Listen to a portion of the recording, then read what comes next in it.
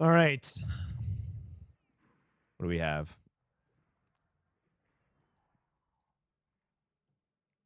Dank memes in game. Exclamation point scores is updated. We got the America's Cup right here.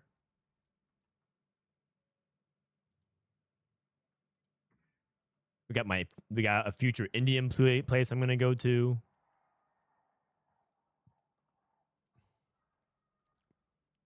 Buy non-subs. See you in 15. Wait, Harry, you're not a sub either, man. Not yet.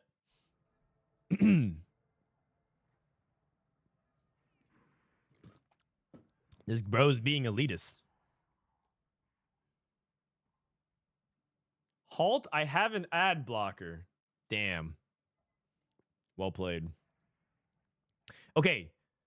So, the first thing we need to do is, before we do anything, vote on which lobby we're going to watch first. There are 8 lobbies. Okay. Let me get the countdown timer up. Wow, why is it so big on this screen? It's probably because people were just spamming asking about it, so yeah.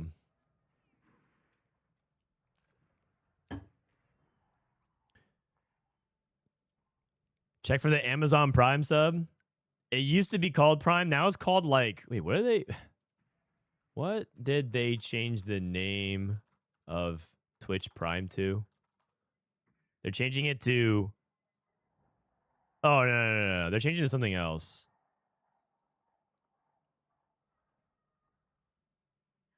They're calling it something else now. I forgot what it's called, but yeah. Twitch Turbo? No. Didn't they call it something else though? Yeah, Luna something. All right. Let me actually get up and stretch for a sec. Take out some trash.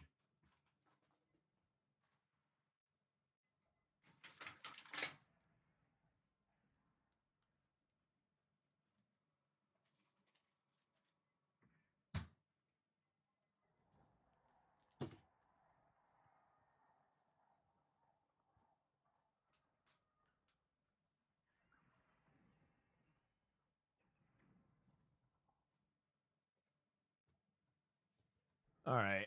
It's getting a little warm in here. Okay, we're almost back from ad break. Luna is a game streaming service that's been around for a while from Amazon. Oh, okay.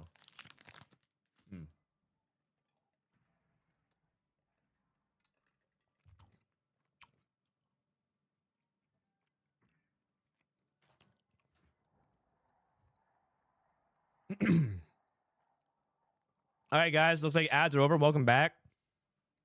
Let's start previewing day 2 of the America's Tacticians Cup. So 11 minutes. Why is this Tacticians Cup important? This is the last chance for a lot of players to qualify for regionals.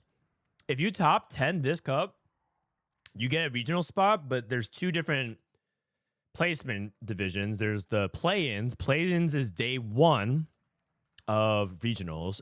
And if you are in the week 1, you skip day 1 and you get to play day 2. And so there's basically staggered stages of the tournament. And you match up against the other players who started play-in. So, for example, Tunington, Brosev, Kurum, Replay, Magmeto, JC, Talia, and Bio, they're all going to play in play-ins against the 9-10 finishers from Cup 1 and Cup 2, as well as ladder players. And that's going to basically start the relegation period. This play-in is the most aggressive cut from the pro circuit. So there's a pretty good chance that maybe none of these players are through to the pro circuit for next set. Maybe their regionals ends early, and they're going to be replaced by people who qualify via here. Now, some people do actually have qualified for regionals finals week already through ladder, and they're just playing. But a lot of them didn't enter the tournament. Like Malala didn't enter, JD didn't enter. But a lot of these players here are playing for that spot. Kiyoon, for example. Kiyoon, who's one of the players today, plays 9-10th last cup. And as a result, narrowly missed week 1. He wants to place in the top 8 to get to that week 1 and skip the first day because it's just harder. It's just hard to make it. So with that said, today we're going to be cutting down to, I believe, let me see, day 3. Day 3 is going to be only 32 players. So we're going to cut the field in half today again. So from day number 1, pretty much the usual suspects did pretty well. As in, like, a lot of players who are at the top, you expect them to do well. Lumen's currently rank 1 in North America, and he's kind of held NA most of rank 1 for this set. And he hasn't played like that many games. I think he's kind of like I'll play 2 games, make sure they really count, reset my decay on a daily basis. You can see he pretty much just plays like every day, but he only plays like a short burst of time. He also, I think TFT's his part-time side gig hustle right now. So he basically just plays his decay games, maintain ranks 1, and he is rank 1 after day 1 as well. So there's that. Koalas Belto, the only Brazilian player to ever win in America's Cup. So he didn't make tier 1, but he is accomplished, and him being on top also makes sense.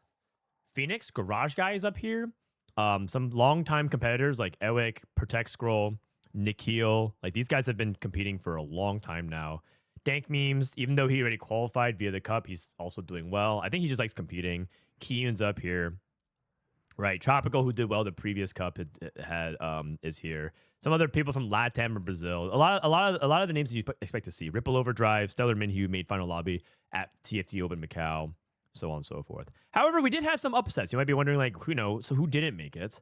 You had people at the very bottom like VCLF. I think VCLF made it through ladder. I don't have confirmation of that, but I think he made it through ladder, so I think he's fine. But he bombed out. Black Sheep also made it through ladder, but to regionals, but he bombed out. Other people who you usually see do pretty well on ladder or even some of these cups, like Upset Max, 13 points is pretty surprising to me. Greg T-Lides is out at 22 points. Me First Wraith out at 22 points, but both these guys qualified to regionals through ladder. Like I said, they didn't need to get top 8 for regionals final week to get to regionals. They're just basically playing this tournament to, I guess, like stay warm. You never know. Maybe you make a deep run. Competing is fun. It's just something to do. But I think a lot of those guys, they're looking much further ahead. They're looking 2 weeks from now. This patch is not even the regionals patch.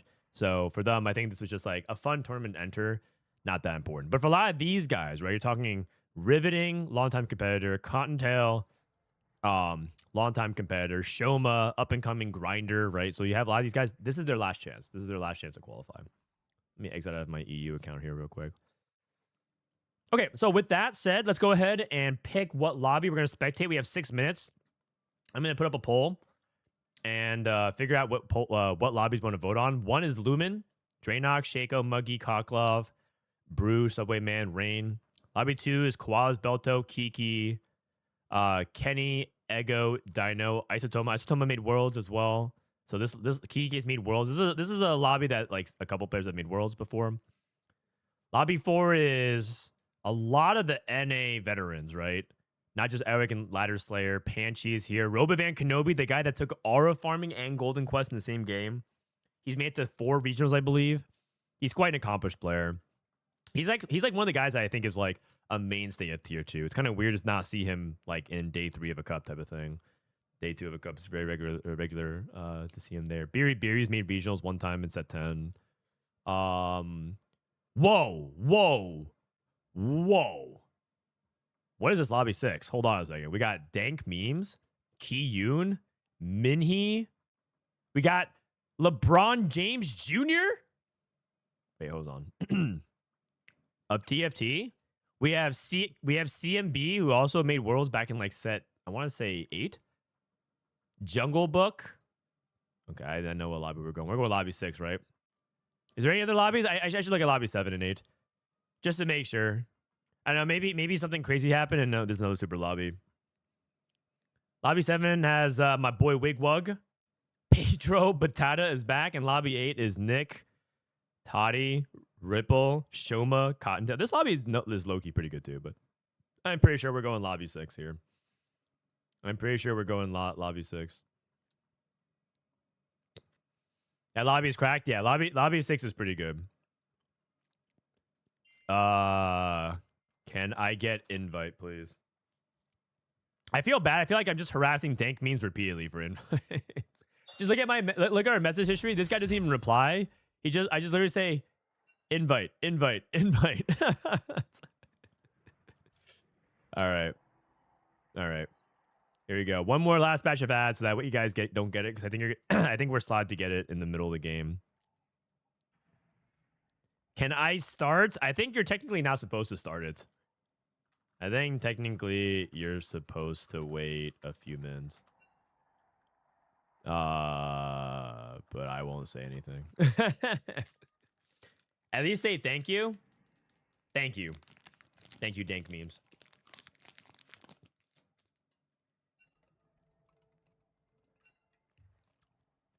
Wait, he started it.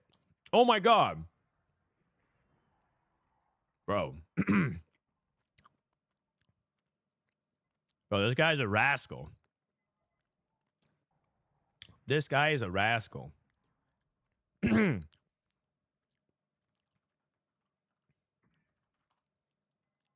right, I'm not gonna tell if you guys don't tell.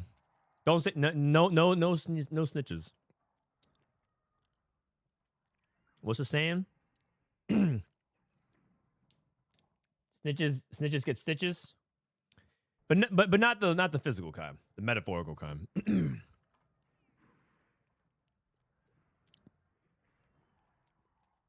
Kiyoon with the river sprite. Yeah, actually, the nice thing that changed from yesterday to today is that you are allowed. Before yesterday, there's a bug in the client that didn't allow you to change your little legend, but now today you can. It looks like most people have changed it, except for a couple people. Looks like Zampo went with Chibi Spirit Blossom Yunara. Yunara's like one of the more recent champions, right? I think she came out a couple months ago.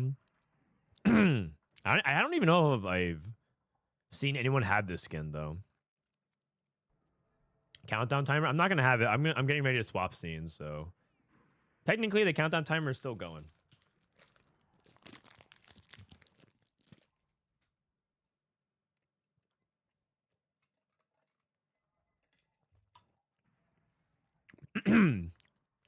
Wait, what if they just freeze our loading screen for 3 minutes? All right.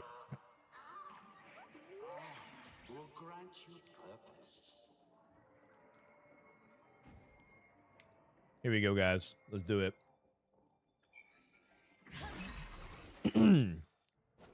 She came out 30 days ago. Okay. I mean, is she good? She looks like she'd be one of those champions who are very, very good. All right, let's do this. Kiyoon, 100 Thieves Kiyoon, one of the most popular streamers in North America for quite some time now. Longtime mainstay in TFT competitive. Also, just one of the good vibe streamers. Always a good time hanging out with Kiyoon. Kiyoon's actually one of the final batch of like NA players who has never made it to a world championship before. If you think about it, who would be on your list of players who are like established, who have never been to worlds, and you think are due? Who think's on that list? Like you might throw out a bunch of names and then you're like, wait a second, this guy made worlds, this guy made worlds. Like who is like the best NA player remaining who hasn't made it to the world championship before? Frodan? No, I've made it to many worlds. Wait, I've made it to every world finals except for one. That's pretty amazing consistency if you really think about it. And you know what? Here's even more impressive. I even made it to world's final lobby. Many, many times. Just saying. And I even have the invites to those lobbies to prove it.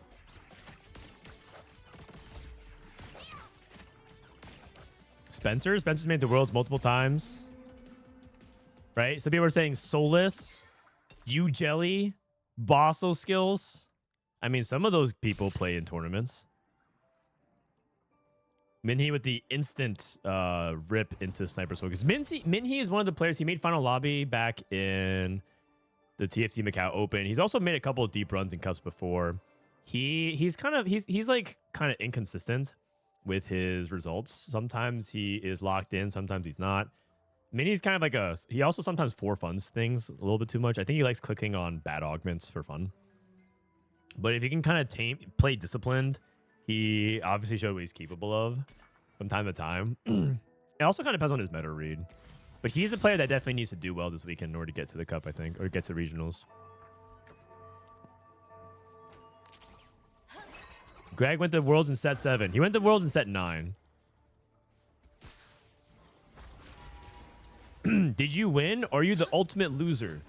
No, I would like to think that I am winning. In fact, I have won so much that I think on the low, people maybe get tired of me winning, so I decided to stop competing. It's actually just Kiyoon. So Kiyoon is like on that list, right? It's like the list of players you expect to see get to Worlds eventually. And a lot of people would love to see that. By the way, Kiyoon, interesting spot here. He got offered Stars Are Born, and he's holding Malphite Pair, but he's also holding Kale Pair. And I think he was flirting between the idea of playing Kale or Crew, and now he has 5 Malphites. He refruits to try to see if he can get like something like Max Vitality and whatnot. And then now I think he's committed to Crew. And he has Stoneplate. He has the items for it as well. He puts tier on the Malphite. You could also argue that you can slam something like a Void Staff and play for Steadfast. Because Steadfast and Visage are kind of similar. I think Visage might be a little bit better for Malphite than Steadfast is, but both are fine. You usually like to DR on him. We'll check up on him later, but looks like Kiyoon has picked his line. Looks like he's going to be committed to Crew. Another one from Dankmemes. Or, I have to say it properly, another one. I just like saying that. It's just fun. He's going to be playing Akali. Then we have Salvage Bin. Salvage Bin's pretty open-ended, but Jungle Book looks like he's going to be playing for veteran Janna. Items are pretty good.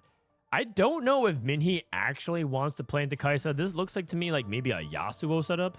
Yasuo really likes Sniper's Focus. It's like one of the things that unlocks him as a comp. Worth the wait, Syndra. Okay. Worth the wait, Syndra.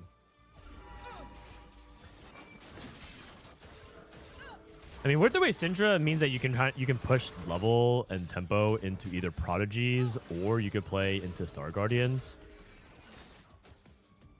I wonder if he is going to even just like potentially sell everything as well. Like sometimes you just play worth the wait and then later in the game you just like get off of Syndra, you just sell it and you just like transition to whatever you want to play. I'm assuming with JG and Nasher Slam, though, he's probably thinking more around Prodigies than he's thinking... you don't really slam Nashers in Prodigies, right? You just go JG. I'm actually kind of curious. Maybe he's going to play Star Guardians. Probably just JG for the... Syndra, and then eventually just go Nashers on Jinx. Frodan is a better caster than player. Changed my mind. Wow, that's a pretty hot take. I think most people have the opposite opinion, right? Right? Most people would actually say the inverse. Sure, yeah. See?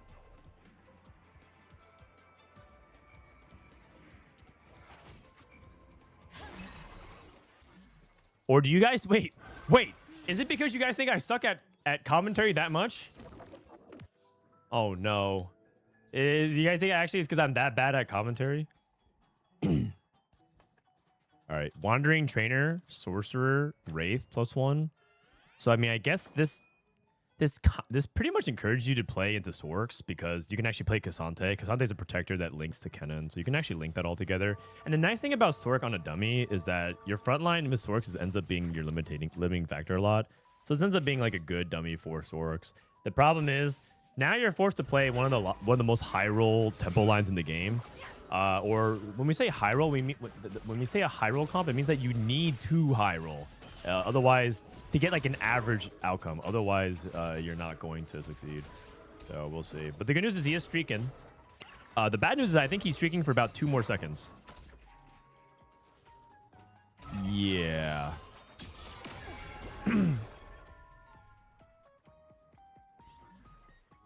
You're the best, big bro. Appreciate it, nephew. Frodan is a good caster because he's an even better player and understands the game so well. Meow. Thanks. That's what I like to think my cat is telling me a lot of times when whenever I ask it for compliments. Okay, so only Brawny of TFT is streaking. I see this guy on ladder a lot. I have no idea who he is. But I assume that I only can go with my baseline assumption that this is literally the descendant of LeBron James, the NBA athlete, and also recently sponsored by Hennessy. And it makes sense because I think Bronny's career in the NBA is not going too hot, so it makes sense that he pivots. And hey, he already had his first successful pivot, TFT. Ray Sorcerer is a very bad dummy. I mean, I don't think it's that bad if you can get to the Sork board. The problem is that he lost his streak. Syndra 3. So no one on a win streak. Absolutely nobody on a win streak. That is very good for the lose streak players. Kiyoon, for example. Wow, he has Ziggs 2 on 4.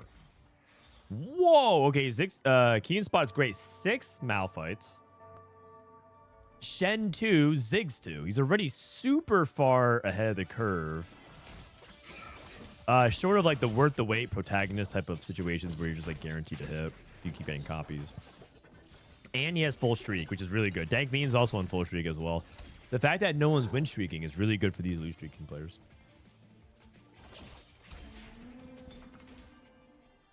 Here we go. Let's go look for the rolls.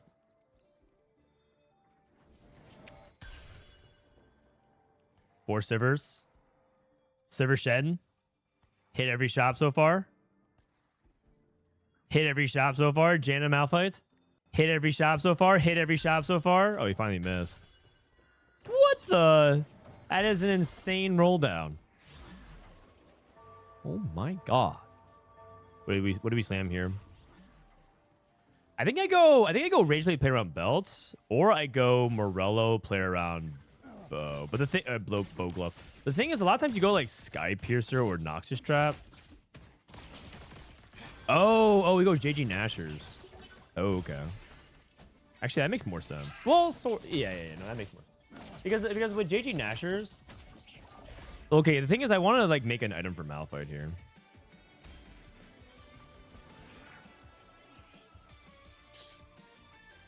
Even Kiyoon is saying, where are these shops? Am I cheating? Oh, no, Kiyun's cheating.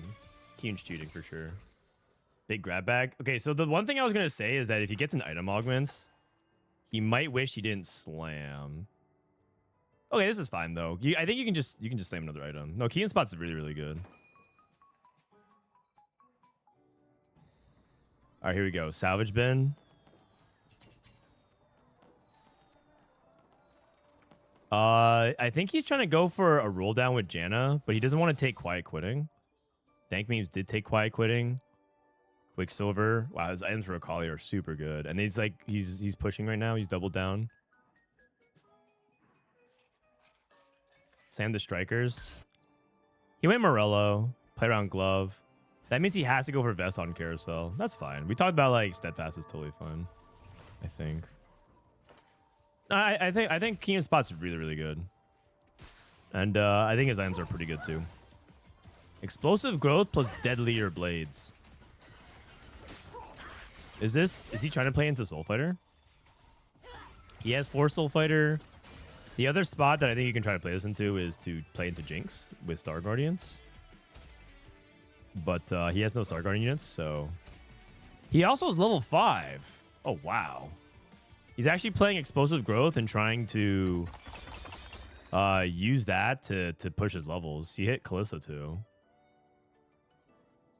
Minhee has 4 Protector, Kaisa. He is pre-leveled to 7. Okay, so he's getting ready to go for Yasuo then.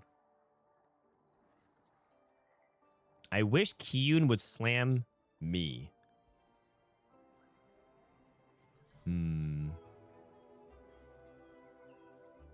Early Poppy. Early Poppy, and we have Killer Instinct.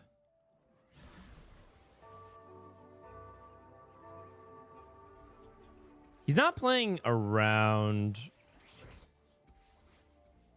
Actually, he's playing Prodigy for the Ezreal. I was gonna say he's not playing around like these Star Guards on the bench.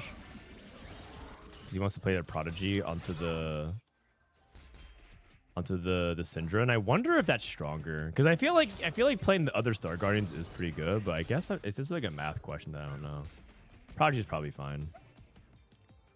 It's probably fine, but I feel like I'd rather. I guess he's playing Crystal Gambit though. It's okay to lose here. A Pan off Carousel. Vest for Cassante. Where's Dankmemes go? But Dankmemes going for Pan, so he can make an Execution Emblem. If you can't make Execution Emblem, he also has a Reforger. You can make a Strategist +1. Brandon, what is considered good elo in TFT? Depends. Depends on like what your goals are. What's your goals? Is your goal to win the world championship, or is your goal to get a girlfriend? Because actually, you know what? They're both the same, which is somewhere around high challenger for both of those.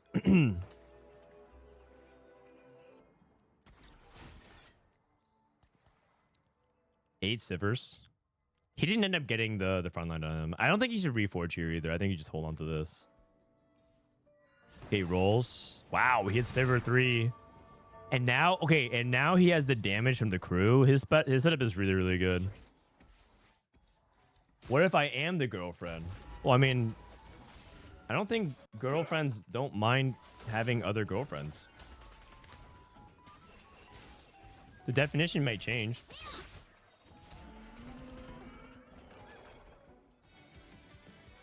The last time I checked, I think girls generally like having girlfriends.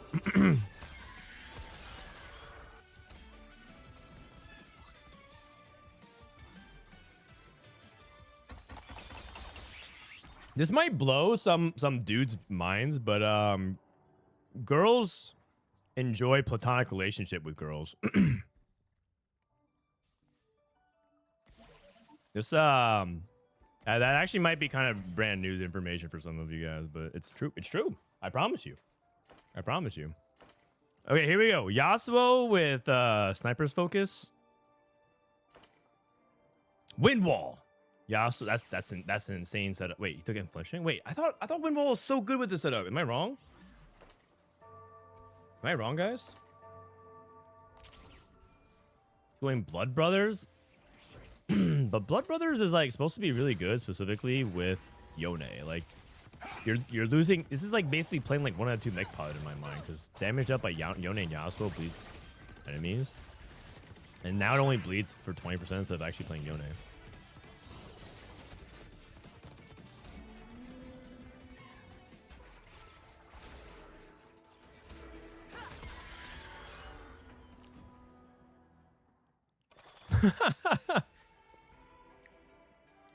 Girls don't like boys. Girl like cars and money and whatever. It's a song lyric. It's true. It's a song lyric from the early 2000s. It's true.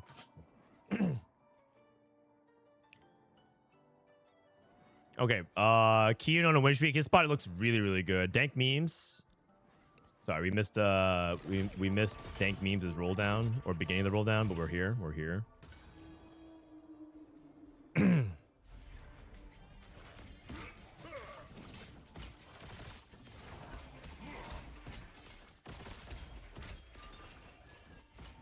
We're looking for a glove here for Dankmemes. Also, he can make Morello as well.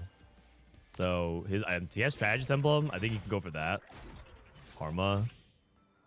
Do you make the Karma? You can play Karma, and you can play like the Bronze for Life board if you want. He's checking to see if he can get Mech maybe as some kind of pivot. Oh no, he has Yone on the bench. Oh, he is going for it. He is going for that. Skipping a Kali. So he's going for a full mech transition. Does he have GP? He does. He doesn't have the 7 mech. Going for Mage.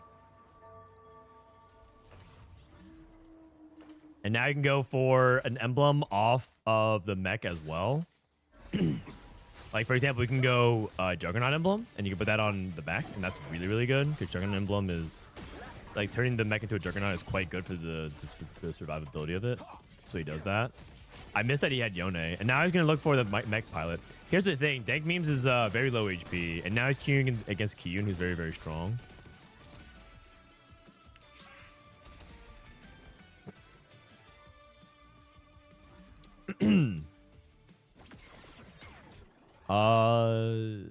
Yeah. Just maybe something that busts the mech. Mace as well. He also might need that glove for other things. He has to go for the mech pilot, though. Here it is, mech pilot. Okay, he's good. He's good. He's got the mech pilot. Here comes a roll down for the Sork player. Just kidding. He's pivoting Yuumi. Just kidding. He just made Yuumi 2, and then he's going to sell Yuumi 2 as soon as he finds the front line. 5 Sorcerer Yuumi. He just needs to play... I mean, he's playing Yuumi too. He's playing 2 Swains. Take out a Swain, go for the mech. Okay, a little bit Monkasteer. That was a little Monkasteer to me. But we got there. We got there. Does he not have to reforce for the Strat emblem? No, the mech wants to consume a holder of the emblem. Like whoever is holding the emblem, you want to have that as part of the mech. Because the mech pilot benefits from the pilot's traits. That counts as like the Juggernaut going into the mech as well. Okay, Minhee went for Hemorrhage. Okay, so it looks like he was just fishing for best with like the previous Biss, which is Hemorrhage. I thought new Biss is Windwall, but he still thinks Hemorrhage is Biss. Okay. Jungle Book. Unending Despair into the Kabuko. That's one of his better ones. It's a pretty good one. I think Horizon Focus is his best artifact, but I think that's a good one too. Anklam with Samira 1, set 1. I mean, Kiyoon. I think Kiyoon's going to win the game. I actually think he's that far ahead. He took Duo Q to fish for the Twist of Fate, and he got a Seraphine. And then Tiny Team, Syndra 3.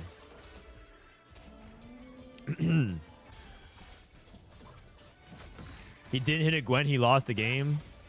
Hold on. Hold on. There could be Gwen on Carousel for Zampo. You can do a Zampo. Gwen. Good Gwen. Right there. Boom. It's on the other side, though. Dankmemes. I think Dankmemes is going to take the Gwen. No. How could you, man? That guy needed it. No. This guy is merciless. He could have taken Lisa and Pear and he just denies the Gwen. Oh, my God. It's Thieves' Gloves for him. Yeah, that's true as well. TG is good. TG is good. I mean, now there's 2 reasons. Sometimes I'm not gonna say that this happens all the time, but sometimes I deny, and then I realize that I could use the component for something else. I'm like, my main priority is denying, and then I'm like, oh wait, also I can make this. So yeah, I needed it. Sometimes I get the vibe that that's gonna be what happens, you know.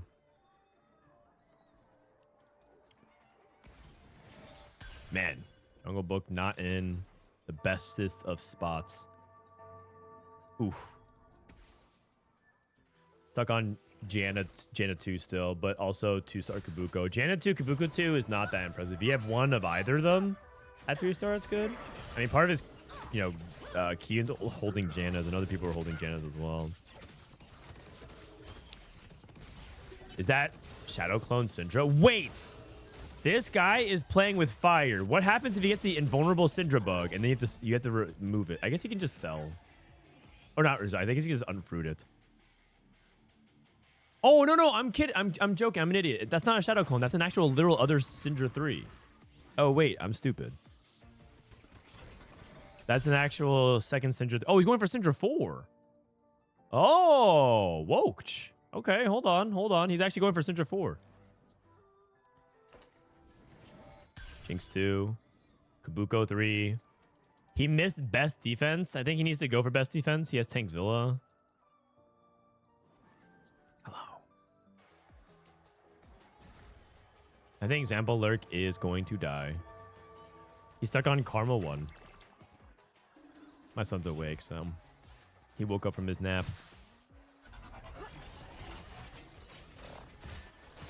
Isn't he technically fielding 4 Star Guardians? the Syndra player. I have to go back and count actually. I want to keep tabs on how these like low HP players are doing. I'll go back and check in a sec. Here we go. We have Poppy, best defense, gather force. Looks like an easy win for Brawny of TFT. Who was the guy that had the Syndra? Loken? Oh, he's playing Tiny Team. Oh, he doesn't know, man. It's Tiny Team says when you field 3 or less Star Guardians, and he's technically playing 4, even though it says 3 Star Guardian. Uh-oh. He doesn't even know. He doesn't even know. He's just losing. He picked Tiny Team and lost every fight since. He doesn't know. Oh, that's brutal, man. That's brutal. You're supposed to only play 3, and now he probably thinks like, man, Tiny Team Syndra sucks.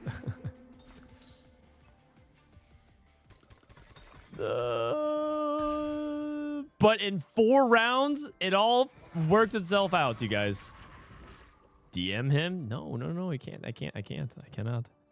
That is, I believe, strictly against the rules. Minhee hits Kog'Maw 3.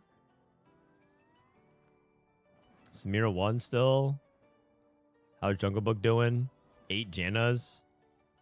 Dankmemes. TG. All items on Lucian / Senna. Okay, that also works as well. This is the Sorg player's last stand. Sorcerers. He's not even playing Mage Swords. He's playing Efficient, which is also a bummer. And now Kiyoon. Kiyoon is sending Zampo Lurk into an 8th place. Wandering Trainer, forward thinking. I mean, you gotta respect it, right? Even if he goes 8th, looks like he barely wins this fight. Kiyoon was greeting. You gotta respect it. Jungle Book. Dude, Jungle Book might be going 8th. Uh-oh. Uh-oh. Dude, and he hasn't hit, like, he's also no Rise. He's stuck on Yasuo. It's just like it's like a bunch of oh my goodness. He's gonna play 5 out of 6. No, it's actually so hard. It's so horrible, man. It's so horrible. Oh my god. Oh my god. Oh. And Kiyoon, I mean, okay, this is a good time to play Kiyoon in the sense that he's pushing to level 9. But, I mean, this is also the guy that was holding some of his Jannas. Right here, by the way, is probably why I think ultimately a B patch isn't needed. Because in the end, Janna and a lot of the core that she's played around is actually pretty contested this patch. It'd be far different if it was something like... Looks like the Torque player is dead.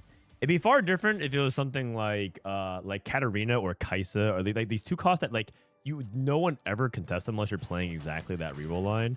But Janna's like taken in other lines pretty often, and Jarvan and Rise and things like that. So she's kind of held accountable. She has like counterplay in a couple different ways, and even Kabuko's contested by the heavyweight players, it can just be harder to hit. And sometimes games go like this.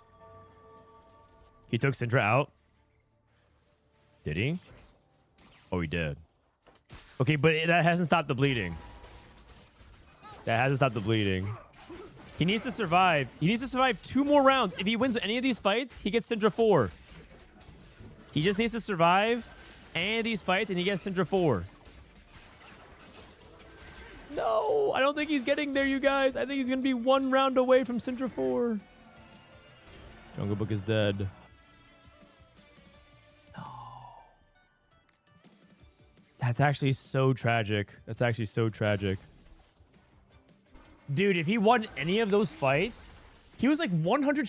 I think he was like 90 something HP, and he lost 7 fights in a row. And he went from like 92 to like 4. Oh my god. Oh. Syndra off Carousel. Is Snacks Time Turbo useless? No, isn't Snacks Time really good? I thought Snack Time is really, really good. I think his problem is that he's playing around Syndra 3. Also, I think Rising Chaos wants double mana as well, from what I remember. I think Rising Chaos strongly prefers to have like blue buff Nashers. You don't want just one mana item because she scales with how many times she's casting. So you would actually rather go Shojin Nashers JG, I think. Oh, this is actually just so brutal. It's actually so brutal. 2S contender. Throw Seeker. All right, here we go. He needs to win this fight. Loken, you can do it.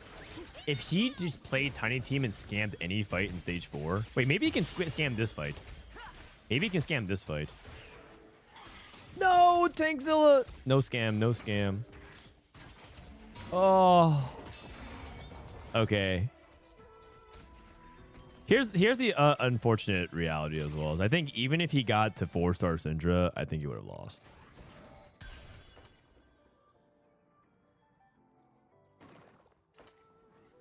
He only has himself to blame. Damn, man. Damn. That's ice cold.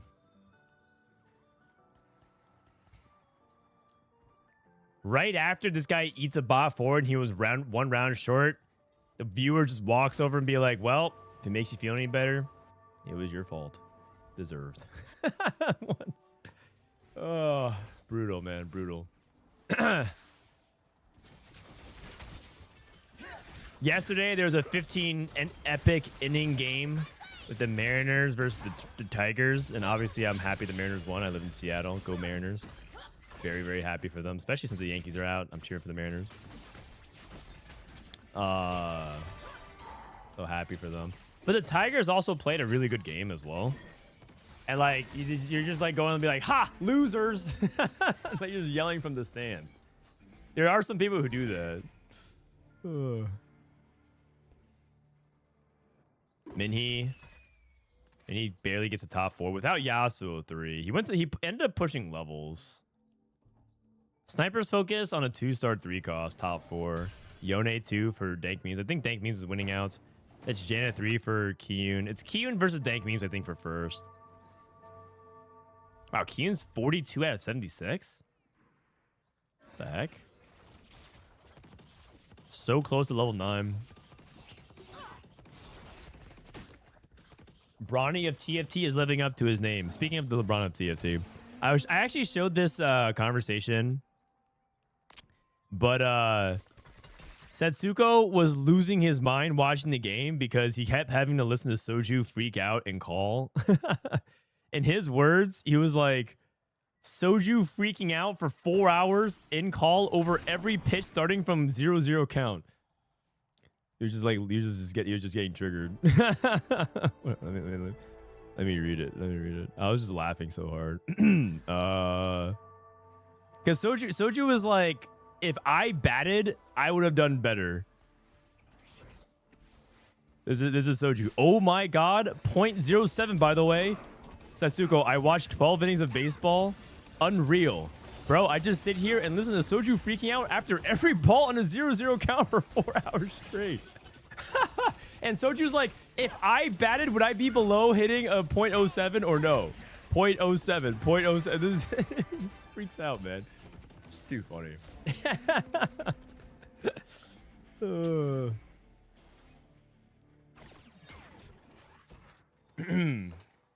You know the meme where it's like, it's so over, we're so back, it's so over, it's never been more over, we're so back? That's basically him after every single ball.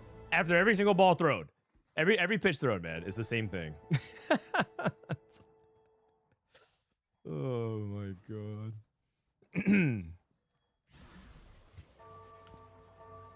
Alright, here we go. Shadow clone and body change. Bronny of TFT, he's capped pretty high. You guys heard what I was saying. I actually think Star Guardians is pretty good. I would say that this is probably the best, in my opinion, the most consistent 4 cost line. If you can get there. But he does get outcapped by mech. That makes sense. This was even true last patch, that a lot of times mech can outcap the Star Guardians. Kiyoon losing as well. Did Kiyoon ever get to TF? He didn't, right? He can't cap without TF. He might have to sell Leona and roll for TF. Oh, that is a hit. That is a hit, and then you could play Lulu. You can play Rammus to reconnect with nature. Or he can play it for Kog'Maw to get resistant, like armor shred. I mean, that works too. That works too. Dankmemes. Dankmemes is like new Kiyoon, you know? I think Kiyoon is like the old school Dankmemes in the sense that Dankmemes loves playing loose streak into win out. It's like a very, very big thing that he likes to do. And Dankmemes does not mind playing the same comp like 6 games in a row in a tournament if that's what it meant for victory. And Kiyoon is also shades of that as well. Oh god, he's getting wrapped on. Now this mech is like way, way, way, way too strong, man. It's got the Juggernaut emblem and everything as well. Oh wait, Ziggs didn't get one tapped. I kind of thought Ziggs was gonna get one tapped. Okay, looks like he's dead. Brawny is dead. So Kiyoon's Ghost beat Brawny, and Dankmemes beat Kiyoon. Dankmemes first place. Dankmemes is like new Setsuko. Interesting. What about that? What about Dankmemes reminds you of Setsuko? That's an interesting comparison. I don't really hear a lot of people say that. Are you talking about like their game, or are you talking about the personality, like the way they rant about TFT? Because they rant about TFT kind of similarly, but I don't think they play the game similarly. What fruit did the mech players have? They had Mech Pilot 1 and Mech Pilot 2.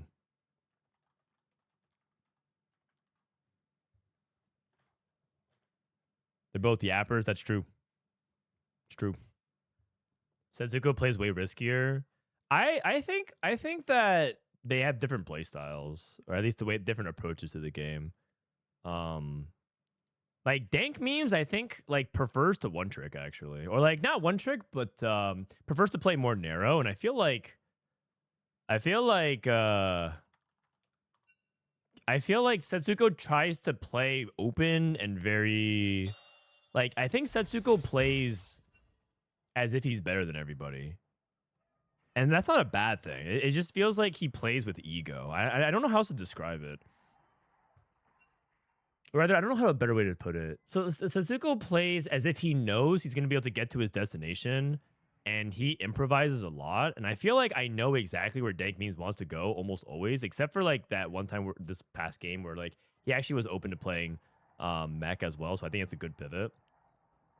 But with Setsuko, it feels like a lot of times at any given whim, he knows when and where he can actually just like do things. And play things either flexibly or play pretty narrowly. Like I actually believe that the TFT AI plays a lot closer to Setsuko than the TFT AI plays closer to Weijin personally. I think, but like both are like examples of TFT AI of like how would the AI approach TFT, and I think it's actually closer to Setsuko than Weijin personally.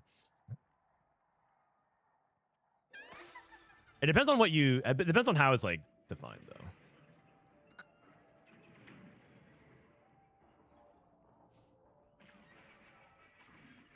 I actually feel like Dankmemes always tries to keep his options open and can pivot last second. No, he totally can. But I guess I've only watched him since set 13. I've only watched Dankmemes since set 13, and I think like I think 9 games out of 10 I know what his intentions are. And a lot of times I can say about like 4 to 5 games out of 10 for Setsuko, I really don't know what he's trying to do. Nor do I think he has entirely the ability to explain what he's trying to do either, if that makes sense. But it could be just because I'm bad. It could be as simple as like, well, you know, you're just bad. And I'm like, yeah, you know what? You're not wrong. That's entirely possible.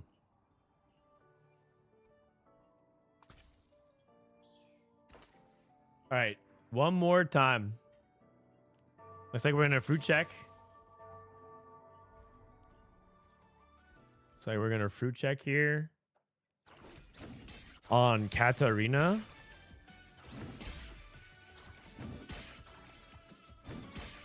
The players get break between games. They get a break between games 2 and 3, and then 4 and 5. Every 2 games they get a break. Small break. I mean, TFT's intense, man.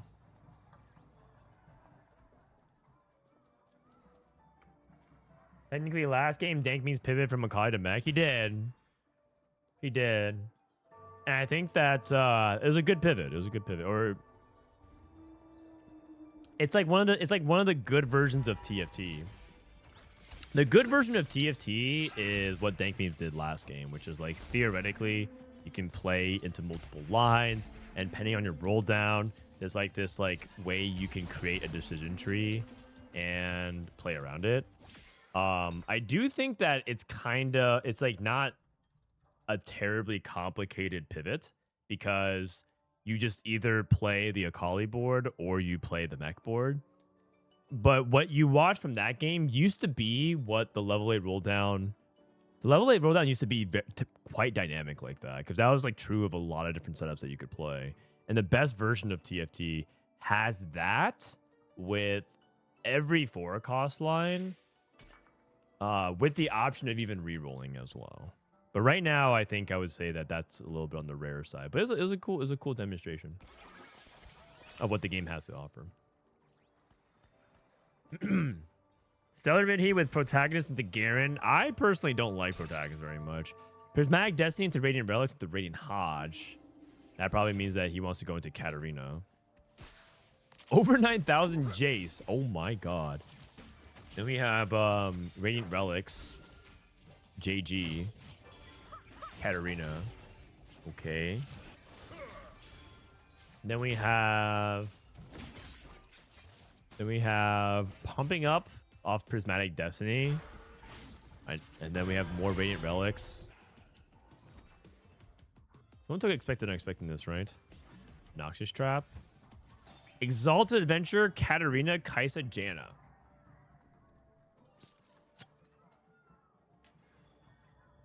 Ooh, that is not good. Wait, you can play Protector Kaisa. You can play Protector Kaisa. Janna Kaisa. Yeah. This is the Expected Unexpected this player. Looks like he got gold, 20 gold. And then we got Flexible into Luchador for Anklam. Flexible Luchador. That makes me want to play into Soul Fighter a little bit, because I can play like the Luchador into the Soul Fighter. It lets you basically get in the Volibear, and you don't have Soul Fighter on him, but you can Luchador like Samira and link it that way. Strategist Cat Rise.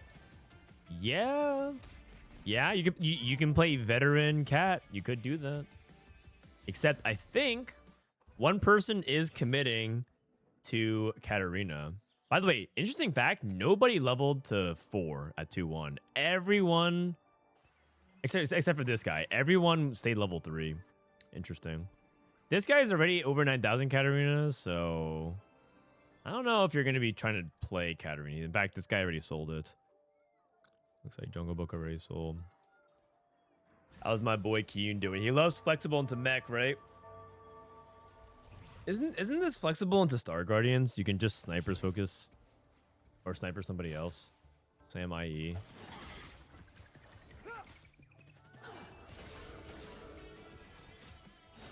Sniper mech.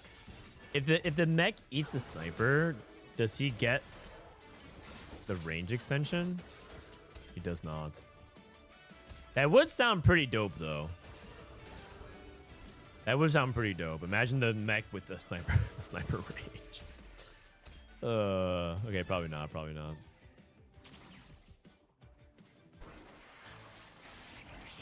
It doesn't work. It doesn't work. You don't get the effects of the emblem. The emblem gives you the range, but you get this. Snipers gain damage amp increased by targets farther away from them. However, hold on. Doesn't mech hit the backline? So technically, You would still damage amp against the backline unit, so you could theoretically one-shot the backline. Like, even more.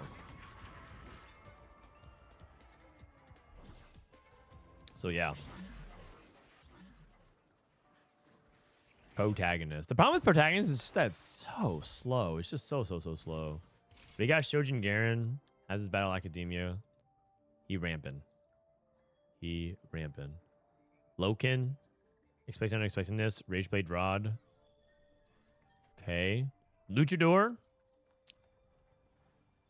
Slamming D-Claw. Oh, okay.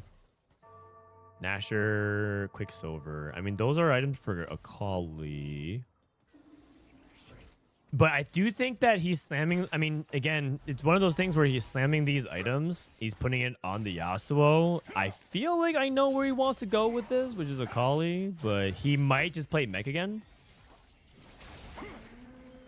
Right? I understand his intent. Also, kind of a cute thing, but Nasher's Tooth gives 20 crit. Quicksilver gives 20 crit. Windwall gives 60 crit. He has 100% crit, so attacks are just always going to give 4 mana.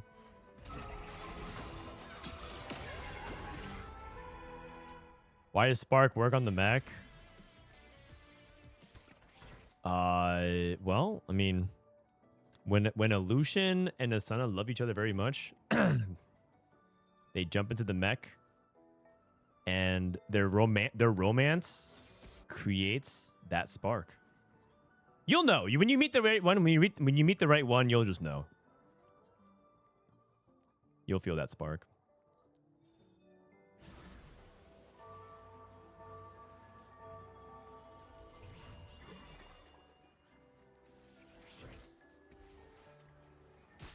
Cringe. I've spoken like a person who's never had that spark. Sorry, Ray. That's what everyone says.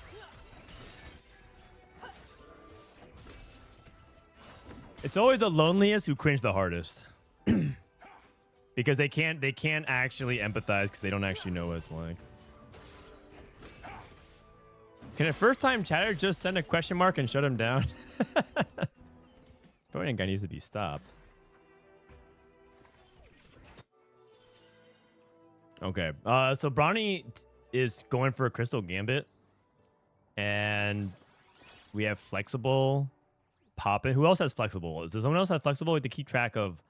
Yeah, okay. So Kiyoon has Flexible, Anklam has Flexible. We have to keep track of their emblems. And then this guy has Expect Unexpectedness. We can keep track of his cash out rewards. Hey, what the heck? Why did everyone log onto their alt accounts to send me question mark pings?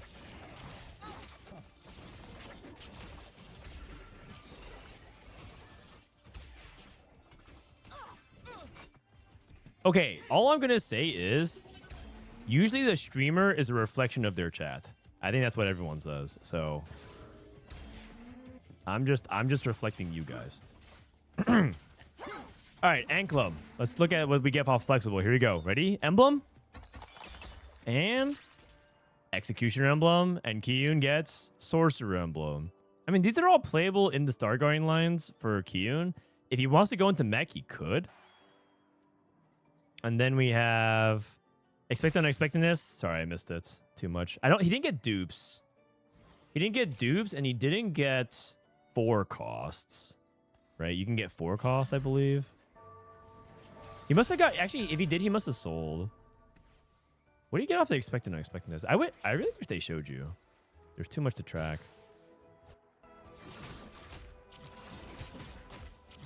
Sniper, Sorcerer. I mean, that does sound like a pretty cool mech setup, though.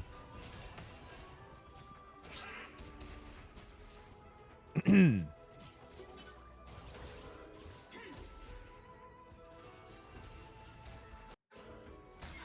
looks like Loken wins this fight.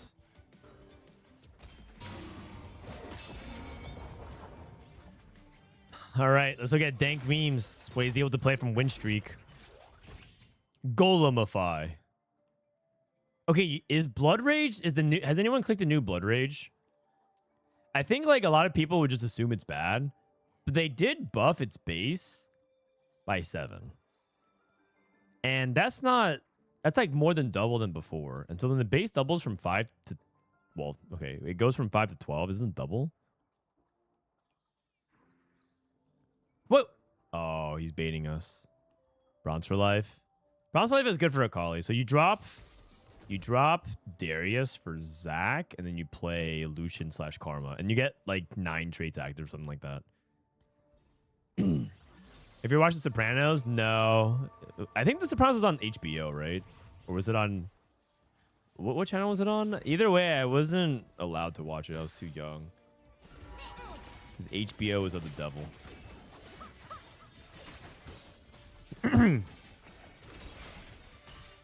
It was Satan approved.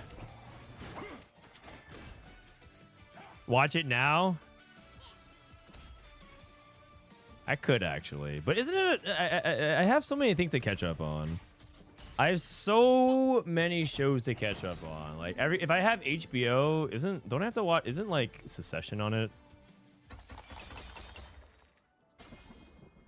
Okay, Garen 3, and like White Lotus and a bunch of other shows. Oh, that's Apple TV, dude. I can't keep up, man. I can't keep up. I have to like watch all these different TV shows, and I just like, I mean, there's just not enough hours in the day. There's not enough hours in the day. I wish I could. Magic World got a pile of champions for Anklam, and then we went game plan for Ziggs. Okay. Okay. How's Kiyoon doing? How's Kiyoon doing? He's still pushing. Keepers. He's 100% Star Guardians then, right? Yeah, he has to be, I think. IE. Evan Shroud, Sniper, Morello. Succession is on HBO. April is Severance. Oh, yeah, I mean, Severance is really good, but... There's a lot... that show I have to watch as well. Some people who... There's, like, some people who, like, love Severance, and they just keep telling me I need to watch Severance.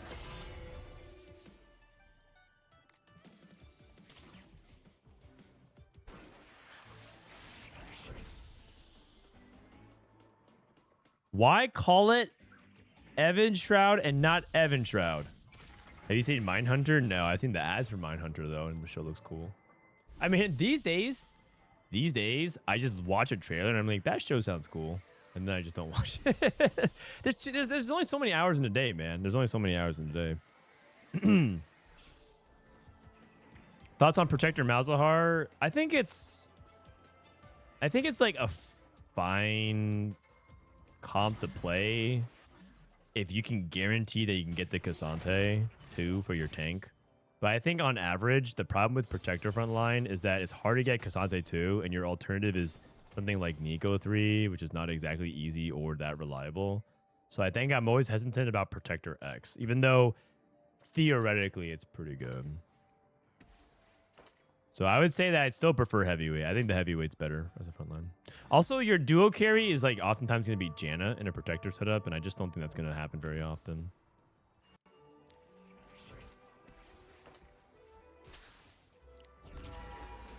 All right, here we go. We have Executioner okay, this guy is cooking. 4 Lucha, Executioner Volibear. 4 Lucha, Executioner Volibear. Hold on a second. And then you tech in the Rise. Oh, wait. Is he actually playing Mentor Mech? And then he just plays... Okay. No, you can go Mentor Mech here with 4 Luchador. Actually, you don't even have to play Mech. You can just play Mentor, 4 Mentor, 4 Luchador. Wait, I think this guy might be cooking. He might be cooking. I mean, you can play the Mech because it naturally fits in because Strategist with Jarvan ties in with Senna. I mean, we'll see.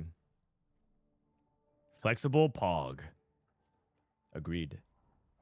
Niche Show. OVNIS. French TV show. A French TV show.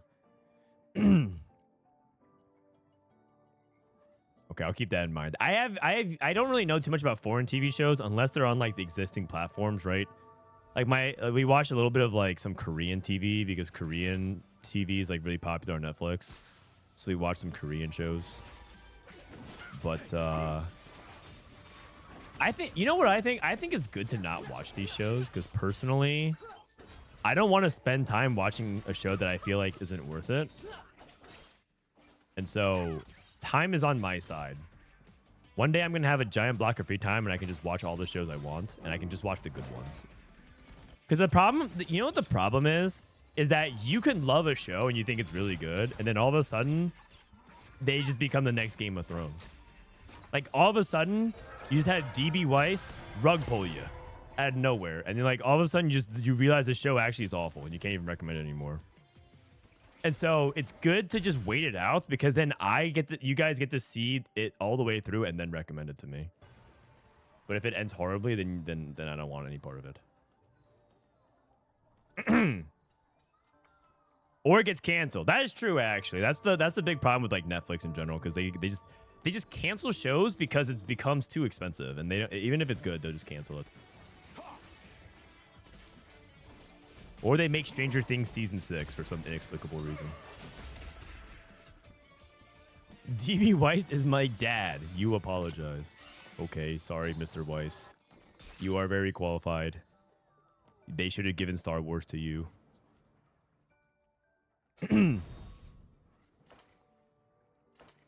Hey, you know, Minnie's win streaking with this. It's pretty good. He has Biss, Garen. Okay. Looks like he ended up getting Biss in general, so it's quite good. Dankmemes getting ready for a roll down. Anklam is is he trying to force his way into Star Guardians? Oh, he's playing. Oh no, he's playing Volibear Jinx. Dude, what is this, man? This guy is I think he pivoted like 3 times. What? This guy is just true flex gaming. Holy cow. He's mech? Okay. Yeah, you're right. He might be mech. With the Prodigy emblem, I guess he's just gonna go ahead and sack it then. He might sack it. Yeah, golden egg. Probably Sword Overflow. Sword Overflow is really good for mech. Here comes his roll down. But here's the thing. Are you playing 7 mech? You're playing 7 mech Volibear? I mean, I guess you could. Yeah, I mean, that works. You can make Luchador on the mech. Kiyoon's rolling down as well. Kiyoon got double snipers, by the way. Crazy. He got double sniper. Karma 2. He reforged it. Yeah, that makes sense. There's too many, like, everyone's getting these random effects and roll downs to keep track of right now. We missed a care package as well. Did Jungle Book get his cash out? He did not. He's still holding 6 Kaises on the bench. Okay. Just drop those swords. Drop those swords. DB. Mech Pilot. Do it. Mech Pilot on Karma. Oh my god, this turn is so hard. That is BA spat as well for Kiyoon. So he looks like he reforged 2 things and got Sniper plus BA.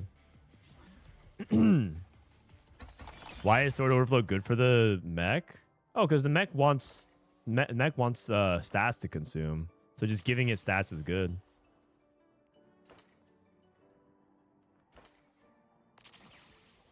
Like, the mech still wants AD because the mech does a lot of damage, both physical and magic. Okay. He doesn't have Yone there. How's Kiyoon? He's playing Sniper Braum. Whoa. Okay, hold on 1 second. Katarina 3 for Zampo. This is Brawny of TFT. Hold on. Oh, God. Kiyoon got wrapped. Oh, God. That is not good. Mayday. Uh-oh. Okay, Dankmemes lost. Brawny TFT hangs in there. Minhee's Garen is piling on.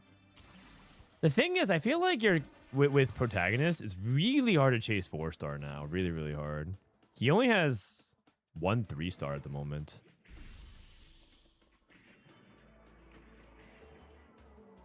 Why would he put Executioner emblem on Lucian? The mech already has Executioner. That is a good point. He should put Luchador. He should put Luchador on the mech. What he also could do is actually not... He could also fruit something else. Like, for example, if he finds Yone, he can fruit the Yone because he gets Executioner through the emblem. And then he could actually go for, like, Edgelord or something like that. So, it's true. He already has Executioner. Quite frankly, I feel like this is what makes mech kind of hard, is that you have to like be thinking a lot about what is happening on your game, and you have to find a way to I guess flex and like play dynamically depending on what's ends up happening with your emblems. Unending Despair, I think. It's not Fishbones, right? It's just definitely not Fishbones. Oh god, we got wrapped. Double Nashers. No, I think it's fine. I think it's fine. Even if we lose our Janna, we still have Kabuko. Kabuko is an insane amount of damage here. Never mind, it's not fine. It is not fine. The heck, man. Oh, he's playing Tankzilla. He doesn't have best defense. He also is playing double Warmogs as well. Okay. Belt Overflow. Kiyoon down to 24 HP, but he did win his previous fight. Anklam, I think, is just dead. Brawny of TFT, 6 heavyweights. Mentor Janna. Dankmemes with the Akali too. He ended up getting Radiant Refractor, by the way. And like you said, we dropped the Darius for the Zac. My God. 9 traits active. Loken with the cruise setup. Zampo looking pretty good with his over 9,000 Katarina 3. She rolled 16 AP, 16 attack speed, 200 HP, 2 mana. That's pretty decent, I'd say. I think you want more mana gen. If you get more mana gen, I think it's great. It's like what you're looking for. Thrill Seeker Garen. I mean, Minhee's going to start falling off until he gets like a duo carry. This is the part where I think Garen really needs a duo carry because he can't do it by himself. You know, it's enough. Just barely. Did Zampo not have anti-heal? The Garen felt like it healed like so much. Oh, it did. Just that it died. Damn. He also took double combat. Last second save and Giant and Mighty. Holy cow. He took protagonist. Maybe that's the key. Maybe you just take like more combat and just like make it so that your 3-star is hard to deal with. He's 9 turns away from Garen. There's 6 turns in a stage, so it's stage 5, 6. So he gets it at 6-3.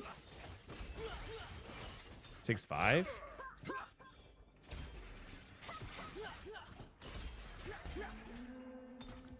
That's a very, very long time from now. Dankmemes says Cassante. What did Kiyoon get? Kiyoon got a strategist emblem, and Anklam got a duelist emblem. Wait, that's actually sick too, because he's playing Gangplank for the mech, right?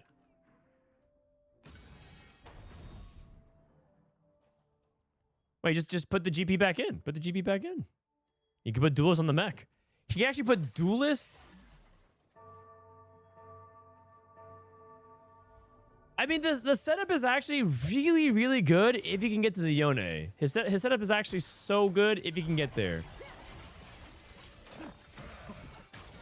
Oh, that is not good, man. His mecha's not enough damage. It's actually just so much wasted potential. It's actually just so much wasted potential. Kiyoon. Gather force from Tankzilla. Gets the win over Brawny. Kiyoon's good. Dude, no one has an answer for this Garen. This Garen is too beefy, man. Okay, protagonist into Garen sounds pretty good. Protagonist into Garen sounds pretty good. I got protagonist into like some other stuff, Malphite, I think, and it felt really, really slow. But protagonist Garen looks pretty solid. Especially if you get the combat augments afterwards. That makes sense.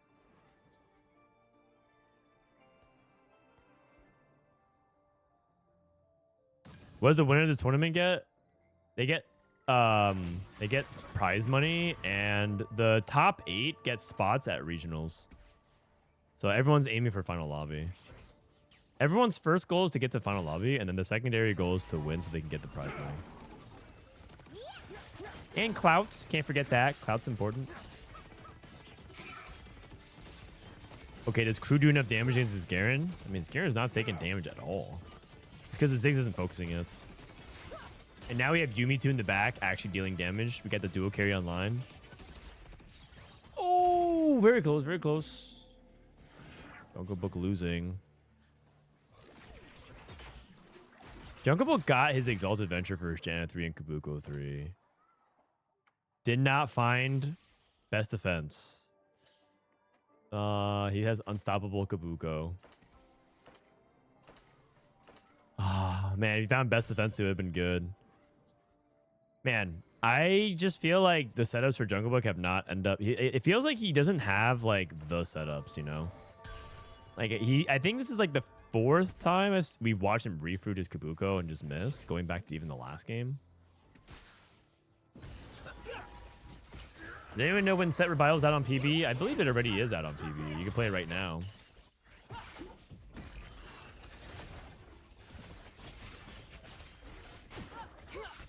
By the way, I just want to let you guys know, there's a really, really good chance Set Revival is also just going to be crazy OP, like, or imbalance rather. Because if you guys kind of forgot about how spiky dragons and everything could be, that set,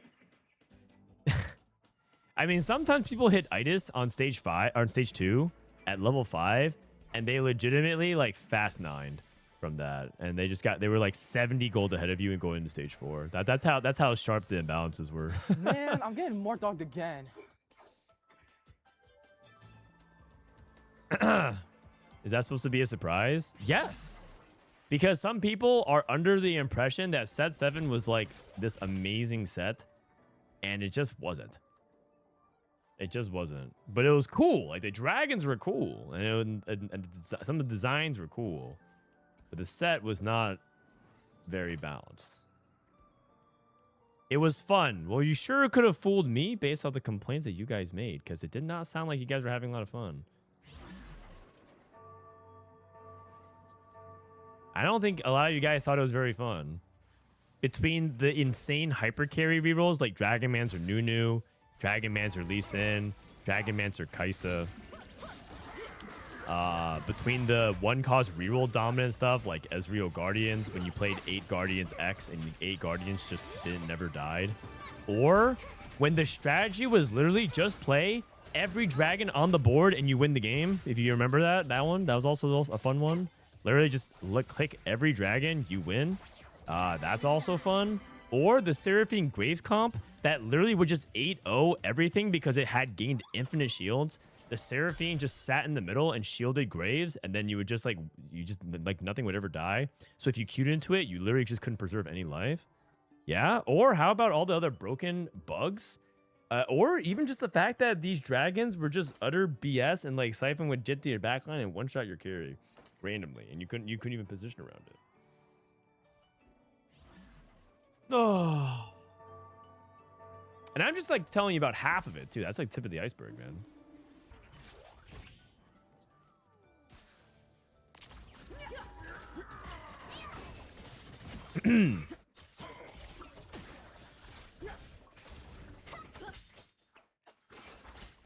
Oh yeah, and the assassins. Oh my god.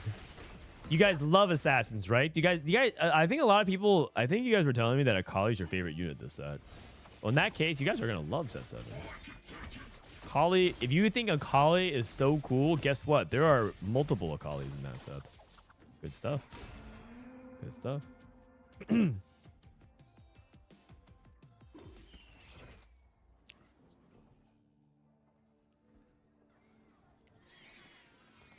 All right. I think Minhee is top 3. I think Kiyoon has turned the corner. He's getting another spat, by the way. Another emblem. And then Jungle Book. Good top 4 from him. What's the over 9,000 at? 3 mana regen. 24 AP, 24 attack speed. I mean, it's like okay. I feel like over 9,000 just has like a pretty decent chance for it to be kind of mid. And I feel like this is just like a mid over 9,000. Just like a little bit of spread stats that is like fine.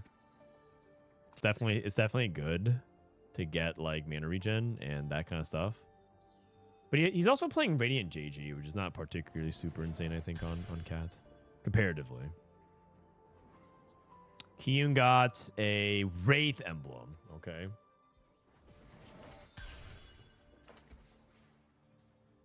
And then Minhee.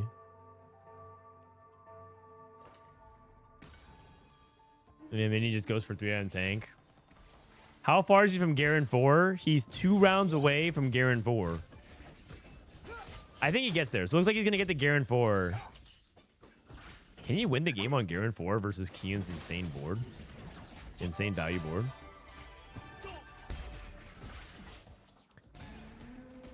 What about Long Yone and Olaf? Oh yeah, there's this augment called Scoped Weapons, where it would literally give your units, and I'm not even exaggerating, infinite range.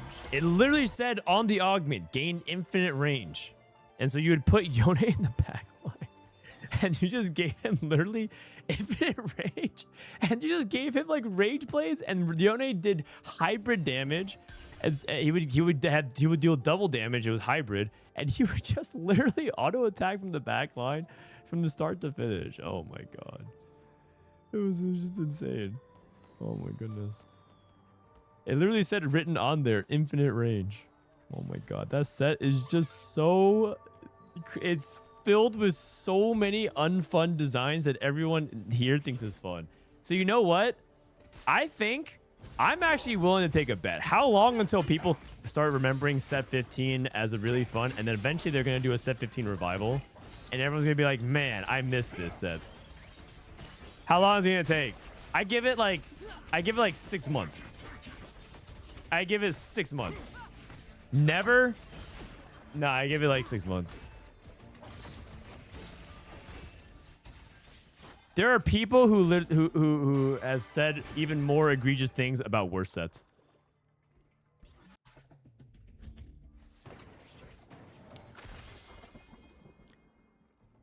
Set 15 is complete ass, man. You're forgetting this set is truly so boring. I don't even agree a little bit. I think if you think this set is boring, the dopamine reward system in your brain is broken. This set is actually very exciting. There's like non-stop exciting things happening, but that's part of the problem. Is that the everything is juiced. I think you're literally cooked, bro. I think something microwaved and fried your brain. You have like crazy power levels happening where you get all these combinations of fruits and insane radiance and augments and artifacts and everything like that. And you're like, nah, boring. It's over for you, man. It's over. You're probably never going to feel joy in life ever again.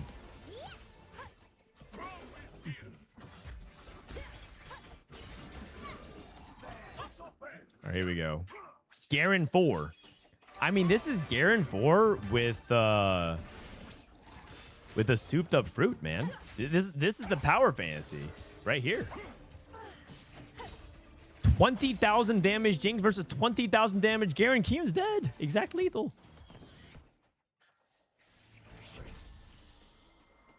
Frodan's mad coping just to please the devs. Oh, please. That talking point is actually so tried and done over with. It's even more overcooked than this set itself. This set is not in a good state. And if you listen to anything that I've said ever, then you would know that that's not true. So that's actually such an old talking point. It's like saying like Soju is always like hasn't had any competitive results. You're just basically out of date and you're just like out of talking points. So you just say the same thing over and over. It's actually just like the worst talking point ever. You know what? You're probably a Soju viewer. I'm just gonna do you a favor and just ban you from his chat right now. So that way you're forced to watch me and one guy me again. Here you go. K3Soju/chat. /user. Oh lordy Lou. And banned. Boom. Amazing. Amazing. But not in night chat.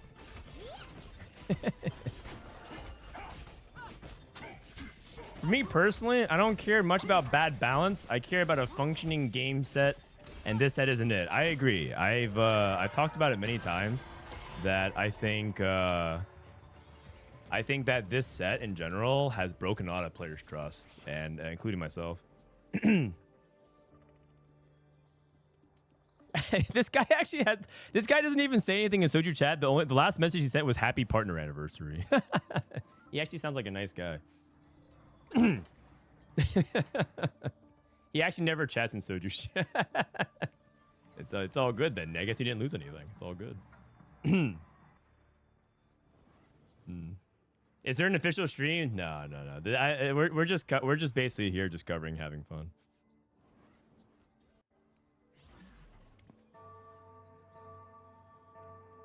All right, we have Bullet Hell and we have Thrill Seeker. I mean, he's going up against Jungle Book's cracked Exalted Adventure. He ended up just playing Kaisa 3 and then just selling it and playing around Jaina reroll. He actually rolled Radiant Vow on his J4. Check this out. What? Boom! Oh, but Garen already has Radiant Titans. How much HP is this guy at? 11,000? 11648. 7,400 HP gained. What on earth is this monstrosity? What? Okay. He ended the fight with full health. What? All right. Ridiculous. Absolutely ridiculous. Okay, so I guess they nerfed protagonist, but in the end, protagonist, like I remember I played protagonist and it just felt like I was behind the curve a lot. Like I didn't hit Malphite 2 until end of stage 2 because it took forever. And then I was like losing a lot of tempo. I wasn't able to get Malphite 3. So it looked like it still definitely has good setups for it and good moments. I also think the double combat makes a lot of sense as well because he had Giant and Mighty and last second save, and his Garen ended up being kind of beefy. So I think that was a pretty impressive game. Okay, let's take a look and see who else has games going on. Let's see if we can hop onto Ripple's game. See, maybe that one's going on. There's a chance that we don't get in though, so if the client crashes. If they just get to the 12 fruits per champ max, you guarantee a specific fruit, like 3 removers, doesn't it fix it so much? There's probably like several solutions they could do to fix the mechanic. I think the mechanic is the number one reason why people don't like this set.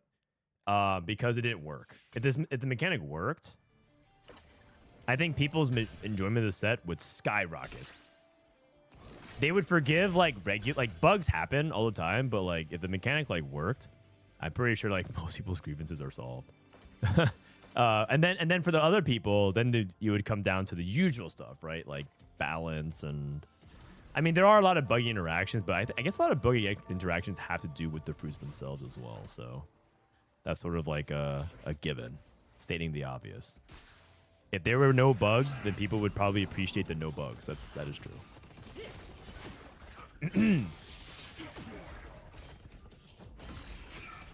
There's so many narrow patches. I mean, the balance has not been great either. That is true as well. That is true. And then we lost more dog as well. I mean, it's a pretty big step back. I think if you are upset with the state of TFT, especially if you're a person that loves TFT and spends money on the game, you have every right to be pissed. 100%. I personally believe that it's not just below the standard of what Riot should be doing, but it's below the standard of what we should accept. And if it's something that like makes you want to stop supporting the game until they fix it, I think that's completely justified. That being said, I'm pretty sure the next set is the best set ever. So if you quit, you're just gonna miss out. I'm just telling you right now, so that way I put it in there. You can't say no one told me I missed the best set ever. Next set is actually the best set ever. So if you missed out, that's on you. That being said, I don't think we should accept that, you know.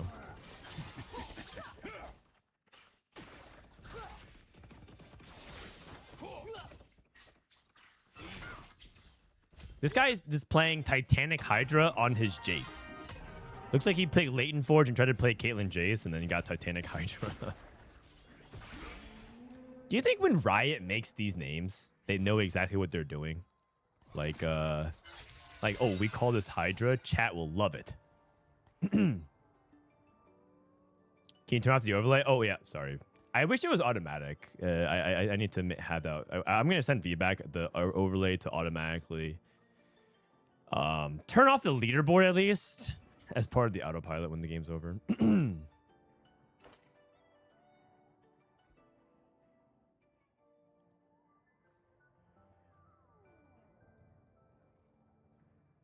I feel like the miner who might stop short before hitting my rich is the best set ever. Yeah, exactly. 98% of gamblers quit before hitting big or something like that. It's like the same thing. If you're a TFT player thinking about quitting, you're going to quit before the best set ever, and then you're going to be part of the group of players who never played the best set ever. Like, did any of you guys miss out on set 6? I gotta tell you, man, the first time I played set 6, my mind, that was like a euphoric moment. I was like, oh my god, this is it. This is the good shit. And I remember that feeling that way about set 9 as well, except for Legends, and then that kind of went sour. But and then set 10 was also great too. I feel bad for people who didn't play set 10.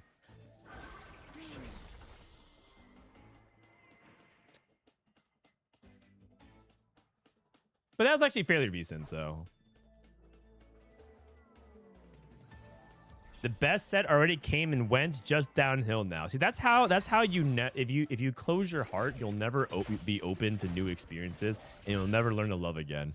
You have to give yourself the chance, man. Give love a chance. And if you don't do that, you might just stay miserable forever. But perhaps that's the way you want to live. And that's okay, because that is how much maybe it is the ferocity of your existing love for whatever set that already happened. But I would tell you that life is way more fun if you're open to new experiences.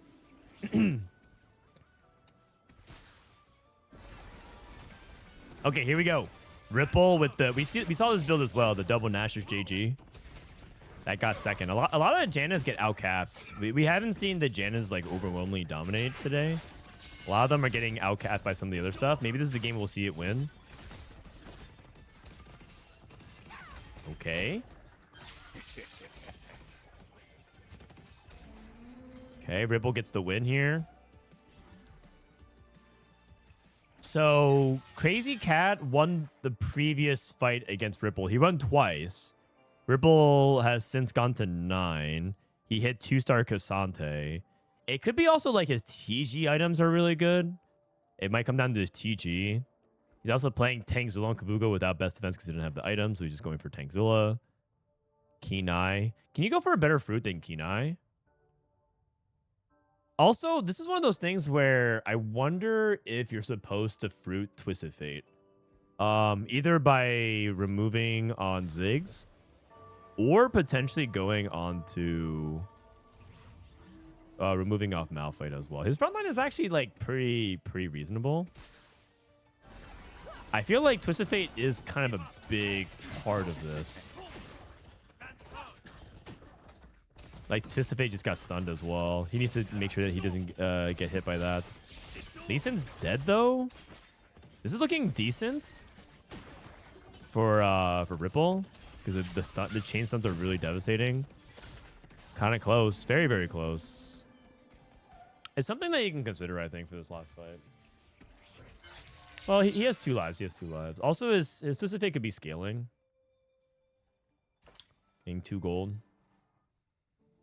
Does Pandora's bench pull from the pool of units? Yes. Yes, it does.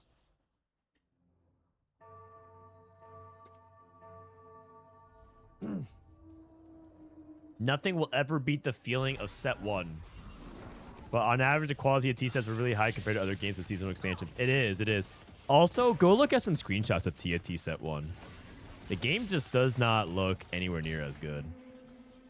You guys will look at it and it'll look like some intern whipped it up in a day. And that's kind of because it did. Like, TFT was something that, like, the funny thing about TFT is like the classic state of the classic game design moment, or the game industry moment, where like Riot had been R&D all these game projects for years, right? Because they've been putting all these like projects into the incubator to create new games. And then all of a sudden, they just asked the team to whip up an auto chess game mode in like a couple months. And so they did. And then that became TFT. Meanwhile, they like spent years and years and years developing their card game and Valorant and everything like that. And then like TFT just like, yeah, we'll just like whip it up in 2 months. And then now look where we are at.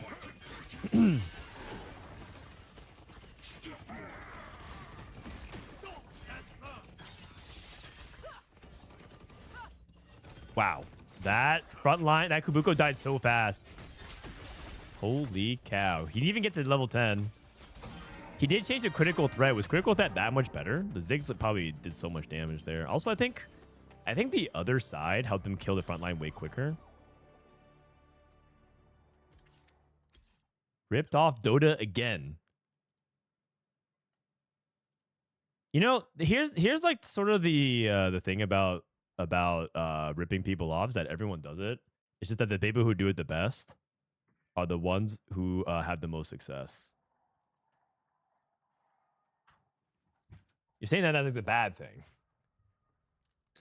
Isn't technically you learning things about anything and then using the applied lessons that you learn ripping off as well? Like, let's say you're let's say you're like you learn how to do anything from school. You're just like learning from other people's like lessons and stuff like that. You're just doing the same thing they're doing, and then you just do it a little bit better. You're like copying them. Applied knowledge. Also, I know people say that TFT like copied whatever, but the reality is TFT innovated on the auto battler, auto chess formula so much, and now it's like a completely different thing. Like, if you go back and play the original auto chess, you'll realize TFT actually innovated so much since then that it feels like kind of it feels like not even like a accurate thing to say that it's just like an auto chess clone or something like that. But part of the experience in it at the beginning was because they just ripped it off. Okay. Auto chess was so jank. Dude, the very first auto chess, you couldn't even reposition things on the map if your little legend was not even in range of it. What you need to do was press a hotkey that could move your little legend to a spot on the map. You weren't even able to right click. You had to click Q. Q was the was the option to select and move your courier, and you had to left click. So you had to press left click Q. Then you have to left click again. You have to click hotkey on the Q onto the champion on the bench, and then click it onto the battlefield. It was like so and if you weren't in range, you had to walk over in range to reposition. It was so jank. It was so jank. It's actually offensive to the word jank to even call it jank. It was just a complete mess. So like sometimes you would literally get timed out of a round because your little legend had to walk all the way to the other side of the board, back and forth to reposition and put it onto it. It was just rough, man. It was so rough. And so when TFT introduced the idea that you can just click a unit one time, boom, you can click it one time, and then you just click it one other time and put it on the board, I'm like, this is instantly better. This game's instantly better. I cannot believe that we were doing this stupid hockey nonsense to field things. Oh my goodness. Also, another thing too is that in auto chess, people used to be able to like field more units on the board and then to like roll down. So very commonly people would roll down and field and like keep putting things on the board past their capacity. But because of how slow and clunky it was, they wouldn't finish their roll down on time. And so it would sell half their board. That was also funny too, man. Okay. And then people also PvE in auto chess was legitimately hard. People lost to wolves all the time. You thought assassins were annoying? The wolves would jump to your backline and they would just literally beat you every single time. Like losing the wolves was a very, very common occurrence. It was like not even just like, it was actually like it was actually a surprise that you would beat it sometimes. Holy cow, that was crazy. All right, so we're finishing up round 2, and we'll see who goes to round 3. After 4 games, we're cutting players. I think the bottom 8 players are cut. I think after 4 games. Yeah, the bottom 8 players are cut, and then we'll play games 5 and 6.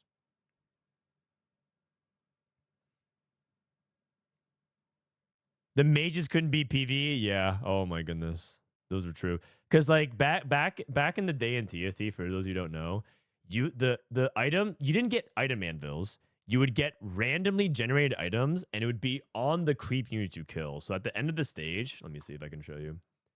So at the end of the stage, if you're fighting a creep unit, let's just say end of stage 6 here, right? The Scuttle Puddle. The Scuttle Puddle drops you anvils, so you get anvils here. But the way it used to work was there was just items on this. It would give you a random set of items. Like it give you a Giant Slayer, a Death Blade, and a Death Cap. And that's just the items that you got. Sometimes it would randomly roll a Dragon's Claw. And Dragon's Claw back then countered like 98% of magic damage. Which is, you heard that right, it countered 98% of magic damage. So if you literally played an AP comp like Sorcerers, you did nothing. You didn't do any damage to it. So it would just kill you because you're just playing Sorcerers and it just rolled a Dragon's Claw and you just lost because you couldn't deal any damage to it. So sometimes you would just like roll up into the end of stage 5 and die because the dragon just took 98% less magic damage and you're just like, oh, well, I guess I can't beat it.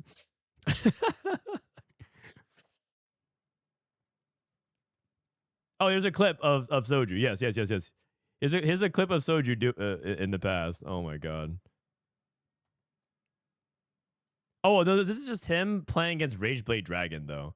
Oh, this is him just selling his board. But this is an example of the item being on the unit. So you used to get like a Rageblade drop guaranteed. Wait, this is set 6? Wait a second. Dude, set 6 is so much uglier than I remember. Oh my goodness. Like, look at these Kaisa models and stuff like that relative to... What? What is that, Zillion? Yeah. And then items on the bench. Oh my goodness. This used to be at the item bench before you worked it. Wow. I'm like so used to the current. Oh my god. And then Nico. Oh. You just dead the drag. So did you try to transition? Ooh.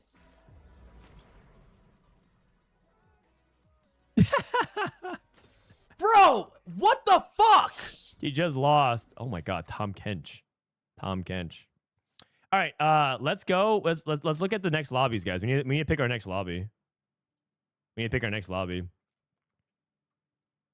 Wigwug, Shoma, Ralphie, Shaco, Arcanine, Cottontail, Venomous. Okay.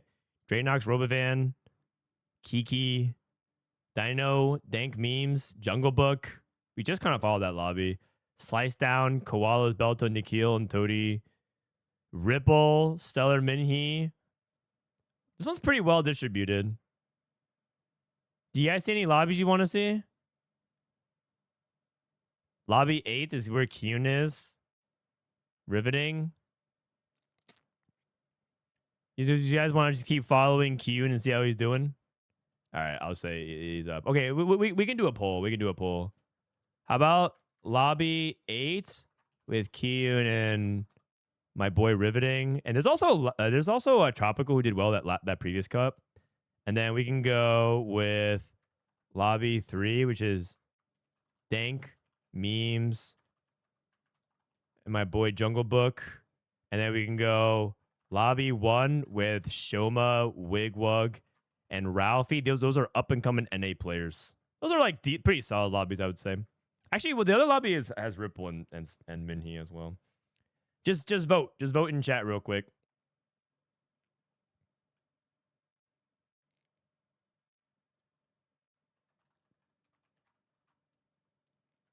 Dude, those dragon fights, man. We're also going to get some ads in while we can between games. Phoenix. Okay, looks like it's Lobby 8.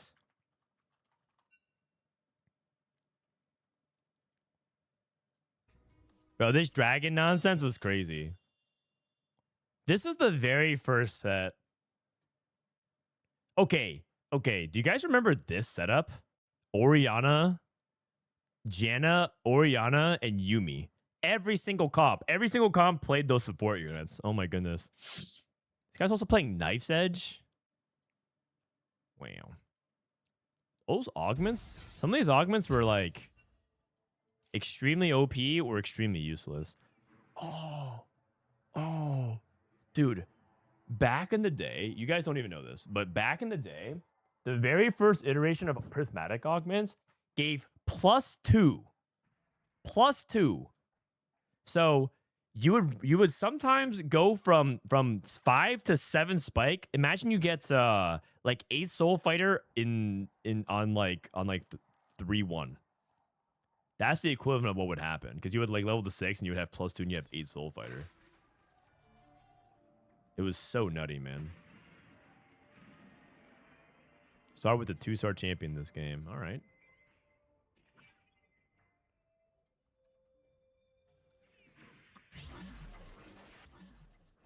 All right, let's go into it. This is a pretty good lobby. So we have a long-time veteran streamer, Riveting. He's a smaller streamer, but he's a guy that grinds a lot. Pretty chill, dude. Just your, he's just like your average, like, chill TFT streamer. Just vibes, plays a lot of the game. Good times overall. I mean, he crashes out from time to time, but Riveting's a cool dude. Kiyoon. Wait, these guys both have KO. This guy has 5 KOs. Kiyoon has 5 KOs. Josny. We've seen Josny make some snapshot attempts over the years as well. Tropical did well the previous cup. I actually chatted with him a little bit. He's just like he's like a university student and just kind of slowly improving. I think he did pretty well the previous event, and I think he is basically trying to continue to prove himself. He's like in that up and coming stage. You have LadderSlayer, who's also like a person who's been trying to, he's like one of the highest volume grinders on ladder for quite some sets now. Don't really know too much about LadderSlayer personally, because they're usually like a player that struggles to either get right above the cutoff or narrowly miss it. We did back when Snapshot watch parties were a thing. LadderSlayer like missed almost every time by like 2 placements. It was like very heartbreaking. It almost felt like either they would barely make it by like 1 slot, or they like narrowly missed it by 2 slots, and it happened like 4 or 5 times. It feels like. So they've been like on this cusp of like almost breaking out for a while. Gonna start off with Portable Forge.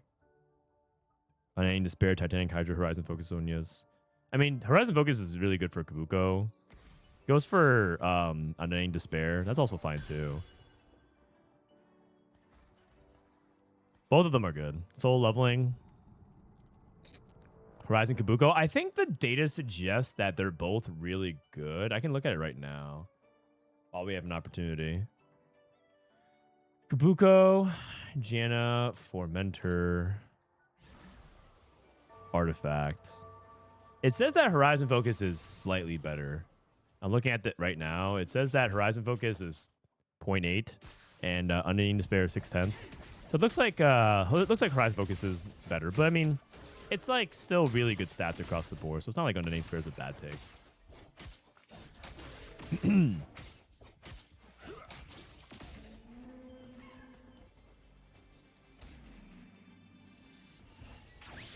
The first batch of augments they cooked up was so terrible by today's standards. Oh, yeah. Some of them were truly unpickable. But that's okay. I mean, they were still learning what that meant. And nowadays, our understanding of augments are much deeper and well-rounded. Looks like Kiyoon is holding on to Kale and playing Crystal Gambit for some extra resources. Okay, pretty smart for like extra resources here. He's still making gold while holding all the Kales on the bench. And then trying to use this Gambler's Bait to generate a little bit of gold. Okay, okay. Protect Scroll. Protect Scroll has hit rank 1 before. He's also played, I think this is his picture from the Vegas Open. He's definitely been in and out. I haven't seen him consistently lately, but I know he still plays from time to time. So it's cool to see him in another cup. Does he hold the 2 Zax? No. You just basically prioritize a KO. The only reason you would hold the Zax, the only way he could hold the Zax is if he prints gold. But Zac 3 is not important to his win con. In fact, a lot of KO players are starting to gravitate towards playing Juggernauts. Like 6 Juggernaut KO instead.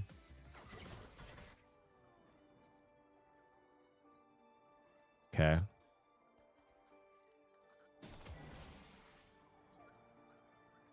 We have Twilight Assault Shen. And then we have Solar Breath onto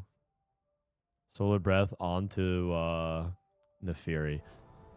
You know, I'm starting to realize part of the reason why I feel like that art direction might be the way about set 6 is because they actually changed the art direction for TFT units this set. They have like the cell shading outline thing, right, on the champions. And now my eyes have adjusted to it. I wonder if I'm going to have a hard time adjusting to like not that art style in the future set. TFT might legitimately look weird next set because of their art direction. Because everything is like heavily outlined to try to make it feel like a specific like anime type of thing.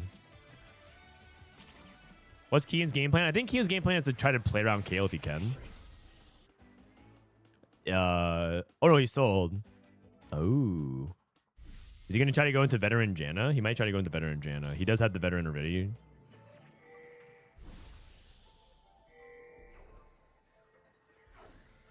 And then we have Max Arcana. So we have Janna reroll, Katarina reroll.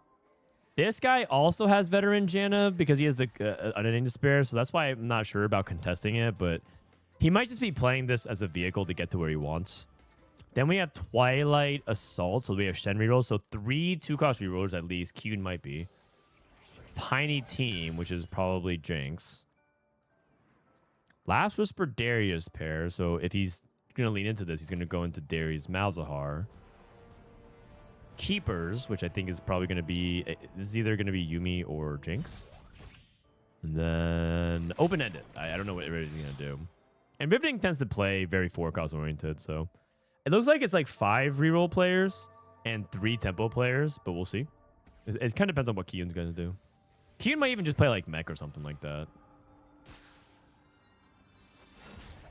Why doesn't Kiyoon want to play uncontested KO? He might think that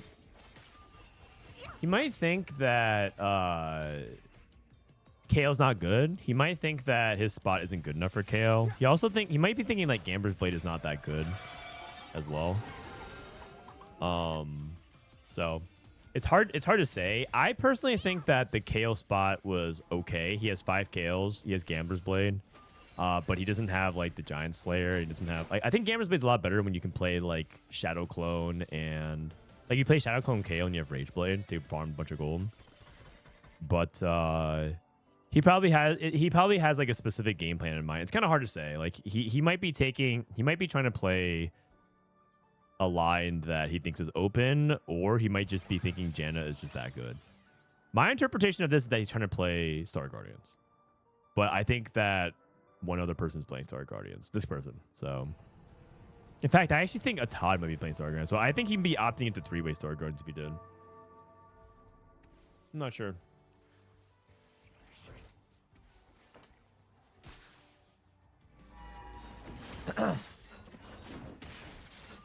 I think the art style works really good on stuff like Soul Fighter and Crew, but kind of awkward on Crystal Gambit. Yeah, fair enough. Because Soul Fighter was made with that art style in mind, right?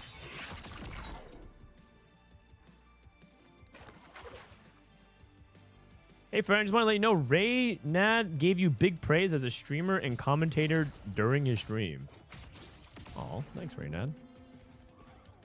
I mean, I generally have a pretty favorable opinion of Ray Nad from my time. Just being good friends with him, living with him, starting Tempo Storm, I'm getting more doing dog Hearthstone. again. It makes me sad to see a lot of people kind of raid bombing, like kind of like rally against him with the Bazaar. I haven't really paid that close attention to what's going on with that, but it sounds like a lot of players are unhappy with the Bazaar, which makes me sad because I think the game itself is like pretty cool.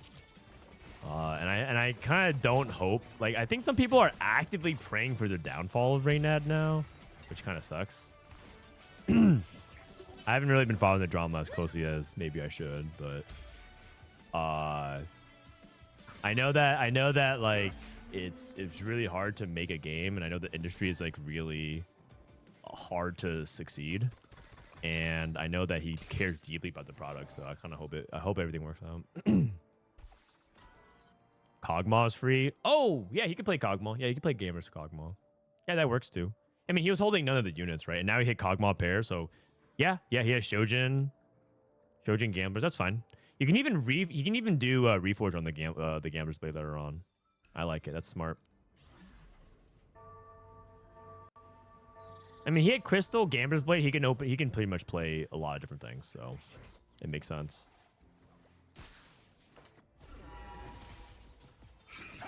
Okay.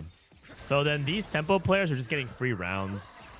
Todd has I think he loses to this Darius too. Dude, I don't get it, man. Sometimes these guys just slam the Darius and then they just have Darius 2 out of nowhere on 5, like every time. It's actually wild to me, man. Ooh, Prismatic. I don't want 1 or 2. Could he play Broadslife into Akali? No. Oh, Pandora's items? What about Prismatic tickets? This is actually kind of tricky. I don't know if he can get away with Pandora's items because he already has 2 items on Kog'Maw. But the thing about Pandora's is he gets to roll the artifact, which is what I really like about it. He can like play Kog'Maw and then start rolling artifacts and just start doing like some pretty gambly behavior. He's playing Crystal Gambit anyways, and so you have some like opportunities to do some real shenanigans here.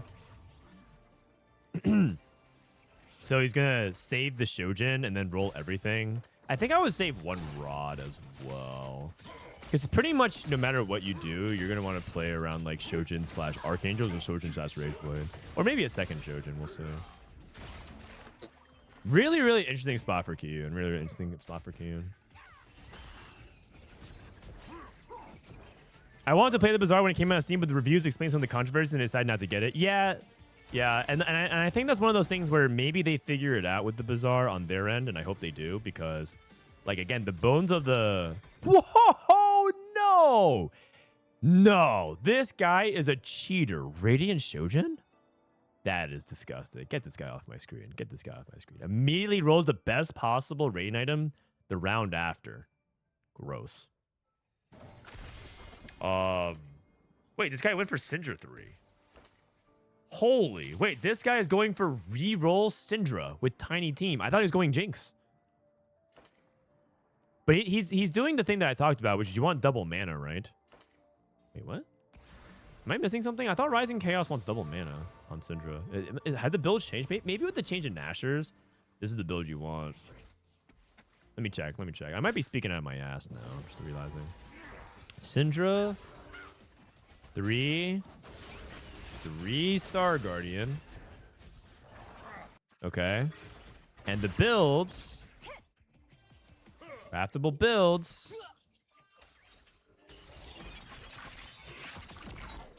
Oh, actually, it looks like if the sample size is pretty low, but it looks like this build is slightly better than the blue buff build. The blue buff that I talked about. Blue buff has more sample size with the Shojin Nashor, the double mana. The double mana looks like it's good, but it looks like the 200 sample size at gold plus versus the 800 is favoring the full crit build. Okay. In that case, I stand slightly corrected. It's 2 autos for every cast. Oh, it could be the Prodigy Breakpoint. You're right. It could be the Prodigy Breakpoint.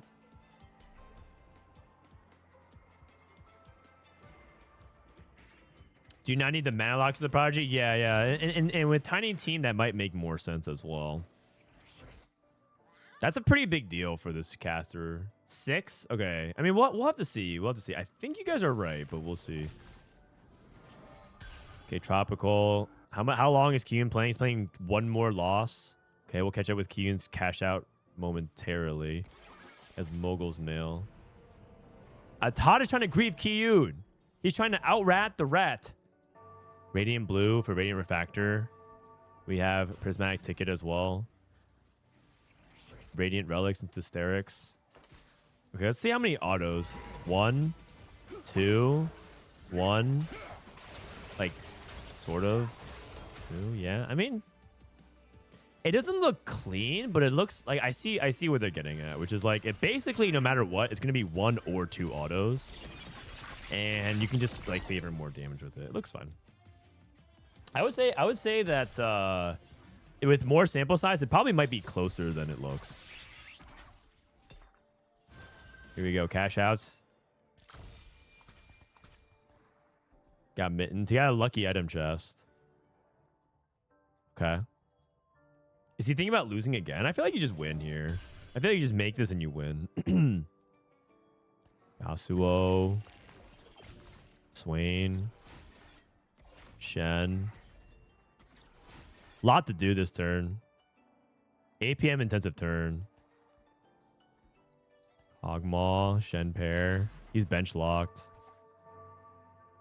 It's probably fine for him to like lose another fight as well in the grand scheme of things, but I'd prefer not to. Wait, did he? Oh, he rolled one of the Shojins. I just realized. I guess if you have Radiant Shojin, you don't need two. You don't need Radiant Shojin, regular Shojin, right?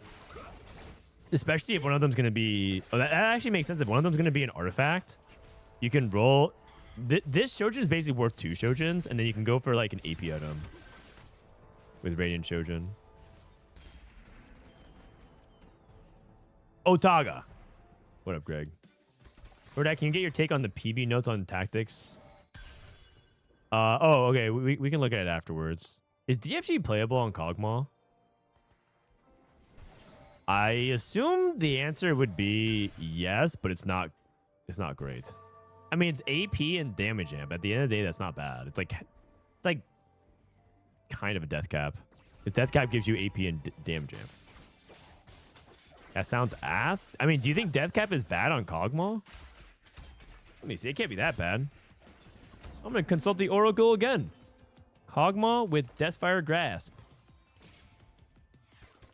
Death Fire Grasp. It's, hey, it's a minus 0.1 delta. It's a single tenth. That's not that bad.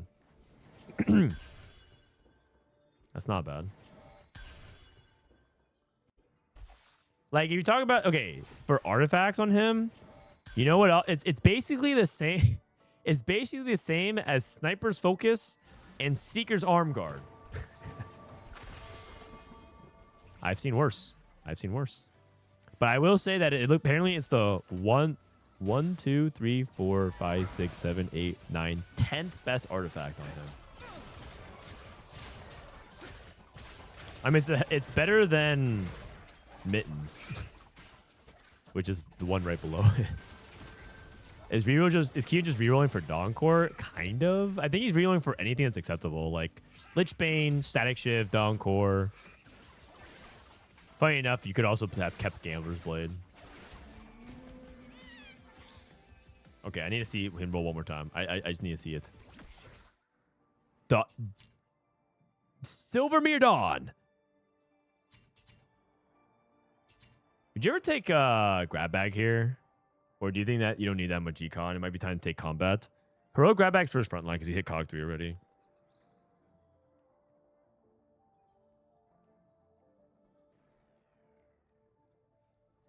Looks like he's going to take heroic grab bag. Silvermere Cog. No. It's not Silvermere Cog. Item collector Jinx. A Todd rolling down. If he can hit Jinx 2, Poppy 2, I'm pretty sure his board is quite good. That's good. He needs to bench 3 Star Guardians to make sure he doesn't get Star Sailor. He's going really slow. He has also a spat. He missed on the rod. He's going IE. Holy, this guy might be Frodan slow. Best defense. Rips it. Yeah, I mean, there it is. Hyperactive. Sorry, Todd. Call a spade, man. You old. It's all good, though. It's all good. If he can like hit Jinx 2 and get the right fruit on, he's actually in a pretty good spot. Akali 2 for riveting. Oh, we got the new positioning tech for Katarina. We have Tiny Team. I mean, honestly, Tiny Team is a really interesting concept. He also has Glass Cannon. Interesting. Teacher's Council. Mentor bonuses are granted to your team regardless of how many mentors you play. Gain a Kobuko. Interesting. Man, this augment started off as mentor bonuses are 100% granted to your whole team, and now it's down to 0, and this guy picked it. This has to be horrible. Hold on, man. This Ziggs is about to cook. Check this out. Check this out. Boom! Just like that, 949 in the bank. That's a clean 4 digits by my man Ziggs.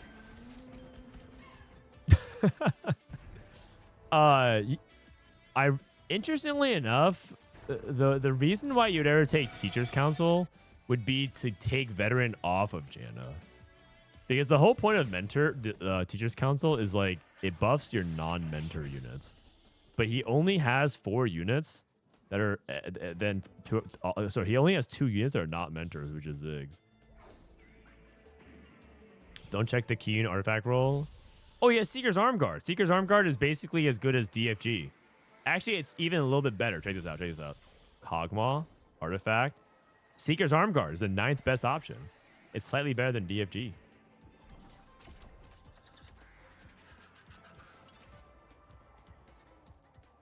So, one of these days, this guy's going to have to stop rolling his artifact.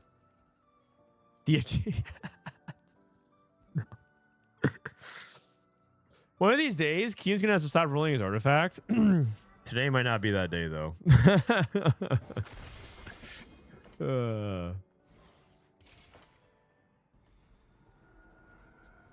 Okay. Kafka looking good. Kiyoon hit Leona 2.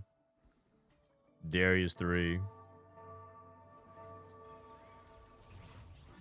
Whoa. Is Rapid Fire good on Shen? 2x KO?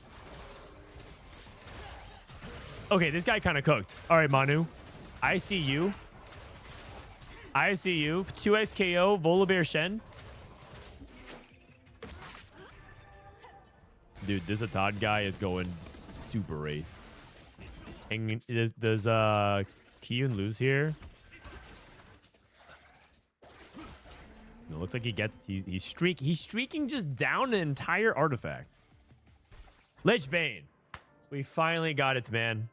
After rolling for 8 rounds, we finally got Lich Bane. And that's one of the best ones. That's one of the best ones. There we got it. So Kiyoon. I mean, this is the stuff that Kiyoon likes to do, right? Like some people would not hold the line and greed as hard as he does, but like this is why Kiyoon like he plays for those win cons super well.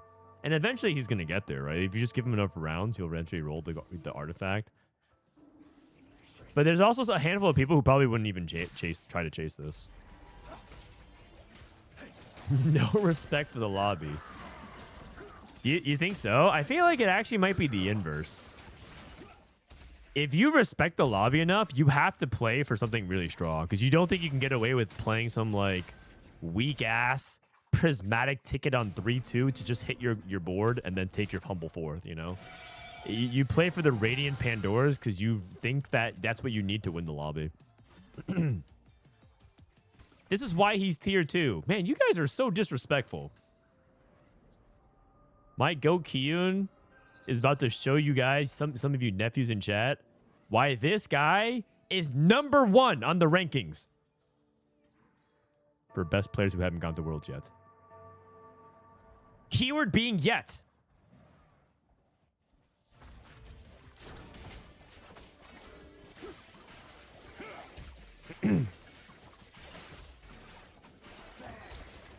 I mean, he's actually one. Is he one off Yasuo, or is this 5 Yasuos on the bench?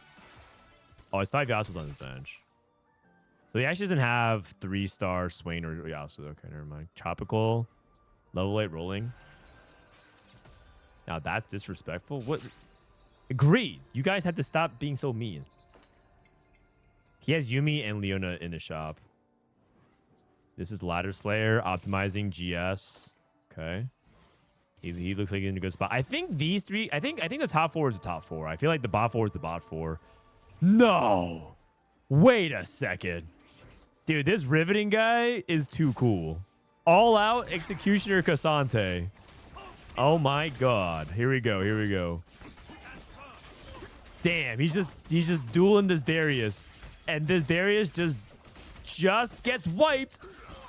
Not bad, baby. Oh, okay. Hold on. That's pretty hype, man. That's pretty hype. This guy's actually, he's turning back the clock. All out Cassante. His positioning, by the way, was pretty clean into that fight as well because Protect Scroll, the Darius walked up and aggroed onto the J4, and then Cassante didn't draw aggro for a while. And you notice that he needed to make sure to stay safe because even with the Edge of Night, it was a little bit difficult for him to keep up in the HP relative to the Darius. Seraphine 2'd for a Todd. Okay. All right. I need to see more a la Cassante. Wait, is he trying to wrap on the Janna? What? Oh, he's a genius! Oh my god! This riveting guy. Wait, this guy. Wait. Oh, the Kabuko one tapped him. I know he still wins though. He still wins. What was that, by the way? He kind of like TP'd into a different spot on the board and then TP'd back. Kind of crazy stuff. But he might be a genius. I feel like he's even using the dummy to like on the low manipulate positioning a little bit. But I mean, he definitely intended that to happen. He definitely intended for that to happen. Okay, Max Arcana. I mean, Kiyoon, I think, won the game, by the way. I'm pretty sure Kiyoon won the game. He went Lich Bane, and with Lich Bane, you just want to spam cast as much as you can. Because after each time you cast, you'll bonus magic damage. So Kog'Maw's role is just basically spam cast. He even changed the Fairy Tail as well. Uh-oh, Cassante's stuck on the front line. Garen 3, Rakan 3. And Katarina can duel the Akali.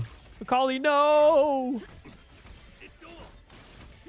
Cassante, you have to avenge your waifu.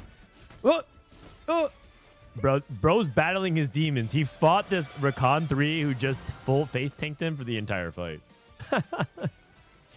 Dude, Cassante just attacked this Rakan for like 25 seconds and he didn't even die. Is this cat board positioning better than the old one? Can you expound upon it, please? Expound. We went over it yesterday, actually. We went over it on stream yesterday. But essentially, the reason why you would position like this is to try and control where the Rakan goes with Unstoppable. Basically, what happens with this positioning is that you use range units to trap Rakan, so you cannot have him walk to the left side because Unstoppable pathing is determined based on where you would walk. So because these range units won't move, Rakan is forced to move to the right side here, where my mouse is going. And this way you can force Rakan to go same side here. In this case, he's going to basically end up right exactly where my mouse is. And sometimes the difference between that and where Rakan would normally be on the sides is that he can actually dash to the center if you position him in the top corner because he might go inwards instead. And it might look like nothing is happening. And personally, I'm not 100% convinced that this is the default positioning. I think this is a positioning tool. But this should be stopping the corner case scenarios where people manipulate the Unstoppable to have the Rakan separate too far from the Katarina. Riveting might go 5th.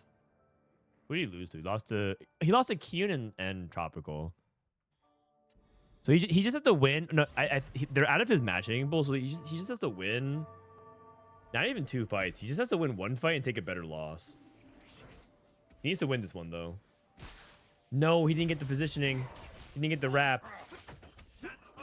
He didn't get the wrap or the Akali positioning. Uh-oh.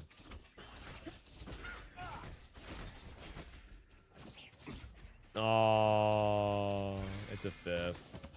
It's cool, though. Damn, he almost went 4th. He just needed to win 1 fight. I think unfortunately his board just like lost to all three of the top three. He lost to Janna, he lost to Cat, and he lost to Cog. In fact, okay. I will say that the top 4 boards in the lobby are all reroll comps. Cog, Cat, Janna, and Malzahar Darius. But if you look at this guy is Star Guardian Tempo. He went 6th. This guy was Syndra reroll, and this guy was Shen reroll. 6 players in the lobby rerolled. Only 2 people were playing Tempo. If you're in a competition to be the best Tempo player, something you can't always have like the best comp in the lobby, but if you want to have the best Tempo comp, he got first. So the way you look at it is, if you really think about it, Riveting went first this game.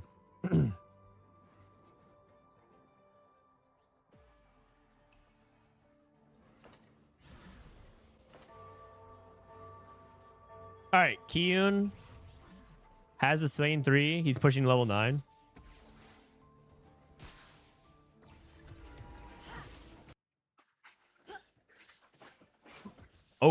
Oh, God.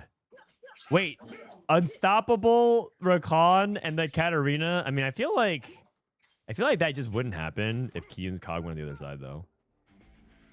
Why is Veteran Syndra so good? I think you mean Janna, right? Because Syndra can't get Veteran, as far as I know. The Veteran units are Janna, Xayah, Kalista, and Katarina. Okay, so basically, the counter to this, I think, might be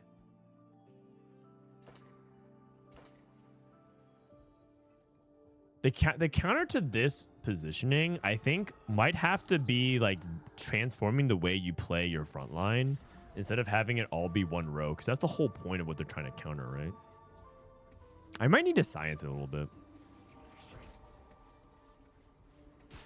Here we go. Rakan, and then Cat TPs. Nope, she doesn't. She actually TP'd backwards, and she's dead. And our whole comp is dead. And Janet just wiped us all. I feel like everyone's board is so cracked. We have Artifact Cog. We have Artifact Radiant Cog. We have Radiant Cat. And we have Radiant Janna with Artifact Kabuko. Like, all of these setups are just like things that are cheating. So who's the best cheater? Who's the best cheetah? I feel like it's just RNG. That's exactly what someone who doesn't understand the nuance of high-level teamfight tactics and strategies would say.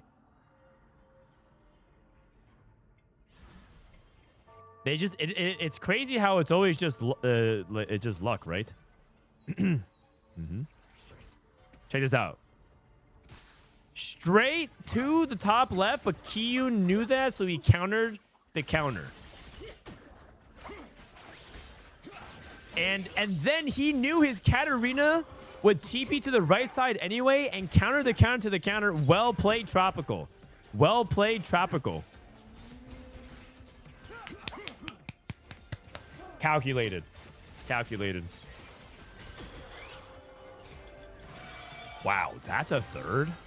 I'm pretty sure if you put all of these items on Kog'Maw, I'm pretty sure the stats on it are obscene. Hold on one second. Hold on one second. I need to do this. Okay.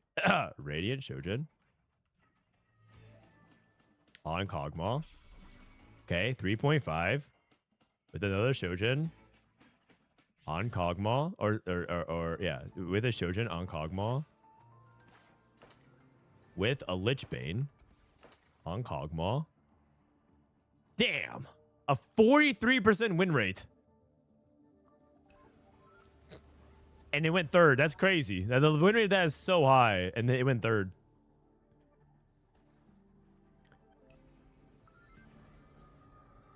All right, check this out. Check this out. The AVP is accurate. 2.4. Yeah, I guess you're right. I guess you're right. The crazy thing is that thing only has an 88% top 4 rate. All right, check this out. Check out where this Katarina goes. Oh, yeah, the problem is Kabuko actually hard checks the cat. Kabuko just stops the cat. And there's just no way that Kabuko could, or cat can ever outduel Kabuko because Kabuko just turns around and just one taps him. That's a strong second. Can you check with Swain 3? I mean, I feel like that doesn't matter very much. We could though. We could though. We could though. Kabuko is so insane. It's not even Janna. Yeah, so my opinion is that if they come out with a B patch, I think they should nerf Kabuko heavier than they should nerf Janna. If they were even to nerf both of them, I think if I were to choose one or the other, I think I would nerf Janna.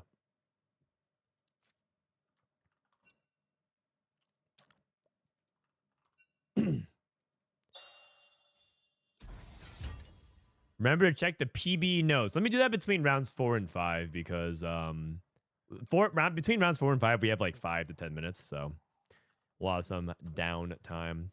How is Kiyoon in tier 2? He missed regionals barely last set, so. But you know what? He's also building his confidence because in a way, if Kiyoon can qualify for week 1 of playoffs, he's in a better positioning than Chunnington, Broseph, Kuramex, Rerepeat, Ben Magneto, JC, Talia, and Bio anyways. Like, these guys are in play-ins of week 1. But if he gets top 8, he gets farther than them. Do you even need to nerf Kabuka that much if you nerf or remove best defense? Oh, I mean, that could be one way you nerf it. You can just nerf best defense. You could also do that as well. They already nerfed the damage amp Jenna gets from veteran, but Kabuko 3 is insane. That is true. I wonder how good the stats are if you take out Buko 3. Janna 3, 4 mentor, right? Janna's great. But let's say you go Kabuko and you only get to Kabuko 2. It's not even that good. If you can't even hit Kabuko 3. I mean, part of it is because that just means you low roll. But if you average, it's like if you don't even, like, Kabuko 3 is equal. What I'm trying to drive at is Kabuko 3 is equally important. But if you're not hitting Kabuko 3, that just means you're low rolling. Like the low roll games end up not being that great. Actually, you know what? 4.6 for a low roll game is not even bad. That's actually pretty good. Most low roll games. Here's an example of a low roll game. Actually that what I just filtered actually is pretty good. 4.6 for low roll. What's like a low roll situation? Let's go Yumi 5 Battle Academia, but you're stuck on Yumi 1. Like this is a low. This is the average Greg game.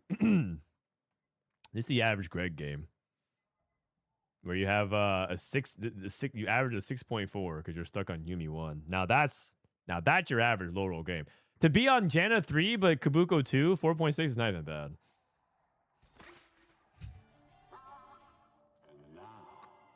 What's Janna 2, Kabuko 2? Probably pretty bad, like 5.x. All right.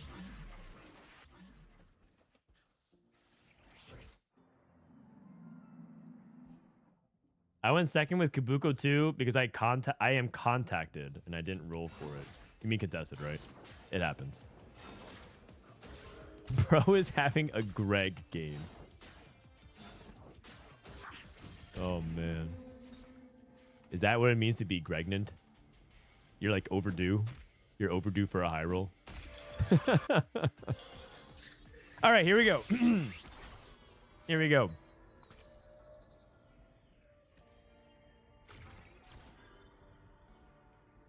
We're on Crab Rave. We're on Crab Rave. Last game, someone went Janna 2, top 2 with Janna 2, Kabuko 2. Oh, interesting. Pretty beast. Pretty beast. I want to see more Wokes plays out of Riveting, man. I just feel like this guy's going to commit to KO. I just get the feeling. This guy's Scuttle Puddle, KO 2. He like, you know how you can tell is because they're fielding Kale onto their board.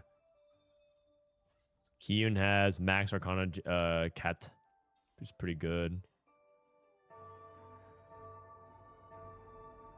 Crab Rave, Veteran Janna, early Soul Fighter, Mundo Nar, and another Soul Fight opener. He has 4 Chaos. Send it, baby. Send it. All right, he's holding everything. 1, 2s, 3s. I think you could take that, or you could roll everything. I don't think I would take Titanic Titan, though. But I like 1, 2, 3s here. Frodan, I'm a K3 Soju supporter, so who are you rooting for this tournament? I need advice on who's good. So if you like Soju, one player that is in the K3 Soju orbit is Kiyoon. Branching out? Ooh, that's a pretty good one. That's a pretty good one. Soul Fighter +1. Pocket Recon Bob.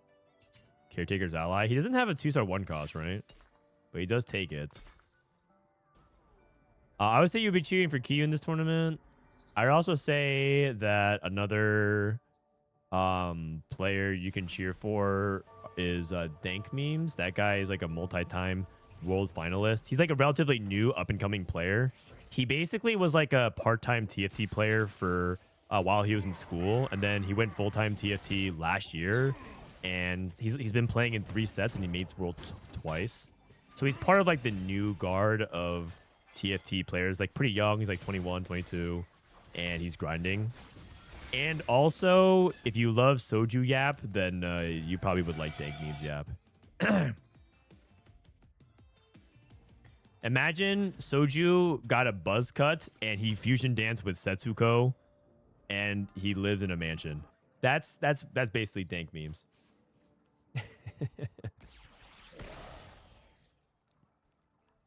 All right, so we have Kiyoon here, and we have Patience is a Virtue. Let's go through the other augments. Component Buffet. Second Wind. Team Building. He hasn't used Pocket Recon Bob yet, and then Pandora's. Pocket Recon Bob into Darius. Wow, Protect Scroll played Darius last game as well. He lives in the Infinity Castle. That's true. That is true.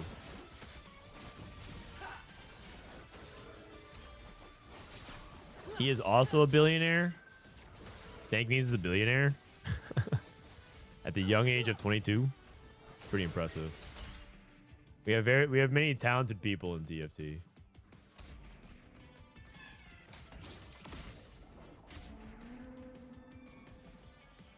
All right, let's check it. Okay, so this guy is Soul Star Guardians. We have we have a bunch of tempo lights. I think Scuttlepuddle and Crab Rave are probably portals that you can probably push levels and like justify not rerolling because you actually have the resource to hit.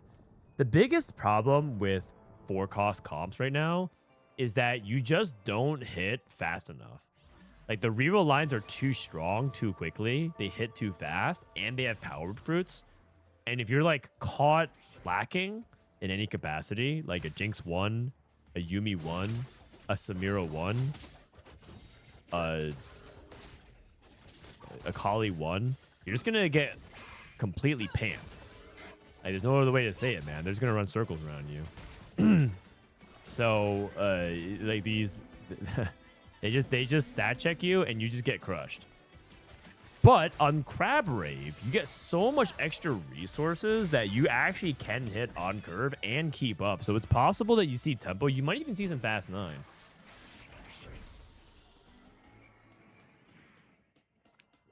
Aren't you also a millionaire, Frodan? I'm getting there. I'm getting there.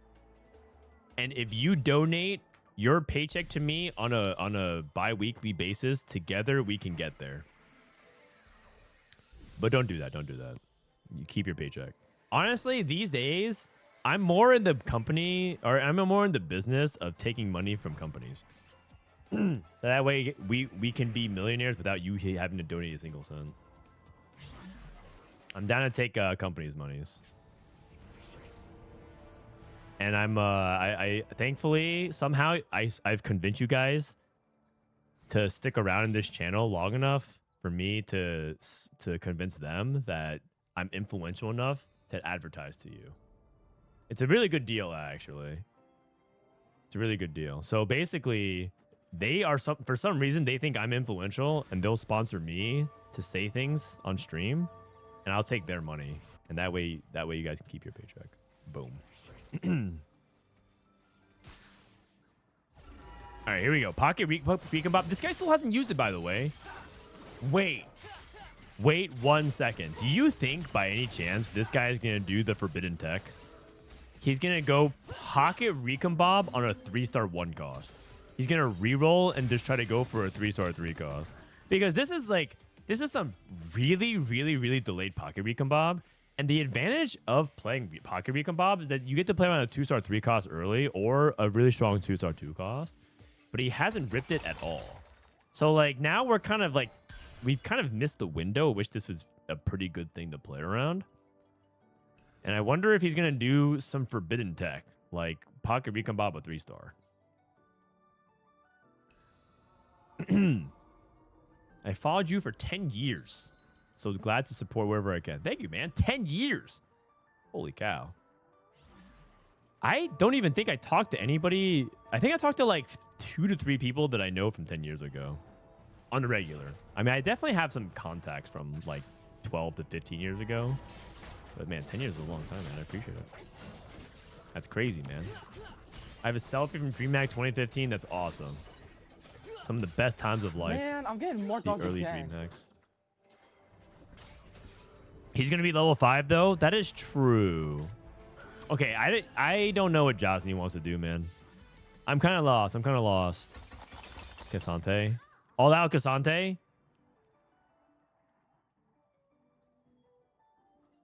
He just called you old? I don't see that as a bad thing. Like, I think... I'm starting to think that life just gets better the older you get. And that I think that being young... The only thing nice about being young is just getting to say that you're young. But getting older is like straight bis. Because as you get older, you get wiser. You tend to have more money unless you sports gamble. Don't sports gamble, guys. You're going to lose everything. Wait, that's a gold orb. Hold on. Gold orb. What do we get? TG? Does this guy get dupes? Oh, no, that's his training reward. He leveled. Okay, so what are we doing with Pocket Recon Bob? This guy has more consumables on the bench than actual items. Consumable. And then he has 5 components. Like, what are we doing, man? I don't know. I'm very interested in what Josny Cutie's gonna do.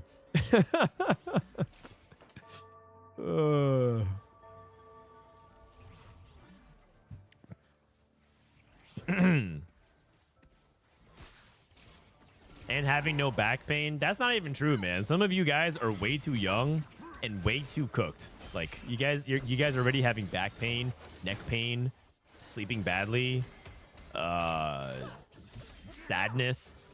Yeah, you guys are way too young to be experiencing that. Wait, this guy has a shiny smolder. Shiny units get a little bit of stat buff. Man, I knew this Kiyoon guy's a high roller, man. I think you doubled down. Tesla Coil is better. Oh, Portable Forge. Tesla Coil is better in Scuttle Puddle though, so I think that's a good shout.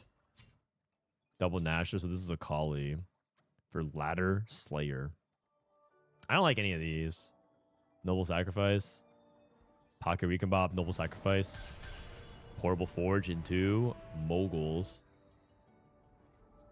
Ludwig, Hail 3 for Riveting. Sorry, I need to hide this menu real quick.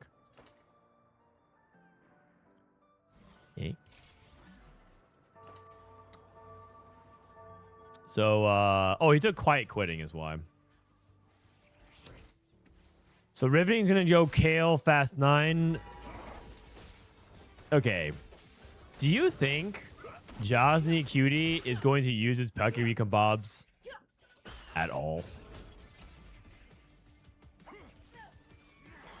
Are we using it for like 3 gold? Are we just committed to just not using it? KO3 with 50 gold and quiet quitting sounds sick. It does sound good, but the problem is that he still can't get to 9 for quite a while. Like, he's not gonna be able to get to 9 until 4 or 5 or something like that. And he's gonna lose a lot of HP in the process. So he's gonna get to 9 and he's gonna be low HP. So, and KO is not exactly like a true win out comp. She can definitely do it, but she can randomly lose to stuff.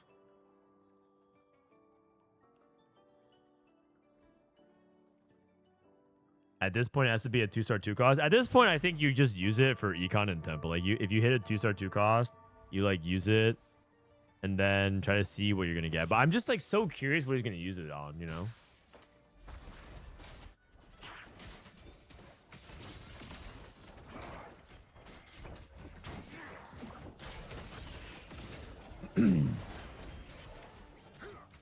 Okay, looks like a Todd getting some Mogul's mail. Rageblade DB. Rageblade DP. Is this like a Twisted Fate setup? Rageblade, Deathblade. Gonna stand up real quick. Speaking of back tightness, need to stretch a little bit.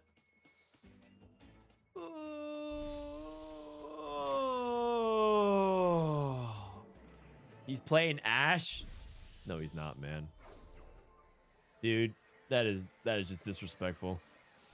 TLI's just coming here and just assuming these players are bad. Dude, no one's playing Ashe, man. Rageblade, Deathblade, Ashe. Good one. Actually, you know what he's doing? He's actually playing TF Lee Sin. He's actually gonna hit Lee Sin on 8. Oh no, wait, he's re-rolling. Oh wait, he's playing Mundo Jin. Oh, never mind. Okay, Kiyoon. Found a Samira. That's good. Josny.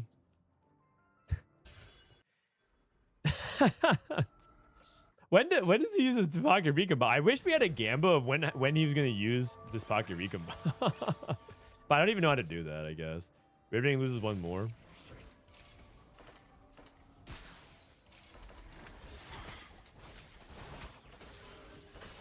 The shiny Smolder. I mean, I don't think Kiyoon's going to stay on Smolder. He's on Soul Fighter, right? Soul Fighter Volibear. Okay, Kiyoon loses. Oh, actually, a Todd might be going for Gnar 3 as well. I think Jin Mundo is especially sus on high cap lobbies. I think Mundo Jin makes sense when you have like items and augments for it, like Double Trouble or anything that's like particularly good for Mundo Jin. And then I also think it makes sense if you don't have to spend econ for it, because you're supposed to play this comp when other people are rerolling 2 costs in lobby, which they are. So I think that's like fine conceptually. And then it's a lobby that's not going to cap super high, because the problem with this with Mundo Jin is that you just cap really low. And so a lot of people just like outscale you and you take some pretty bad fights late game.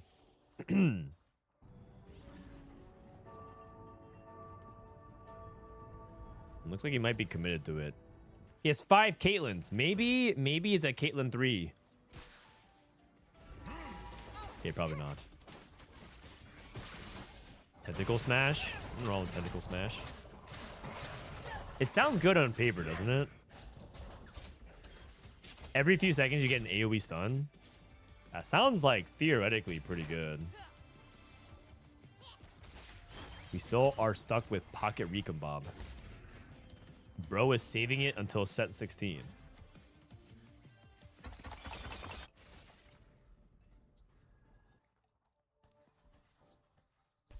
Okay. Whoa. Malzahar wave. Triple Malzahar shop.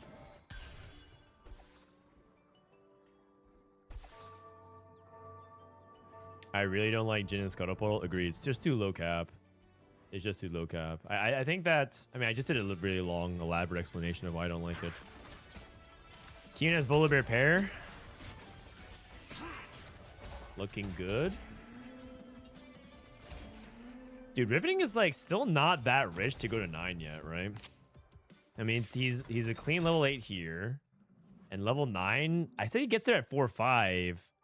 He might be able to get there earlier. And now you have some people rolling. They might hit things like Malzahar 3 on 4-1, which is also very early. He's playing Malzahar Kog'Maw. Is it me or is there a gold right here that he hasn't picked up? Kiyoon rolling, Volibear 2, Samira 2. Kabuko 3 for Manu. A Todd. 7 Jins, 8 Nars, 6 Vi's.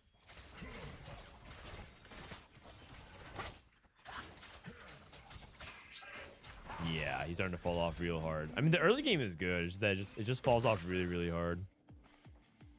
Wait, Jazzy uses pocket recon bombs. I can't tell though. I guess he just used them. Yeah, he just used them for gold. As the artifacts. Another one. Explosive growth. Lotus. Riveting took last second save. He's trying to get to level 9. Tropical hit 3-star Nico, trying to go Protector Malzahar. He's 1 Malzahar off. Both him and Protect Scroll, I think, are 1 off. With a big dupe, by the way. Both of them a big dupe. Oh, wait, and Josny has a Malzahar as well. Wait, so 7 Malzahars? 7 Malzahars? How many other Malzahars are there? There's 3 more. There's 3 more.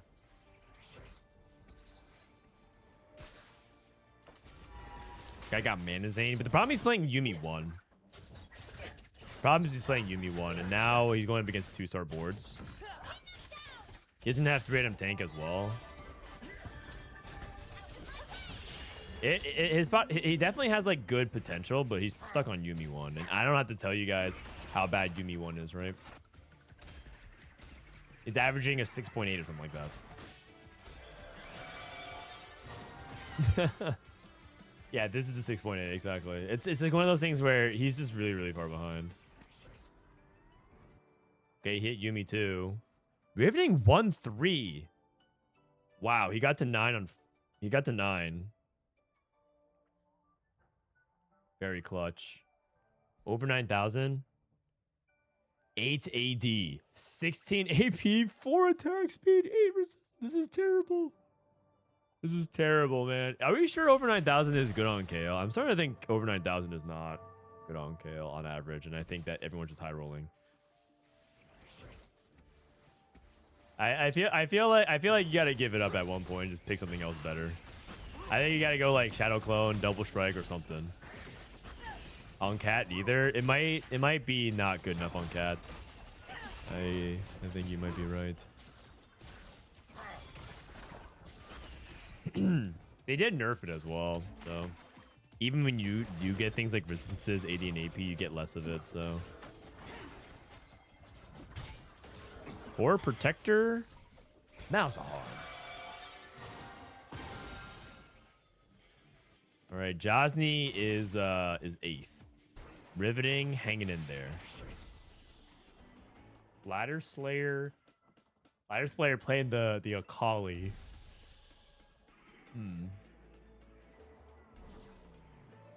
Even a mediocre over 9,000 is better than Surge 66. Is that true? That's true. That's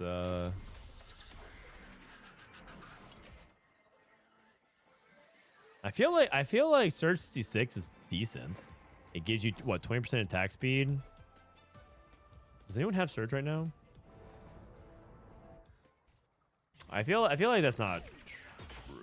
I think Surge 66 is actually pretty solid. Even good.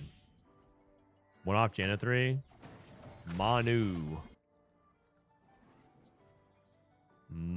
We hit Gen 3 with a Todd. But here's the thing. I think that he actually hit too late. I think that I think he's still dead. Like I think this is probably a 5th. There's nothing wrong with that. This is probably a 5th. But I don't think he's top 4.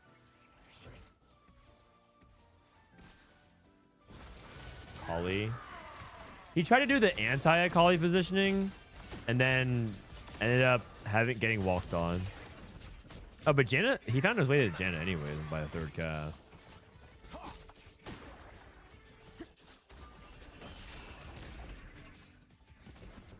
Whoop. Nice.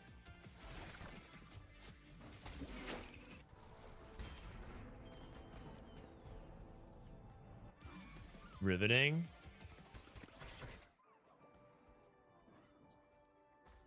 Okay, so Soul Fighter, On the Edge, Serious Slam, Protect Scroll. All these guys I think are looking pretty solid. And Kiyoon's going to 9, and he's going to eventually find Gwen too. He has also 4 Tesla Coil value. He just needs Shred, and he's good to go. And he has Shred a little bit through the Lux. Riveting lost. Who did he lose to? He lost to Josny.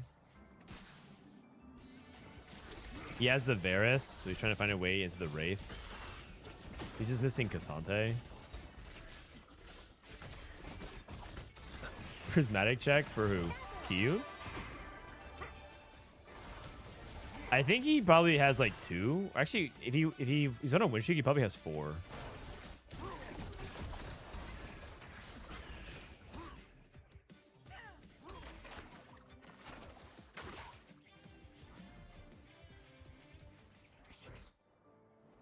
Finding a Malzahar is the biggest high roll. Actually, yeah, because there's other people looking for Malzahar still.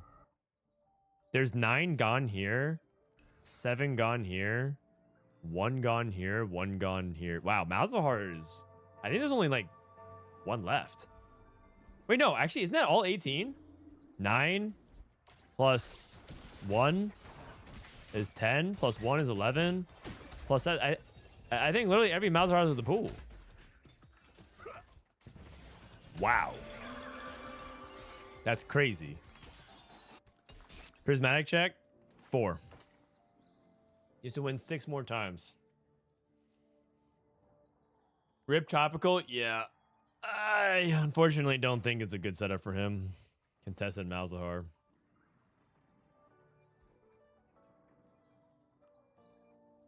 Okay, Kiyoon goes to 9. He has Edge of Night Void Staff. Is he gonna greed for another Tesla Coil? Like, what he could do is not make an item. I guess he wanted TG. Damn. Tesla Coil value. Todd lost. Josny QT. Josny is 8th. Just needed the tempo, and the lack of tempo is a big deal. Tropical. Just can't find Malzahar 3. Oh, actually, I think he might win this fight. It's close. Oh, Akali. Okay. Looks like everyone just jockeying for whether or not they can figure out a way to get to a 5th here. Todd refruiting, going for Tankzilla.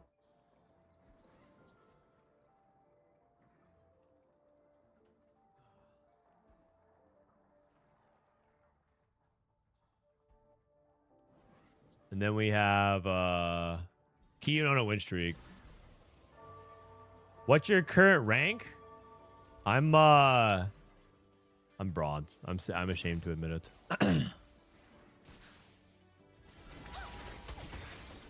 I'm washed. But thankfully, chat carries me.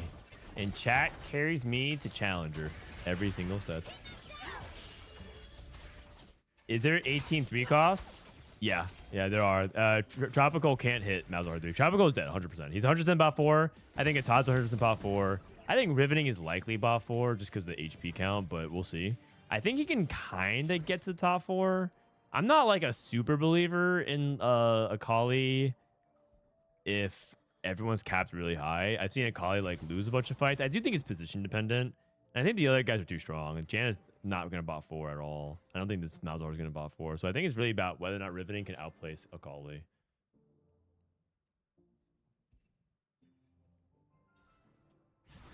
The Akali nerf was really fake. I agree. I agree. Okay, the positioning here is correct. He's going to jump into the Janna. He needs also the Akali to dodge the Kabuko.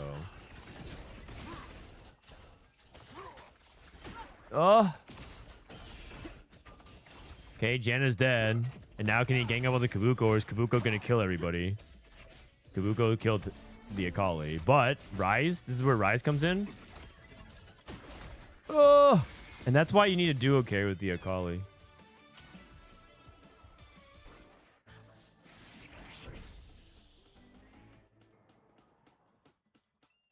Frodan would do well in a Costreams only tournament.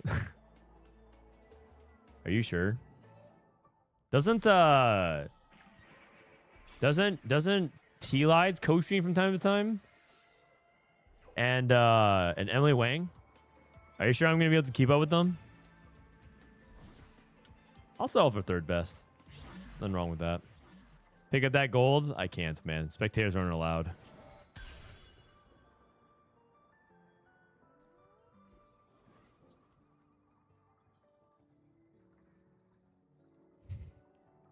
Why does the title say co-stream when there's no co-streamer? Me? I'm right here. I'm right here. I'm right here. I'm the co-streamer, man. Dude, I'm out here 10 hours a day covering TFT, and perhaps most importantly, I'm talking to chat and getting one guide on an hourly basis, and you're saying there's no co-streamer? That hurts, man. That hurts. I'm right here. Prismatic check? I think he's at 6. 6.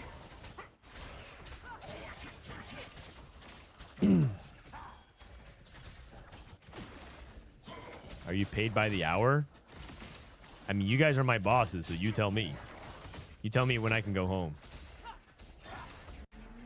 LadderSlayer loses. Riveting? Oh, looks like Riveting's dead. I mean, I think you can't. I think it's hard for Kale to actually win out against like everything.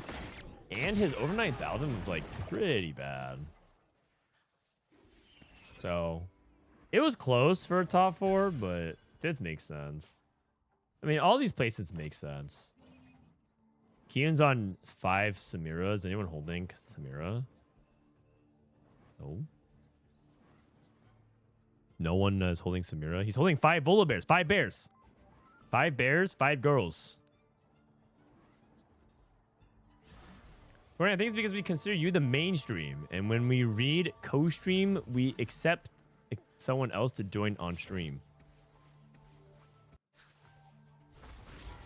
Oh, so you guys are saying that you don't like my co-stream when it's just me?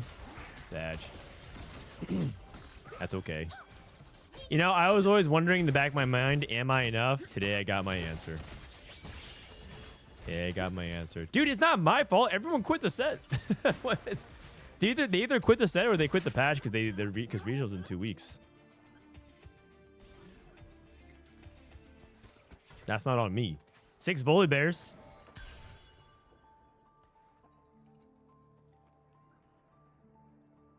Six Volibears. Okay, when I'm doing co-stream with other people though, I talk to we talk to chat like way less though, right? Like you guys get less interaction, and you guys get the one guy less.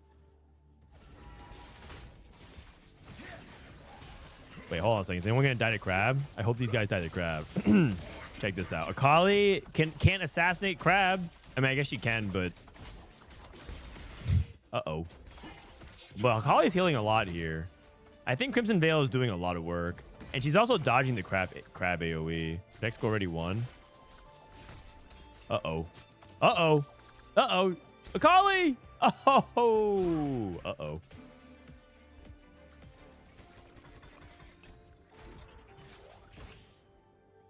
Five Karmas. How many Volibears? We're rolling for Voli 3. 5 sets. He has 5 sets, 5 Samiras, 6 Volibears. 6 Samiras. He's rolling for everything. Oh, yeah, I'm just kidding. He doesn't have 5 karmas. I mean, no one's holding. No one's holding. No one's holding, right? Oh, no, this guy has 1 Volibear. This guy has 1 Volibear.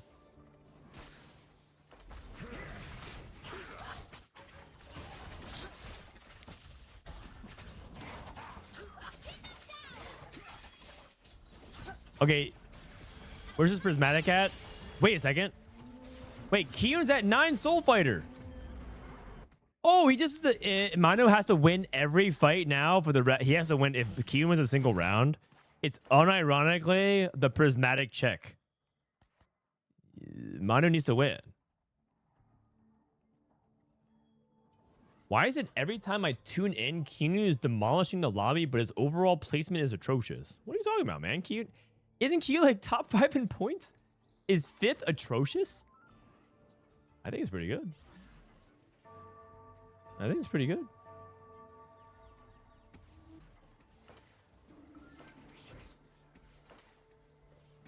He plays Volibear front center, by the way. Interesting positioning. 1, 2, 3, 4, 5. 5 Tesla Coil. Shadow Clone. Extra Tesla Coil value. When? Here comes the 3rd cast. Big AoE. Boom! Did not win. Okay, so we lost this fight. Kiyoon, in his mind, just has to win 1 time. 1 time. Wait, I did this again. That's not Shadow Clone. That is the second Samira 2. This is the second time that happened today. Someone played Worth the Wait Syndra, and then they had 2 Syndra 3s, and I assumed the second Syndra was a Shadow Clone. Wait, so if this guy goes for Shadow Clone, he'll have another Samira 2 with Tesla Coil.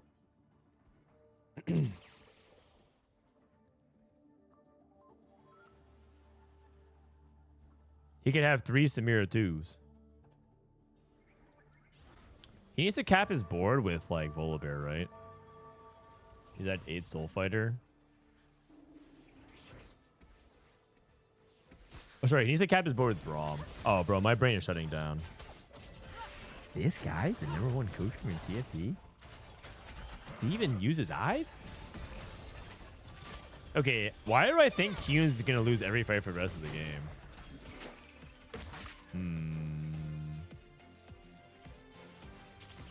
And Samira off Carousel. Spat. There's a gold on Carousel. Pick it up. Pick it up. Imagine if there was random gold sprinklings on Carousel and you had to decide whether or not you wanted to go for the item or you wanted to get more gold. Like on the like you get released and you can pick up some gold, but you lose Carousel prio. 7 Samiras. 7 Samiras. Manu. Sold the Volibears.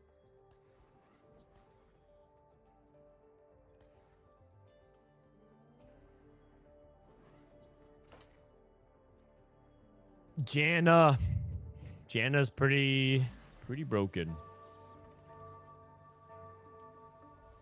Don't give them any ideas. Wait, why not? That sounds funny. Oh, we went Shadow Clone. We went Shadow Clone to get more Tesla Coil value. So we did it. 3 Samira 2s.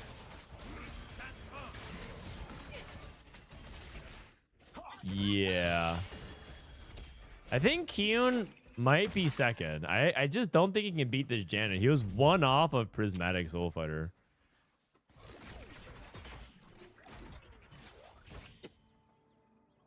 Fun note, I just realized with Teacher's Council, you can't play 5 Mentor. Oh, interesting.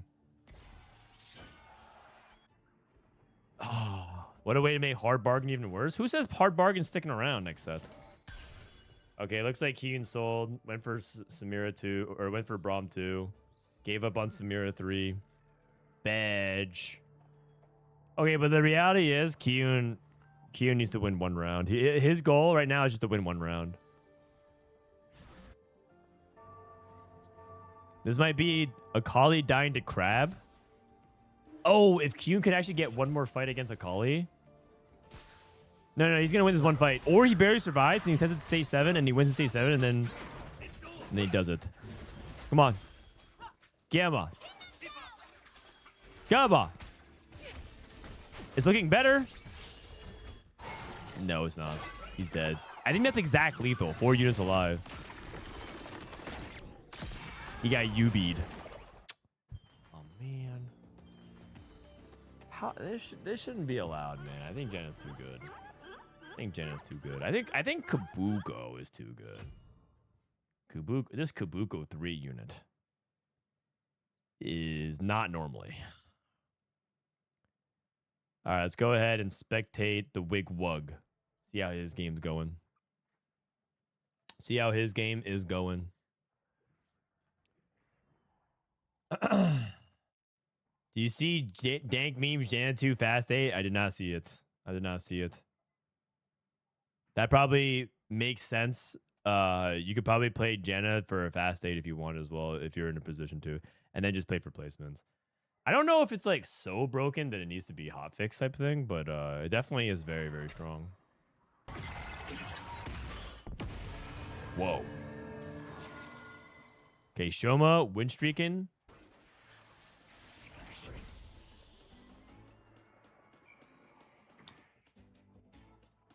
So, wait, what?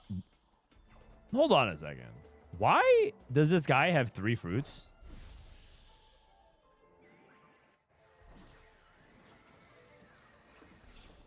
Is that a portal?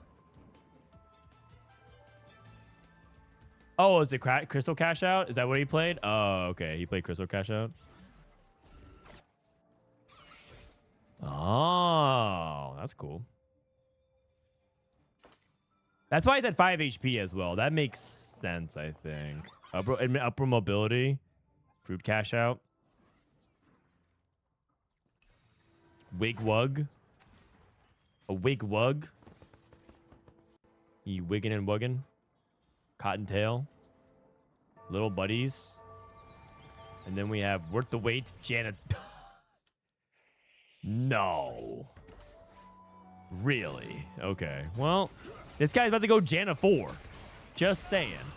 He's actually 3 rounds away from Janna 4.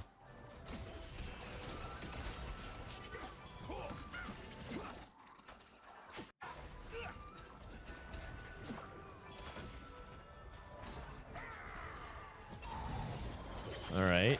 And then Shaco's dead as well.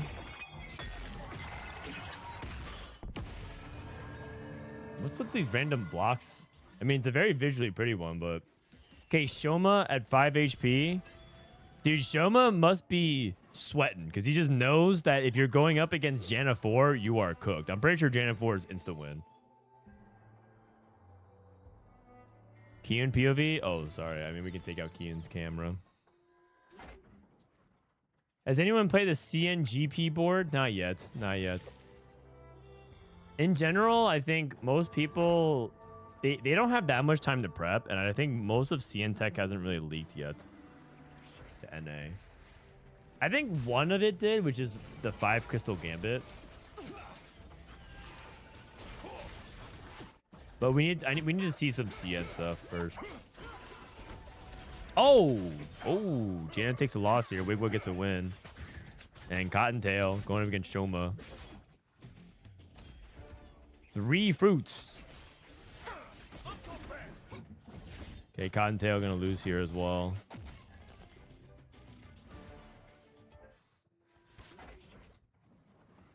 All right. He gets Janna 4 at 6-2. That's actually really early, by the way. Remember Protagonist? Protagonist got Garen 4 at 6-3, so we got it at 6-2. That's actually insane. Worth the wait, too. Worth the wait, too. Okay, if you hit Janna, that's good. If you hit Kabuka, that's good. Who else is good for Worth the wait? Worth the wait is good on... Mundo. Cat. Isn't that it? I guess Zaya is good as well.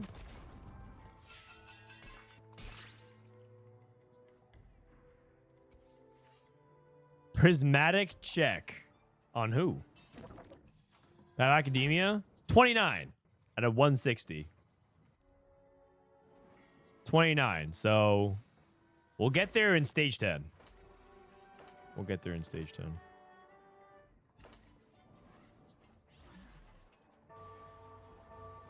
6 Soul Fighter. I mean, honestly, a 6 Soul Fighter setup here for Cottontail top 4 is what you want. Like, you're not expecting that much more. Can Shoma survive? Now, here's the thing. Shoma is going... Even if he survives this, let's say he wins, doesn't he rotate back into Ego next fight? And then Ego hits Janna 4. Boom! Jinx Rocket. Looks like Wigwag played Katarina or Caitlyn 3. Damn, the Yasuo ult. Janna 4. Oh my goodness, man. Oh my goodness. Dude, this Janna, how much damage to do? 3,009 magic damage. Eh? That's insane. I mean, Janna 4 is pretty cool. Janna 4 is pretty cool. I mean, if you're gonna lose to Janna, losing to Janna 4 just makes sense. Oh, 3720. Sorry, I was. I don't know why I somehow got the wrong number. 3720, and it can crit. One cast, 4K. Here comes cast number 2. Boom, boom, boom, boom. 8,000. And wait, getting targeted by the Caitlyn. Whoa, wait a second. That was actually like a little bit more competitive than I thought it was gonna be. Oh, Wigwag got scammed. Shoma avoided him the entire time. Wait, Shoma just beat the 4-star Janna. Okay, maybe that could do something. Well, maybe Shoma has some fight. He's on a 10 streak. He's level 10. He would have lost that with Janna 3. I mean, everyone's really strong in this lobby.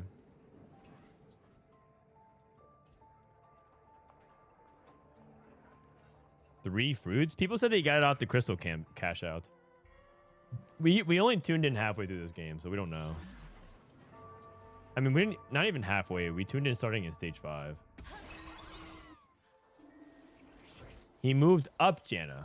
3rd row Janna. Braum. Throw in the Kabuko immediately. Ego not paying attention to positioning for the Braum. He's going to throw the Kabuko again. Throws the Kabuko again. I mean, Shoma got everything he wanted. Oh my. Where did Janna go? Wow, that Seraphine just Thanos snapped the Janna.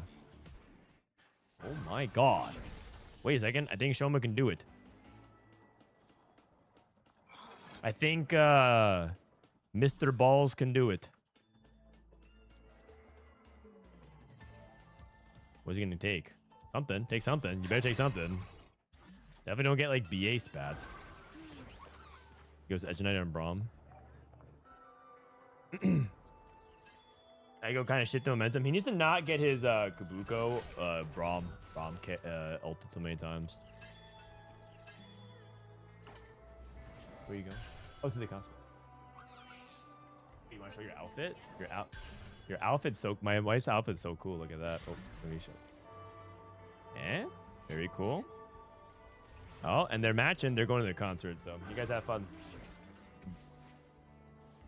All right. You're saying bye to me, not you guys. Okay, here we go. Another Seraphine bomb. Dude, Kabuko gets thrown again. Kabuko gets thrown again. Oh, Janna survived. Janna dodged it. Janna dodged it. Dude, the Kabuko just keeps getting tossed. No. Wait, he has Braum. He's Braum. He's alive. He's alive. Okay, okay, okay. All the Poros have been sacrificed. What's the best artifact for Janna? Probably Manazane. You can play Janazane. What concert? I'm not telling you, man. Yeah, I'm not. They don't need to know that. my wife came to. Why are you trying to find out, man?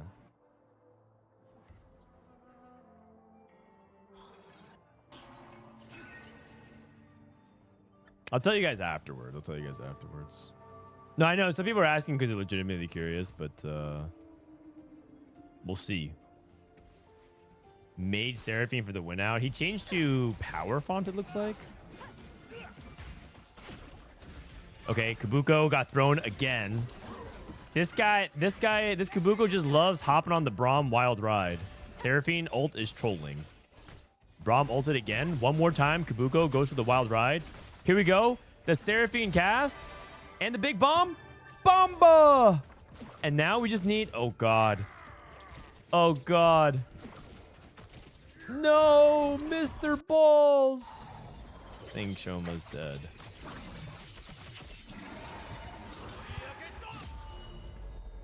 How come Tay is so dripped out and you have a dad outfit upvote? Oh, because I'm trying to relate, man. You know how like it's important as a streamer to like dress like to be approachable, make people feel like when they watch it they can relate to you. I'm dressed as like I'm cosplaying an average TFT player, and like this is just me wearing a t-shirt and sweats. I'm trying to fit in.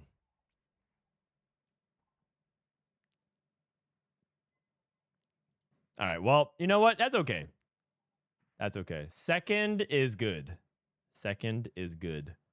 All right. So is that the last? I think that's the last round or last game for the round. Now we have to wait for the standings update, and then we cut 8 players, the bottom 8 players, and then we play 2 more games, and then we see who goes to the final day. We are not dads, though. Listen, man, there's nothing wrong with being dressed as a dad. What even is a dad outfit? Dude, this is not what I look like, man. I'm not wearing a polo with... This guy looks like CLE. CLE TFT. Bro, you're saying I look like that? I mean, well, I mean, CLE looking pretty sharp, man. What can I say? Bro, that's like Mr. Cleveland himself. I do not wear socks and sandals. I mean, I do have a watch. I'm not wearing sunglasses. I definitely don't have a belt. Although I kind of need one. I've been kind of losing some weight. You know what? I can't wait for eventually some of you guys to become dads and just make fun of you guys as well. It's going to be great. I mean, if you guys ever are so lucky. Being a father is actually an amazing, rewarding experience. And if you guys are ever interested in that, I'm more than happy to pass advice or the little advice that I have and knowledge that I have. It's a really rewarding experience. However, if you don't want to become a parent, don't feel pressured by it. The worst thing you could ever do is just become a parent because you think everyone thinks you should. That being said, being a dad is a great experience. So more than happy to share and laugh at you and not hate watch, but also kind of make fun of you for it, though.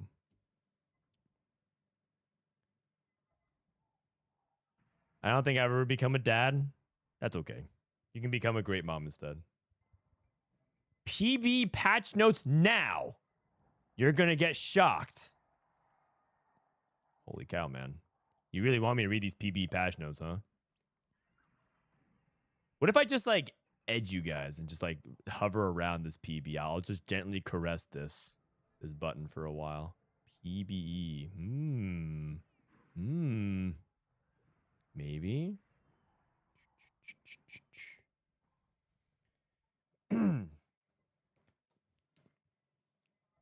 Will you be my dad? No. Being a dad of one baby is hard enough. This is just what I needed. All right. They're buffing Rageblade. Okay, before I know, can you guys let me know what I'm supposed to be outraged about so we can be on the same page here? We need to be emotionally synced. What am I supposed to be upset about here? Just so I know ahead of time. Rageblade buffed. Void staff. Damage from attacks and abilities. That's just a text changed. That's just a text change. Kraken buffed. Oh, no, it's not. It's adjusted. It's more AD up front. It's fat. Oh, it is a buff. It is a buff. It is a buff because you get 15 stacks faster. 15 stacks as opposed to 20. So they're buffing Kraken. Last Whisper. is buffed. You can put Last Whisper on AP champions now. Oh, okay. Radiant Ginsu's buffed. Radiant Void Staff. I think this is text change. Radiant Kraken buffed. Radiant Last Whisper buffed. Moguls. Moguls is no longer unique. Whoa. That's not that big of a deal. That is, Gambler's Blade. Each tack is a 5% chance to drop 1 gold. What? Wait, they're taking that out? Whoa, wait a second. Wait, they're actually taking off the Gambler's Blade choice? Then why are we, what's the gambling then? No, okay. You know what it is? When they do this kind of stuff, it's because there might be other changes that you guys don't know about. So for example, a lot of times on PB changes, this only tells you half the story. There might be something else to it. Like for example, if Gambler's Blade gets a bug fix, something like that, it's not shown here. There, like, I think if you look at PB, like, actually, someone did a PB rundown. Someone did a PB rundown of the previous patch and actually spread some misinformation because of specifically this. Like, there was actually changes on PB that didn't tell the full story, and the way it was interpreted would be like they were like nerf. They were just straight up buffing mech, but that wasn't true. And so that person's patch notes was actually like really wrong. So you have to be kind of careful about it. There might be something different about Gambler's Blade. I feel like for them nerfing it, like no one asked Gambler's Blade to be nerfed specifically. It could be something like their like Shadow Clone is like a lot better. It could be something like Shadow Clone is like way better right now, and you can't keep Gambler's Blade in its current state if Shadow Clone is like a lot better, for example. Which lobby? I don't know. I have to wait for this to update.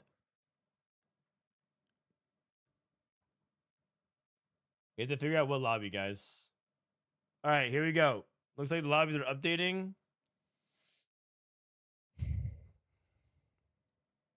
All right, last set of lobbies. And we need to pay attention to people like in this range, the 3 to 6 range, because those are the people on the bubble. Dankmemes on the bubble. Lumen on the bubble. Ripple Jungle Book looking good. Kiyoon. This lobby looks pretty good as well. I think I'm going to go with the Dankmemes lobby.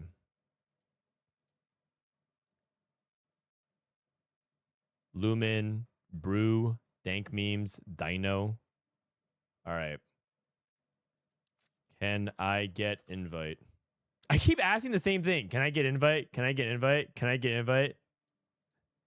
Sorry for always spam asking. Is it a different version for set 7? Oh, it's possible as well. It could be set 7. Oh, wait, what? Each chance has it. Oh, wait, I think it is. Wait, Diamond Hands is also a set 7 thing. Yeah, can you guys relax? Maybe it's also a set 7 thing. You guys are just freaking out. You guys are just doing a coom freak out.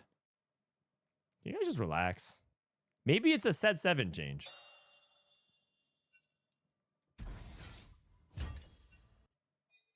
Chat overreacting like usual. Bro, this Cookies OP guy. I can't. What else are we doing? We're just changing the wording on Ascension. We're just changing the wording on Second Wind. We're just changing the wording on... Okay, so they're literally changing like 5 things on PB right now.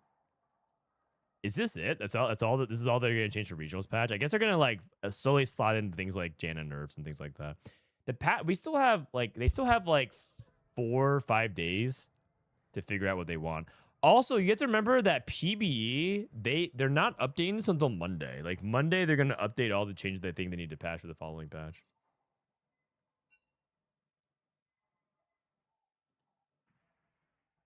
Is regionals and worlds on the same patch? No. Regionals is the next patch, and Worlds is the patch after that. And then 2 days after Worlds, set 16.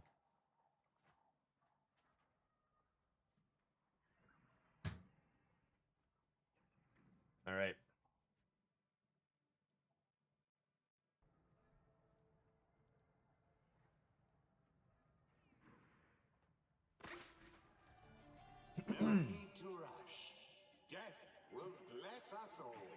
Receive a cash prize at the start of each stage. We got gold sub.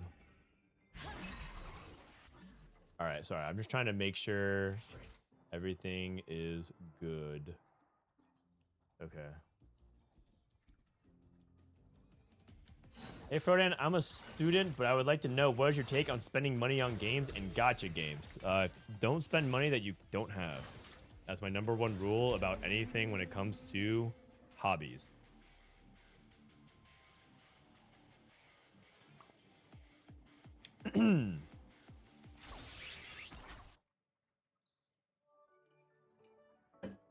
Seriously, don't spend money that you don't have. It's not worth becoming in financial debt so that you can have a chibi cutscene or your favorite waifu or or supporting your favorite content creator. It's just not worth it. It's not worth it. I know that technically I survive off of like contributions from a lot of things like sponsors and ads and you guys subbing and things like that. But I would much rather you take care of yourself. And it's not like I'm not like some altruistic like oh wait, man, Frodan's such a good guy.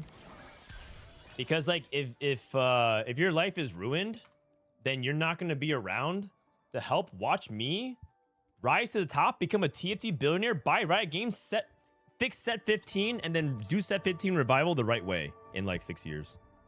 So yeah, I need you guys to stick around. Let me go ahead and set this overlay up. Give me a sec. So you need to be around to support me in my dreams. All right, here we go.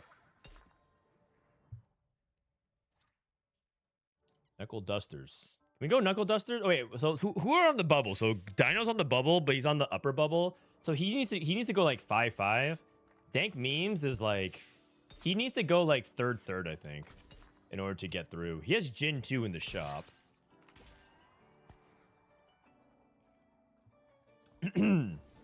I put the house on Dank Memes winning this tournament. Was that a bad decision? Yes. You should definitely not be wagering your mortgage, your future, your financial stability on esports, let alone TFT. Wandering Trainer, Supreme Cells, and Sniper. Okay. That one is weird. What do you play with this? Like, the first thing you think about with Supreme Cells, like, can I play a Kali? I don't know. Second is like, you think, like, can I play around Sniper? That's like Jinx, Star Guardian. Probably not either.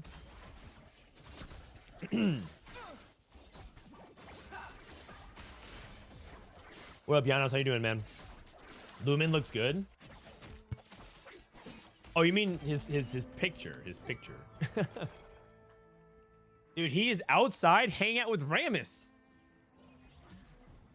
Dude, Lumen's outside hanging out with Rammus. You see the waterfalls, the streams of water in the background? All right, we have Deadlier Caps, JG, Lucian. And then we have Flicker Blades, Kog'Maw. And then we have Piercing Sight. Oh, God. Piercing Sight. Biribiri. Wait. She has 4 Kaisas in the shop. No. You can't go Kaisa. You can't go Kaisa. That's just terrible. Set 16 is going to be the best set ever. Lukovic, thank you for the $15. Hell yeah. Well said. I mean, set 16 is going to be the best set ever. And then when set 16 is actually, in fact, the best set ever. Man, I'm getting more dogged again. All you doubters are not invited to my set 16 is the best set ever party.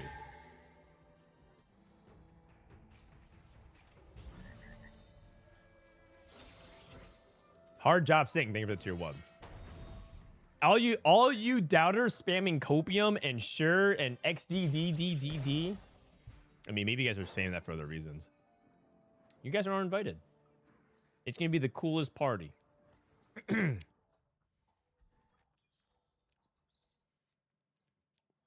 Prize fighter. So trying to win streak here. I mean, this looks like Janna, like Sterix Gauge plus JG and Death Cap components as well.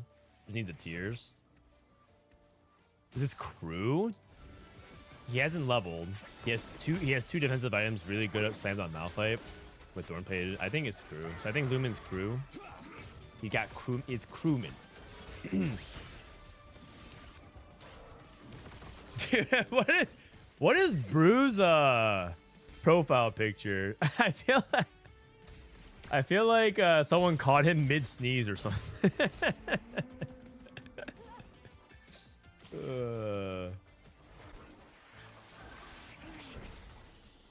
Set 16 will be the best set ever when set 18 is released. That is also true. Hi, Frodan. Do you think there's any correlation between this set being perceived as the worst and bugs? Yes. I think the correlation is very close to 1.0. Oh, sorry. And being the first one that Mortdog isn't part of. How much does his influence matter? I think more his influence does matter like a lot. I watched your patch update. Do you think Riot is going to buff the shit out of Ashe next patch? Do you think Riot's gonna buff the shit out of Ashe next patch? Hopefully not.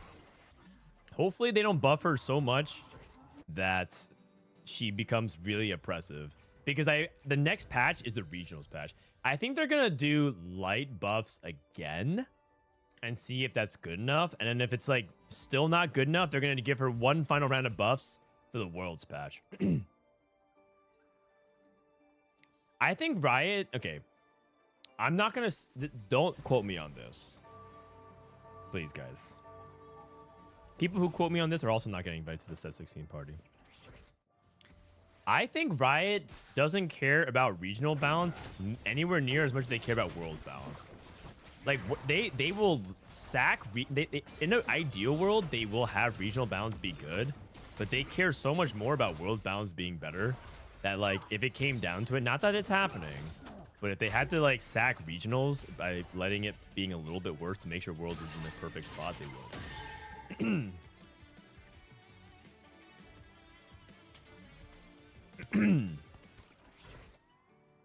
Ashe is getting item buffs. That is true. Next patch, they are buffing Ashe's items, like Kraken.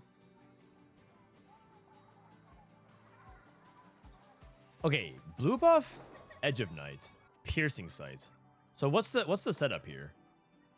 Is it Janna? No, wait. You don't play blue buff Edge of Night with that.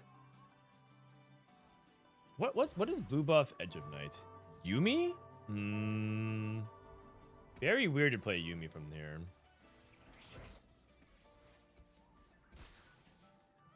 Mech? You slam Edge of Night with Mech? Blue buff Edge of Night is like Lee Sin executioner items, right? You play blue buff on Lee Sin, Edge of Night. Oh, maybe like a Braum setup. Like you can play this on Braum. These are really good items on Braum. And then Braum swings around and does the piercing damage. Maybe. Maybe Yone. Yeah. Very interesting spot from Biri. Biri has a plan. She knows what she's trying to get towards a lot of times. She has some interesting ideas. We'll see. Cat. No clue what this is happening. Dank memes going. Oh god, is he too much value? Mundo Jin. And then we have Protect Scroll. Flicker Cog. So half the lobby rerolling. This looks like Malzahar. And then we have the crew. Let's look at Lumen's crew spot. Pierce's choices must have been shit. Yeah, that could also be the case as well. Let's look at the rolls. Let's look at the rolls. Malphite. Malphite 2. Gnar. The thing about crew is that it also agrees to Janna players. Do you feel like 5 costs are underwhelming this set? In some ways, yes. In other ways, not really. I think some of the 5 costs are pretty fun, but in other ways, they are kind of a letdown because of how narrow they can feel. But I think some of the 5 costs are pretty cool. I think it's about average. I'll probably say this is probably like an average 5 cost batch. Some cool ones, some eh, and then some like situations where they're just too narrow. It looks like Beery saying JG. Okay. So it's an AP setup. I thought it was an AD setup. Maybe it is mech. Maybe Beery has some tech about like Edge of Night that I don't know. Go to Dank Memes POV. Goldify. XD. Drop back another tip. Thanks for the $3 again. I think Ashe is going to be busted simply because Riot tried a baby buff, didn't work. So Riot Brain is going to go, okay, time to give her AS scaling back. Yeah, we'll see. On Monday, they're going to update PB and we'll see if they give her the Giga scaling. We'll see. Only time will tell. I hope she doesn't become busted. I actually think, in general, balance outside of Janna is like a little bit too reroll skewed. But it's not like so far out of line. I do think 4 cost could be like slightly better, but balance is like kind of okay outside of Janna right now. So if they like buff Ashe way too much, then they'll like throw everything out of balance. Maybe it's Edge of Night for Gwen. Oh, she's playing Sorks. Oh, I see. So she's playing Sorix, and then she goes blue buff for Karma, Edge of Night, Gwen. Okay. I can see that maybe. I don't like it, personally. I think that is optimistic, but we'll see. Maybe people understand things about Sorix that I don't. I personally think Sorix is just ass. I think Sorks are absolute cheeks. So I personally just don't really want to play Sorks unless I have like Aura Farm and Guaranteed Gwen. I hit early Karma and I have like a really good reason to play Sorks. Or I just know that I can't ever find a way. Like my items are perfect for Sorks. Sorks require perfect items as well. It feels like to me just like a Kali with none of the upside. Like, a Kali needs very specific items, needs to be built in a specific way, and I feel like it doesn't... It's also, like, even more dependent on 5 cost, and a Kali is dependent on 4 cost. I don't know. Dino's forward thinking spot has good potential. Yeah, he's pretty healthy. He has good item slammed, and he's killing units. I don't know if he wins any fights. If he wins any fights, though, it'd be... his spot is really good. 1-star Cog. Flicker Blades. Yeah, this is actually a good spot. And then one more cast. Every win you fight with forward thinking is huge.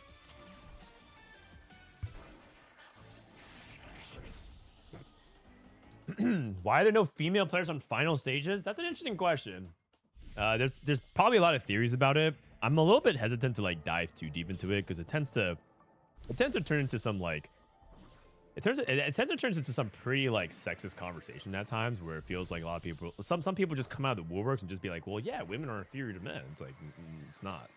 But I think the best summary that I can give of why there are not more female players is that there's just less female gamers playing TFT than men. So it's just one of those things where the population tends to pull towards male players is the #1 reason I would say. And so the question shouldn't be about like the differences. It's more about like how can we just get more women to play TFT or more girls into TFT because it's a great game. And that's probably the question that we have to answer. And the answer is, I mean, adorable chibi skins is a pretty good thing. I have to say that I feel like a lot of girls love TFT because the chibis are just freaking adorable. They love that shit, man. I mean, that's what can I say?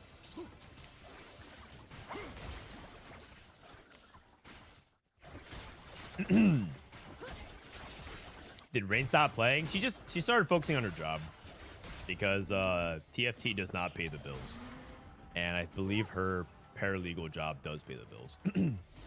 She's just getting IRL biffed. And anybody who is a paralegal or work anywhere adjacent to it knows that it can get real stress stressful and very busy at times. And I think she's just in a very busy season right now.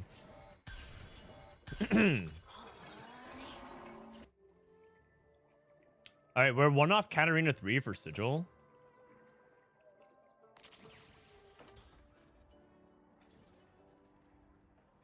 It's just a sidle thing too. Part of it, yeah. I mean, part of it as well. It's a pretty like complex issue. It's not as simple as even the way I framed it. Like, oh, if more women will play, we'll eventually find it. But it is like kind of at its core. We just need to get more people to play TFT of all kinds of backgrounds, and I think you'll see more of those kinds of people eventually rise to the top. I don't think TFT is like gated in particular by anything physiological.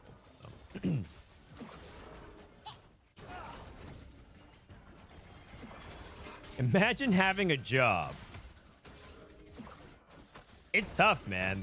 If you have a job, especially if you have a job that you like, hold on to it with dear life. Hold on. Because that's a rarity these days. Sorry to bring out the JOB word. Part of it tied to the fear of interacting. Oh, for sure. But I think TFT is actually a lot better about it because people play their own game. Like, yeah, there's definitely going to be elements of like just people being dumb, but there's no like teamwork aspect of things that you have to worry about. In TFT, you just have to worry about yourself, really. So that part I think makes it more accessible than others.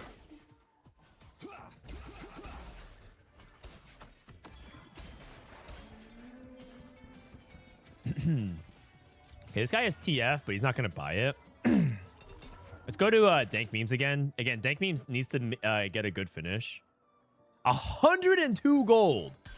Oh my lord! Here comes this roll down. One sec, guys. We'll finish this conversation in a bit. Let me see this roll down. 6 Jins, 7 Vis, 6 Mundos, 7 Mundos, 8 Jins, 7 Jins. Oh god, he's stuck on the 777 loop. 7 Vis, 7 Mundos, 7 Jins. And then, like, you can't really give up on any of them because you really need to hold all of them. It's the death spiral. Oh, God.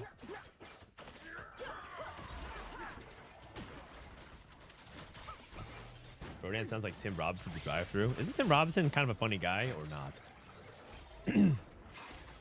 Okay, Katarina 3. Man. Why is he not just 4 Juggernauts? It's a tough spot. I don't know if I like any of these. I think Spearlink probably. Cloning Facility theoretically is not bad for Mundo because you get like the double value of a Mundo 3 with the loot store and stuff like that. But I think he's just going to take combat here. Ah, that's huge. That's huge. His bench got freed up. Jinx. Man, oh man. Man, oh man. I hate these kinds of Jin Mundo games. I've seen it. I've played one of the 2 of them. Feels so bad. Okay, we hit. I mean, wow. I can't believe we started with like 100 gold last round. Cogmaw 2 for Protect Scroll. Cogmaw 3. Oh, so Protect Scroll took Piercing Scroll and got the forward thinking win for that. Who else had the Dino had the forward thinking as well, right? Looks like he went level 7 reroll. Oh, is he going Ari? Oh wow. He's actually rerolling Ari. Oh my goodness. Oh wow.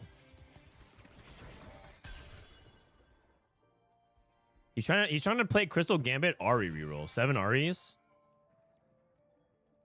And you play Nico as well. You can go Nico 3. 8. That's Nico 3. 1 more. Swain. He's playing Shiv on the Janna, which is not good. So maybe he's just like sacking a couple of these rounds and trying to trying to eventually get a crystal cash out, but I wonder what his like what his end game plan is for itemization is. Malzahar 3, Crystal Gambit 5, average 3.7. Is that crazy? It's good in the stats because you have to account for the fact that some people just play it off of like the high roll Crystal Gambit. So, but it is good. It is good in the stats. Dank memes hit and still lost. I mean, that's kind of the Jhin experience in a nutshell. Lumen has the crew set up already as well, so he's in a good spot.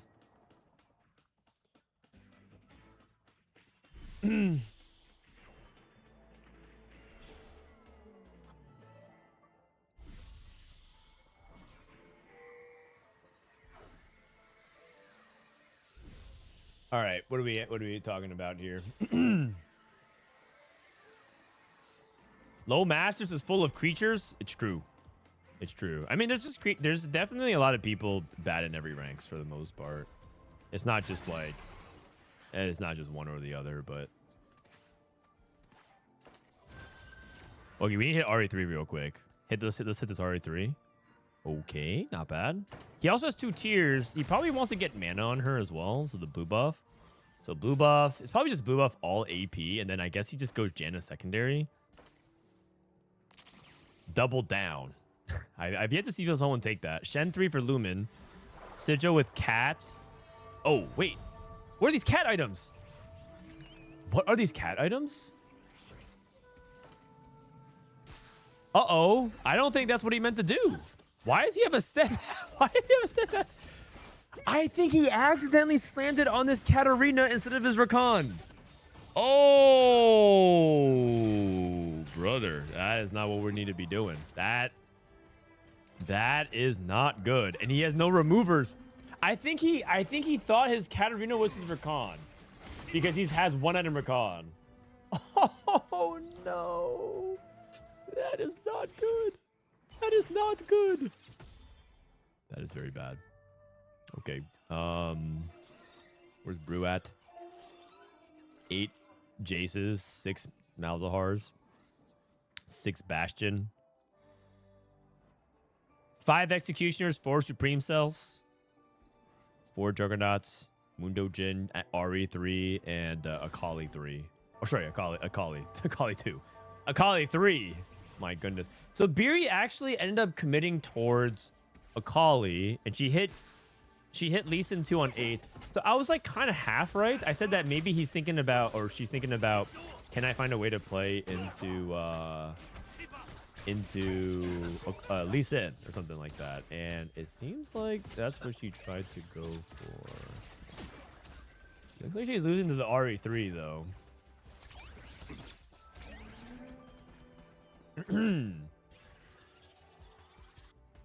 Fat Finger Supreme. That is just brutal, man. That is just brutal. Okay. We do have the over 9,000. So, listen, at the end of the day, the cope is you're going to lose those fights anyways. Just tell yourself you're going to lose those fights anyways and lock back in.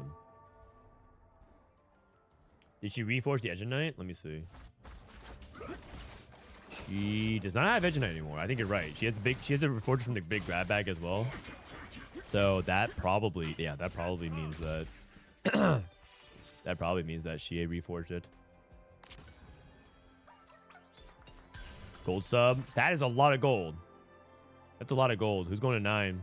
Protect Scroll goes to 9. That's Jace 3 for Brew.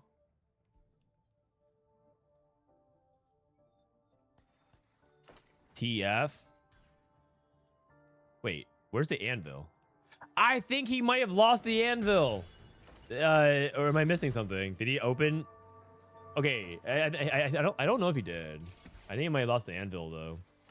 So PSA, if you play Braum on creep rounds and he throws the last unit, I think he technically might steal your anvil.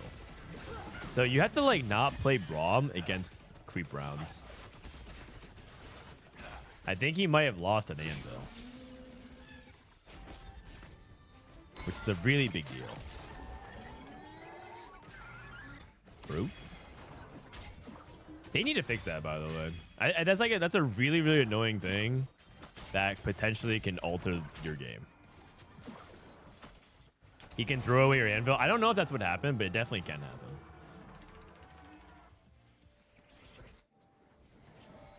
happen. Okay, dank memes. Cornelli.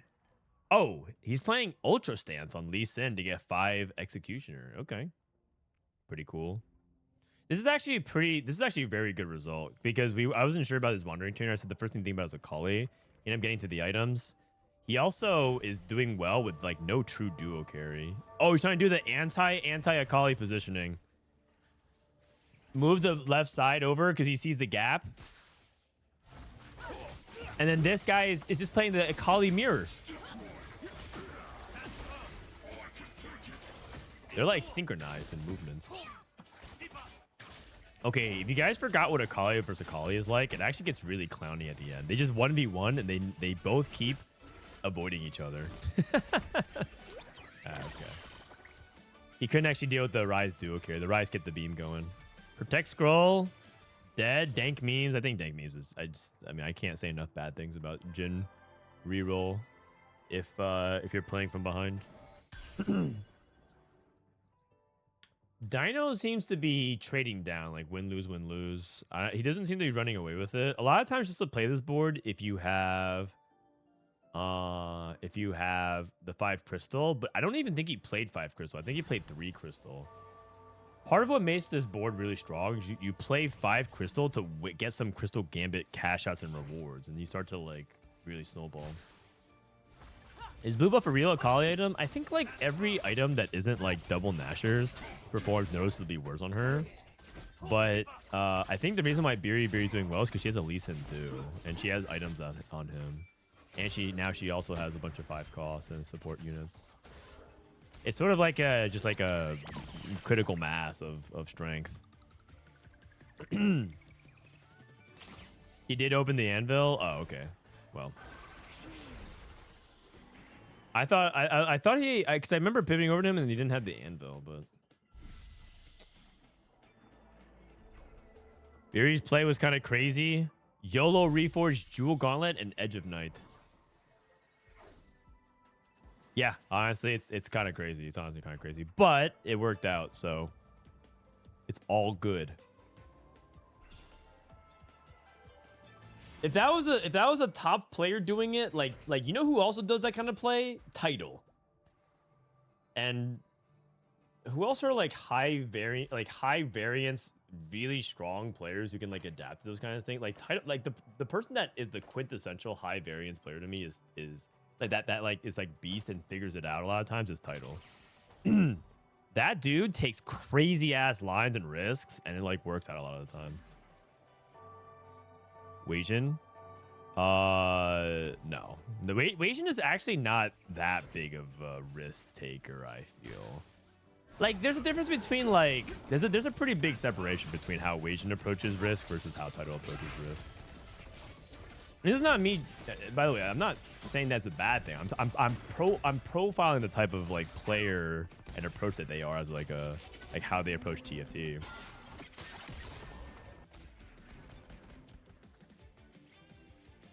Wouldn't blue buff be better on Lee Sin? Then what do you put on Akali? Oh, sorry. It's not on Akali. It's on Rise. Blue on Lee Sin, and then you could put... Yeah, probably. Yeah, probably. Blue is quite good on Lee Sin. Thanks, Frodan. Instead of spending more money to go out, I drink now at home watching your stream. You are TV. No problem, man. Glad I can entertain you on this lovely Saturday. Hashtag paid chatter. Voltairix is also known in EU for playing very gamble. Yes, Voltairix is also one of those players as well. Yes, Voltairix loves playing gamble lines. The French bench. Okay, well. Completely destroyed that Katarina. Biribiri is alive. She won. All right. So it looks like Corneli gets a 5th. That's a reasonable 5th, all things considering. I like Wandering Trainer into like kind of a scuff setup and then played a Kali 2 with 1-star everything else. I think that's like fine. I thought maybe he could top 4. But honestly, looking at all the boards, it's looking like Lumen's running away with the game with his crew board. And then it's like up to someone to stop him. And it's going to be one of these rerollers, I think. Ari Crystal looking kind of good. I have to say that it looks okay. I think it's like one of those things where you really do want to play the 5 crystal. You do drop the 5 crystal later for 3, but he didn't even play 5 crystal at all. And this just feels like just another like reroll line that's just top 4ing because you hit so many 3 costs. You know, like if you what's like the worst 3-star in the game? Rammus, or 3 cost in the game? It's Rammus. But if you input Rammus 3 and you just insert another 3-star 3 cost in the game, then you will see it have good AVP. And that's kind of the vibe that I'm getting right now off this Ari.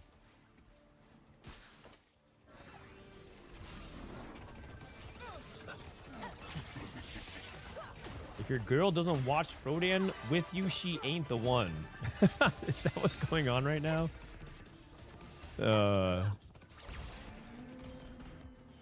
I mean, not everyone has good taste. What can I say? Oh, Biribiri top 2. I thought it was going to be the rerollers a challenge, but it's going to be Biribiri. Senna's the worst. I think based on the stats, I think Rams is the worst. Whoa, she's actually rolling for 3-star. She's actually rolling for 3-star Akali. I don't think she thinks she can win, so she's just like rolling for it. She rolled past like 5 Lee Sins. 6 Lee Sins. Miss Lee Sin 3. Miss Lee Sin 3. NT.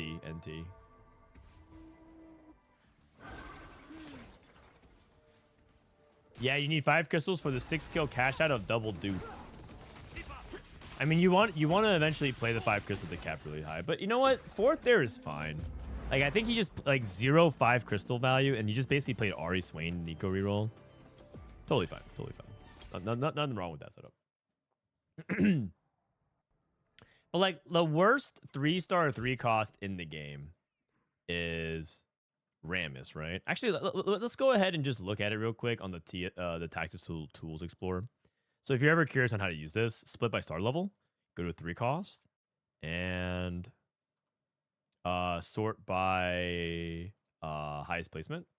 So these are all 3-star 3 costs. Swain 3 is the highest 3-star 3 cost. So Udyr, and you go all the way down. Zig's 1 higher AVP than Nico 3. Wow, what a stat. Can I get invite? What is the worst 3-star 3 cost? Rammus at a 4.2. Rammus at a 4.2, and I think that's it. So Caitlyn's pretty low, Smolder's pretty low, Ari's pretty low, Rammus is pretty low. But Rammus at his core, even though Rammus is so bad, because if you look at Rammus as a whole, look at the general stats of like Rammus, 5.0, 4.2 is not very good for average placement. Even though that's the case, hold on, sorry, got to play, but I'll finish this point. You can make it look good with anything. Rammus, 3, Malzahar, 3.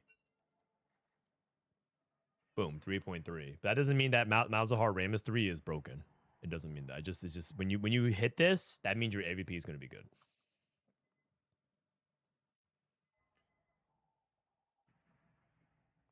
Ugh. Rammus also has the bug where it doesn't get mana. Wait, what? Rammus doesn't get mana from what? Like from auto attacks? From getting attacked? That's a pretty big deal. I'm in the crab rave game. Quick, how do I beat the crab? Usually a strong melee carry with Omnivamp. But that's not always true though. Also, Braum can make you lose anvils on crab rave. Oopsies. All right. Is admins good to start? I mean, I could say yes. But I don't know if that's true.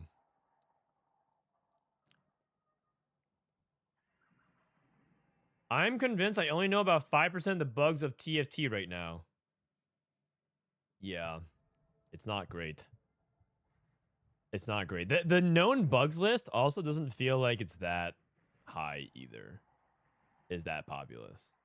It feels like to me. It feels like to me we don't even really know what we don't know.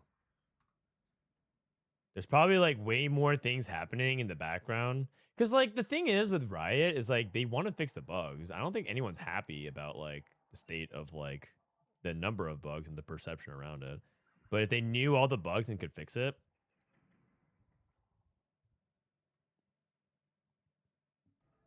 Let's go Lumen. I mean, Lumen's doing pretty well. In the first day, he was the #1 point earner. And then I think in the standings, Lumen's at 17. That first was huge. So now he's at 25, and now he just needs to get a 6th. And Dankmemes is at 6th. He needs to go for a first. So Dankmemes needs to play for a first. We'll do the point standings update here, but a lot of these guys, this is the last game of the day. This is the last game of the day, and we'll see if they can do it. Why is Mort not with TFT? No, he is with TFT. He's just not streaming and working on the current set and posting. But you know what he is doing? You know what he is doing? He's not creating regular posts, but he's vague posting on Twitter. You see this? x.com/mortdoge. Check this out. Mort dog.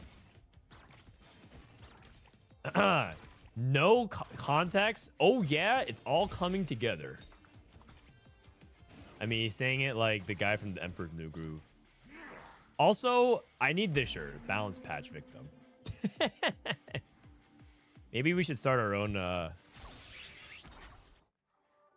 Maybe we should make our own version of that. Victims of statistics. You know what? Maybe that needs to be its own shirt as well. A victim of statistics. What a funny phrase, man. That's just like a funny set of words. A victim of statistics.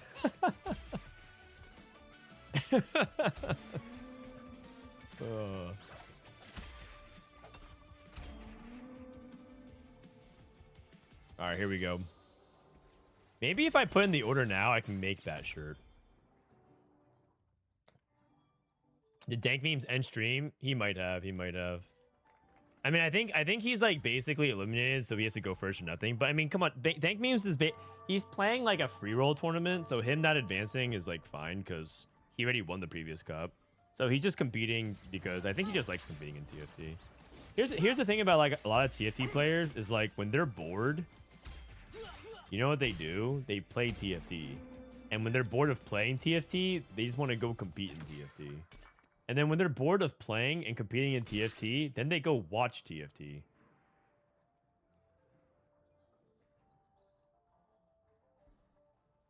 And then a new set releases.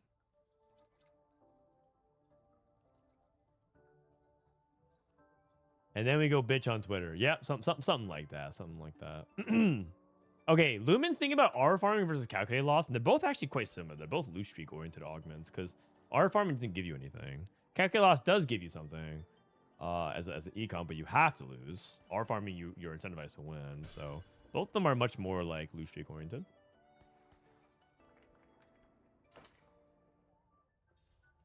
Tiny team. Chouse. You know, we've seen not one, but 2 attempts at Tiny Team Syndra, and it has not looked impressive. I think they went 5-6. So Prize Fighter. Wow, perfect setup for Jinx. Perfect setup for Jinx. Man, I'm getting more dogged again. We got a Psychic Forge.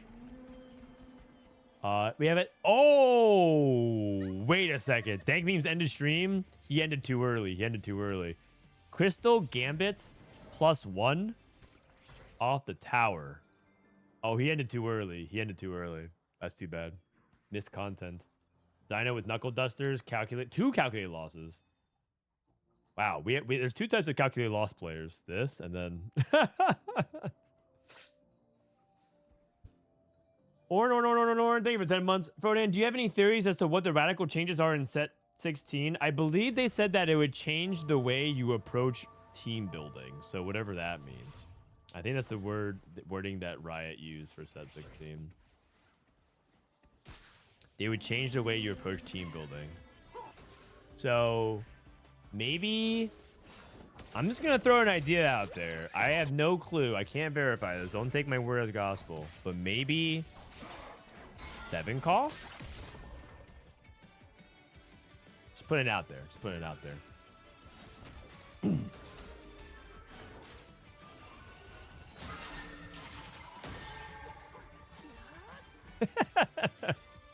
You guys are too easy, man. You guys are too easy. You guys are making it real fun for me. All right.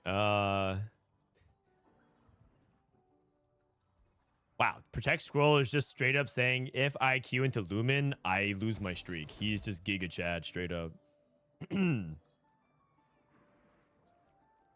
Let's run it back. I mean, I don't know what you guys... Okay, I don't know about you guys, but the 6 costs themselves, nothing really wrong with it. Like, Victor was OP, but it was about the systems of how you got the 6 costs, wasn't it? But, like, the 6 costs themselves were, like, kind of cool. I mean, Mel was fun. And when they got Warwick into a good spot, it was fun. It's the systems of how you got it randomly after, like, stage 4? It was, like, 0.037% or something like that. And then you level to get better odds of it. That was, like, nonsense. But the 6 costs themselves were fine. I'm pretty sure there's nothing wrong really foundationally about the 6 costs. It's about how you accessed it. How's Dankmemes spot? He needs to go for a first. He's at 20 points, and I think he needs to go to exactly a first place to advance. So, but he has Crystal Gambits, and so we'll see if he can pull it off.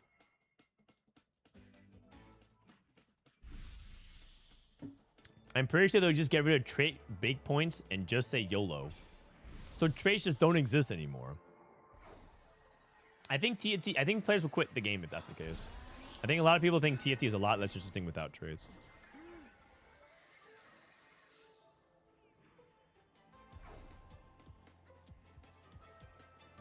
When I hear radical change from Riot, I think about something that shortens the average game time very much, like ending 2-stage fashions, because they try to cut that every set through means which aren't always cool. Interesting. I don't know what they've done.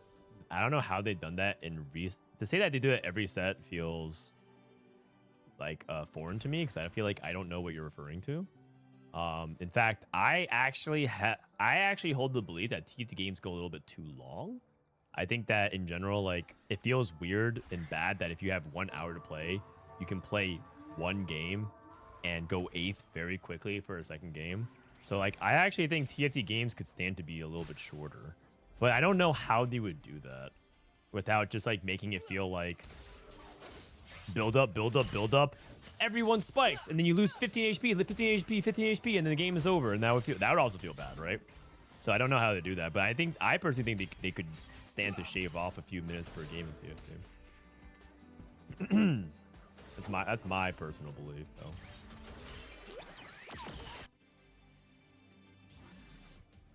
Bring back hyper roll. That's true. They could bring back a accelerated game mode, but that's not what they're talking about. Okay, we have Ari pair. So this is it Tiny Team? Is it Tiny Team reroll Syndra? Like, I don't think so, right? He might be just playing Ari. When you play Ari with Tiny Team, you play Ari. What? Ari, Nico, because you're rerolling 3 costs, and then what? Definitely, certainly not Syndra, right? Because you have the Archangels. Maybe just like Poppy or something. Oh, Rel Swain. But does that even like, is that even that valuable then though? Because Rel gives you a shield. Like, you have to think about like the Star Guardian value. Yeah, the trait makes sense, but part of the reason why it made sense for the Jinx and the Xayah is because the magic damage on attack plus the attack speed. So like, I'm thinking like, what combos well with Ari on cast gain mana? I guess it's Syndra, but you're not really like thinking about that. But Nico makes sense because of the tiering. It just feels awkward to me. Can you do Crystal Gambit with Ahri Tiny Team? You actually can, but that means you can't really move off of the 5 crystals for the more Star Guardians, which is what you traditionally do. You have to play into like Braum and whoever else you hit. I guess Seraphine is another way you usually cap the other bears, but you might not be able to play Seraphine. Rel Nico is shield. That is true. Yeah, that is true. It doesn't sound like inherently that insane though, right? Does that sound like, wow, you get a shield and then Nico, hold on. Nico buffs that Rel shield by 25%. It's like, okay. It doesn't sound like something that's like, wow, that's a gold tier augment.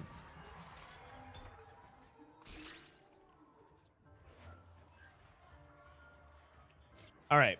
Let's take a look at other people's spot. Biribiri looking good. What is Biribiri at? I think Biri got a second, right? So she's at 22. She needs a third. She needs a third or better. Biri needs a third. Dankmemes needs a first. Brew needs, I think Brew went bot 4, right? This lobby is actually, like, I think everyone's playing for something. I think only maybe Lumen.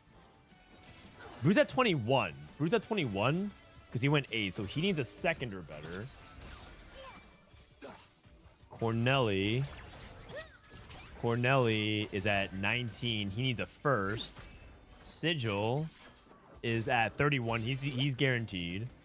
Dino is at 25. He needs a 6th or better. I think the same thing with Lumen. And then Protect Scroll is at 26. Okay, so he needs to avoid an 8th. So Protect Scroll, Dino, and Lumen are the players in the best positions. They just need to avoid like 6th or 7th. And then for the other players, they need to play for a first. This is Lumen. Lumen has Golden Quest. Hold on. I mean, he only needs a 6th or better. What better way than to go first with Golden Quest?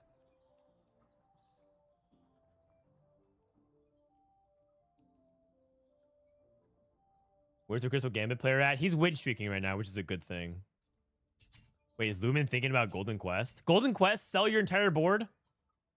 Oh, man. Bedge. You can tell this guy is rank 1. You can just tell this guy is rank 1. He just plays like a rank 1 player. You can tell he's rank 1. Come on, man. Isn't Lumen in on ladder anyways? Why does Scroll's headshot look like an 8th grade school photo? It's because I think they took these photos in Vegas, the Vegas Open 2 years ago. Maybe it is. His 8th grade school photo.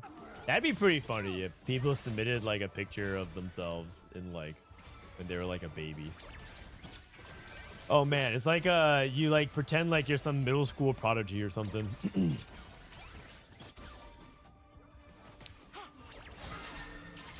I have like many like hopes and dreams about like what I could do eventually if I did become a TFT billionaire. I think one of them would be to kind of create a cool way for young people to compete in TFT. I think it'd be really neat to like do like to find out like who's the best TFT player under 18 to do like a junior championship.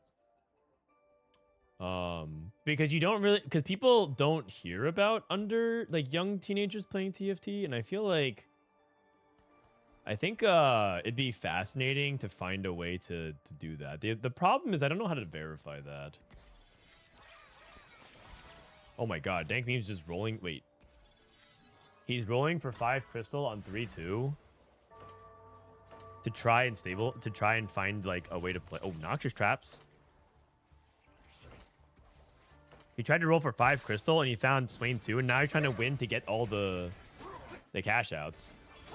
He hit the Malzahar, and I personally think Malzahar is better than Ahri.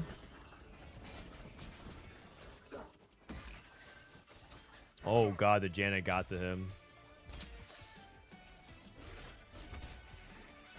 Double was 16 when he won Worlds. Yeah, but Double's 21 now, 22. Don't your neighbors have kids that play TFT? No, I don't think they play TFT, man. I think they pretended to play TFT. My neighbors, some kids from my neighborhood found out that I am a streamer, and they like wrote me some letters about how they think it's so cool that I'm a streamer.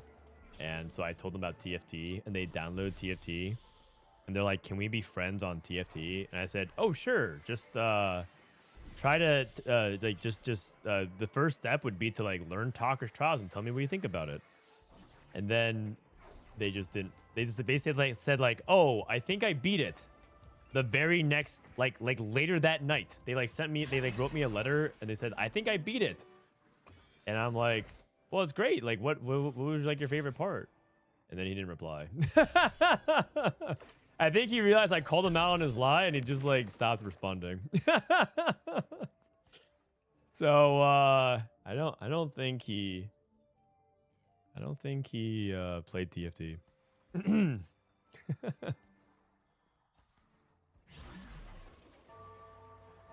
What if he's listening now? If you're listening to me, man, I don't want to dox you. Hey kid, if you're listening to me now, write me a letter again and tell me what your favorite part is about Talker's Trials.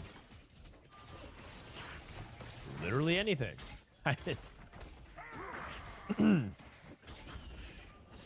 Seriously, like you can tell me like a single champion name, and I'll be convinced that you loaded it up.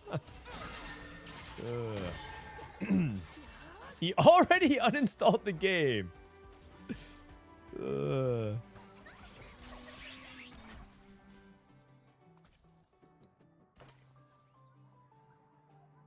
Tankzilla or Poppy probably here. Regenerative in general is like slightly subpar. I'd probably say it's like a C+. It's like fine. It's like a fine baseline to play, but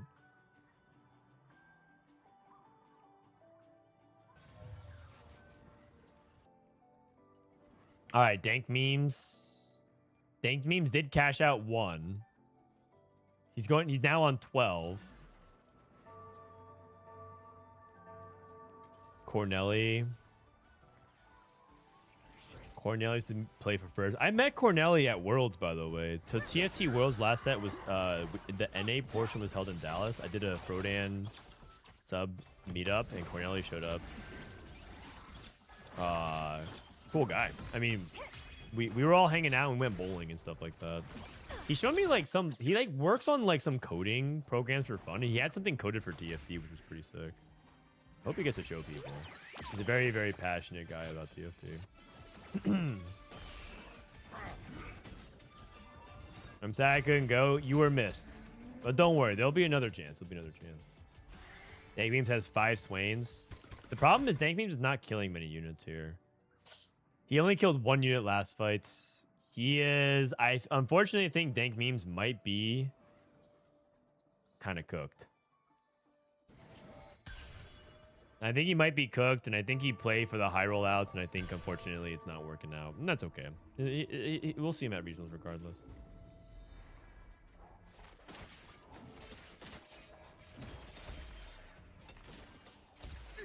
He just played for the duplicate cash outs? Yeah, probably. But I also think that he needs to, like, kind of high roll enough to, like, get to a good spot. Like, he needs to kind of, like, win some fights in high roll here, so we'll see. Level 8 for Lumen. He's playing Yumi, right? Or what? 4 Protector. Lumen needs to avoid an 8th. If Lumen goes 8th, he's dead. Oh, he's just playing Malzahar Flex.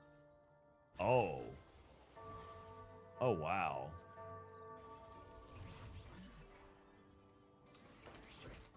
Well, I mean, he's not... He has the Rise. Does this look like a board that you would land on if you have Calculated Laws and Slamming? Wait, if Lumen's at 25 points, if he goes 8th here, he cannot make it in. Guaranteed. I mean, I think he wins this fight for sure.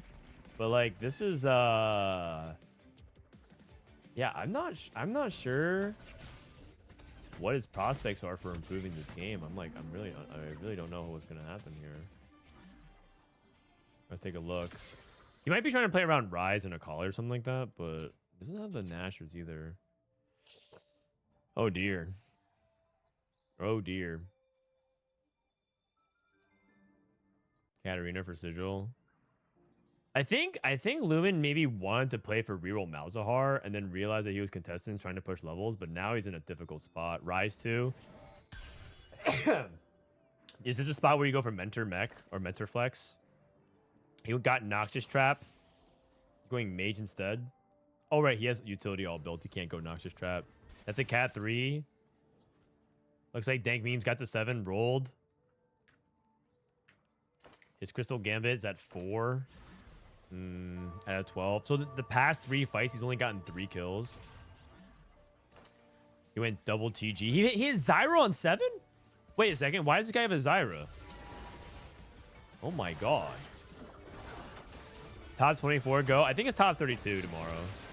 I saw there were 4 lobbies available, so I think it's 32. Wait, he might be back.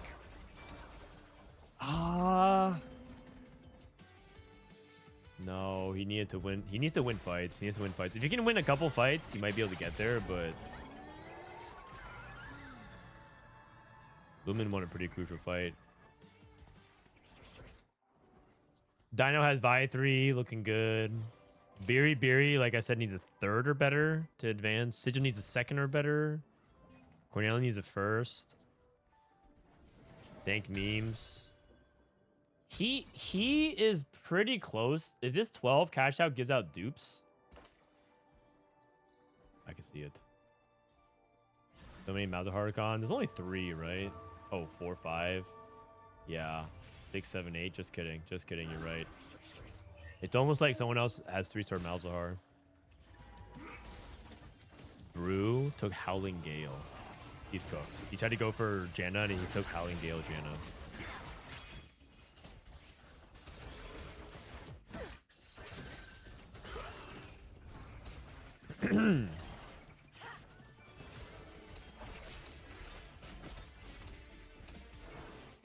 Okay, he got the rewards. Okay, hold on. What's the rewards for Dankmemes? Lumen lost, and again, if these players die, that frees up the spot for Dankmemes to make the comeback. That's a big win for D memes.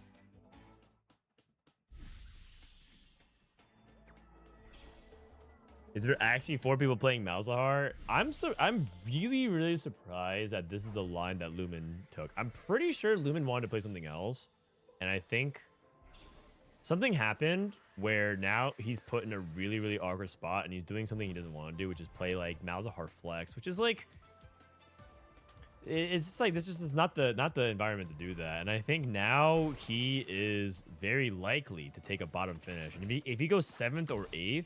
He is donezo. I think he's not advancing in the tournament. Okay, the 12 cash out was 2 components, which is good, but not what he needs.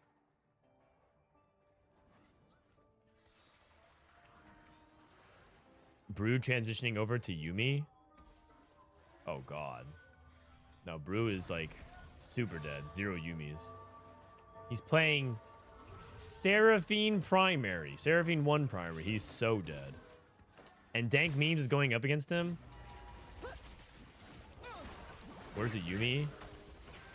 I'm not sure. And I think in his mind, that I think he was going to play this because Howling Gale, like, for him, the only line that you ever want to play Howling Galing is probably Prodigies because of how much mana he generates.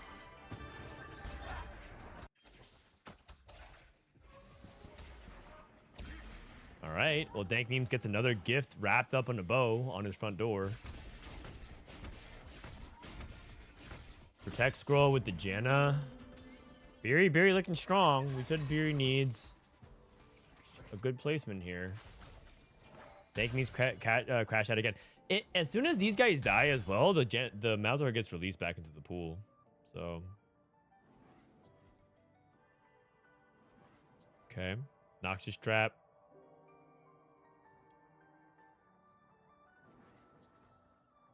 I love when Tankzilla procs and it looks like you're just attacking the air. It does. It's pretty funny. You're just fighting a ghost. Ooh, this is gonna be really tough. Tough person to fight. Next cash again is 6. If we can kill 2, we get a reward.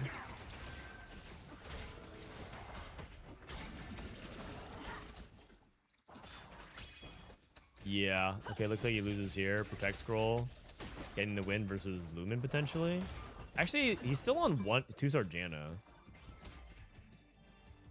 I mean, Lumen's hanging in there. Brew is dead. So a couple more Malzahar gets shuffled back in the pool. Unfortunately, Corneli is also going to die. I don't think this tiny team Ari makes a bunch of sense at the moment, unfortunately. Lumen, believe it or not, won 4 of these fights on stage 4.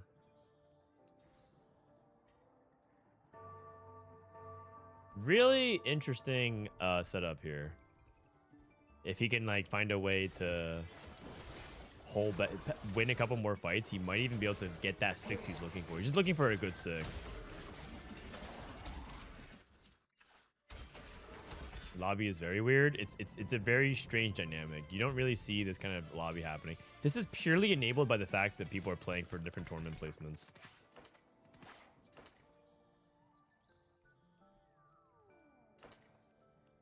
Okay, trying to get real items onto Zyra. I think Giant Slayer is quite good here. Okay. Looking for the Malzahars. No Malzahars at all. Oh, goodness, that was terrible. RE3 for Corneli. Hold on a second. Some life in this tiny team.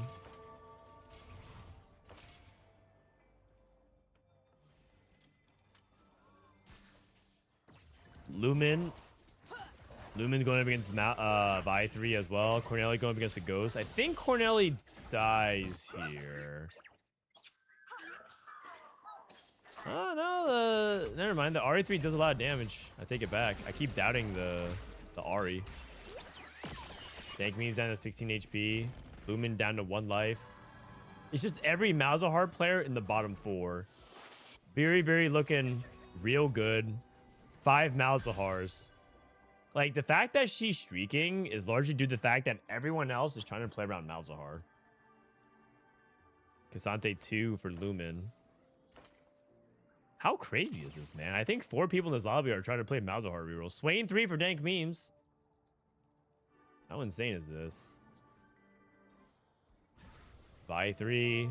If you're like playing, if you're Dino, you must be kicking back and sipping on your pina colada. Like, what? Man, this is just so chill. Everyone else is just killing each other and just playing like your uncontested reroll. Just vibing. This is Lumen against Biribiri and Dankmemes versus Sigil. I think Dankmemes is, unfortunately, dead. Lumen is also dead. And Corneli is also dead. Protect Scroll's also dead. He gets a 6th. He needed a 6th. Wait, he needed a 6th, and that's what he got. Oh my god. 4 people died this round. Oh my goodness. That is wild. 4 people died. Lumen was at 25, so he's at 28. Corneli was at 19. He's out. Dankmemes was at 20. He's out. Protect Scroll was at 26. He gets a 4th, so he's in. Dino's at 25. He's in. Sigil's at 31. He's in. And then Biribiri needs a 3rd or better. She is in as well. So I think this lobby is basically squared away. We have the results that we want. We could watch the end of this game, or we can try to see if we can go to another lobby. I'm not sure if other people are spectating, though. I think other people might be spectating. Well, I guess we could finish the rest of this lobby and move over.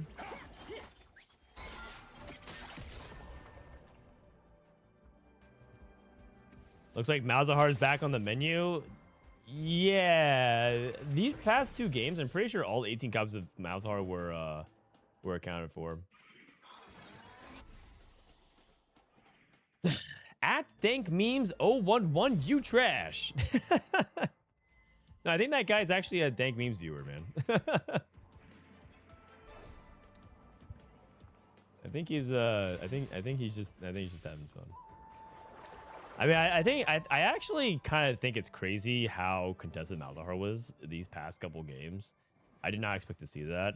I wonder if it's a convergence of like the meta evolving at the same time, and a lot of people know Malzahar is good, and you can play around Malzahar more. It just happened to be some weird 2 games where like 4 players were trying to play Malzahar of some kind. Right, I just tuned into Pro TFT again. Can you tell me why Soju and the others are not in this? Soju and the others are playing in the official new Pro circuit that started this set. Basically, the Tactician's Cup used to be the premier tier 1 system of how you qualify for regionals and then regionals to go to worlds. Now there's one layer built above that called the TFT Pro Circuit, or TPC, you might hear people say. TPC is now tier 1, and that's where all of them are playing. And the Tactician's Cup is how you qualify if you aren't in the Pro Circuit. So in Valorant, it's like VCT Challengers. It's like Academy in League of Legends. It's like whatever the tier 2 circuit is in Counter-Strike. This is basically the up-and-comers or players who barely missed, like the best players who got snubbed either through invites or barely missed. Or up-and-coming grinders, right? This is the opportunity. This is the proving grounds. This is the proving grounds. So you are watching the future stars of North America, Latin, and Brazil / Kiyoon. Because he's not a future star. He is the star. He's my star.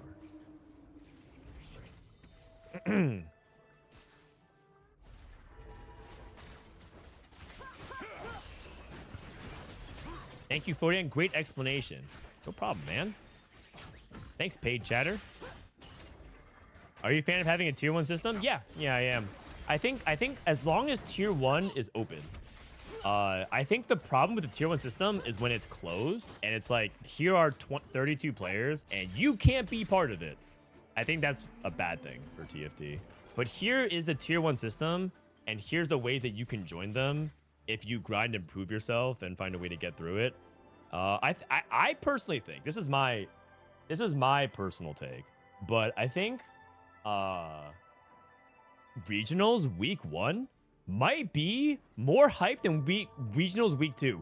Regionals week 2, people qualify for worlds, but regionals week 1, people are gonna get relegated and promoted, and they're gonna have cams on. And some players are going to get their dreams fulfilled. They're going to be able to get into the pro circuit, and it's going to be awesome. And that'll be the start of a new chapter. And some players are going to have their dreams crushed. And I don't hope that happens to anybody in particular. But I do think that is what makes competition interesting to watch. And I mean, some people's hopes and dreams are going to be crushed, man. And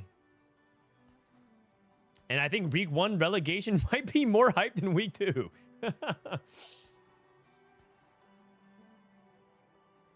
Brandon, what is your ethnicity? I'm Chinese American. Although, apparently some people don't believe me. I get a lot of different suggestions. Not suggestions. I get a lot of remarks about like what they think I am. Disco will win again? I hope so. Regionals next week. Regionals week 1 is next week? No, it's in 2 weeks. 2 weeks.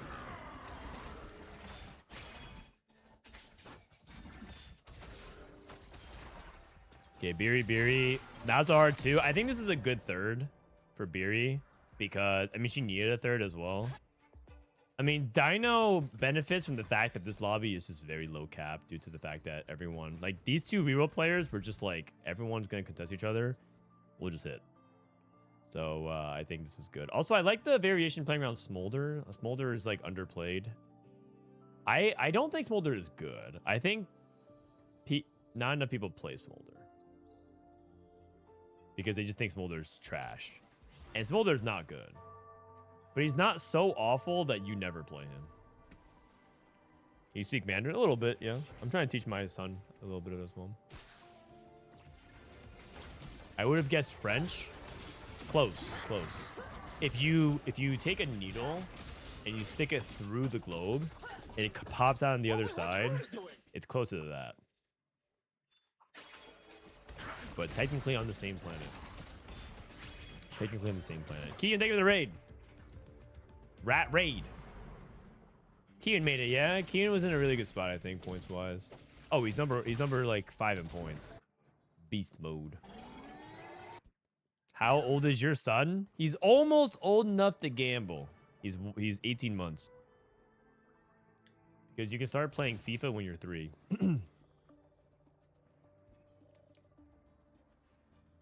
You can make Smolder a lot better if you bench him and put him out again. You mean like switch him to Kog'Maw?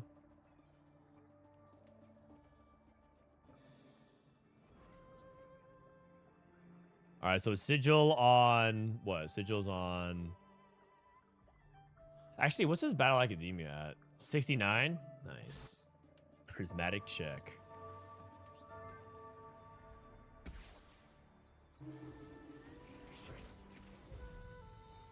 In this case, since you're playing around Vi primary, Lulu secondary, isn't Smolder versus Cogs depending on what items you have? Yeah. Yeah, it depends on what items you have. It depends on like sort of like what you need as well. So like for example, if you're going up against a lobby where you see like 3 Bramble Vests, it's probably just still better to play Kog'Maw because the AP damage, like you could do that. Assuming you had the utility squared away.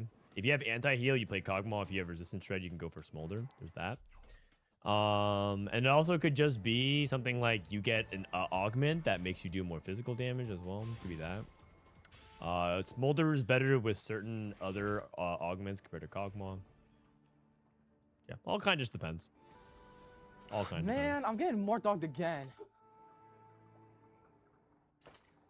But I would say that on average, Kog'Maw is better by like a lot. Mormon Gaffey for 13, man.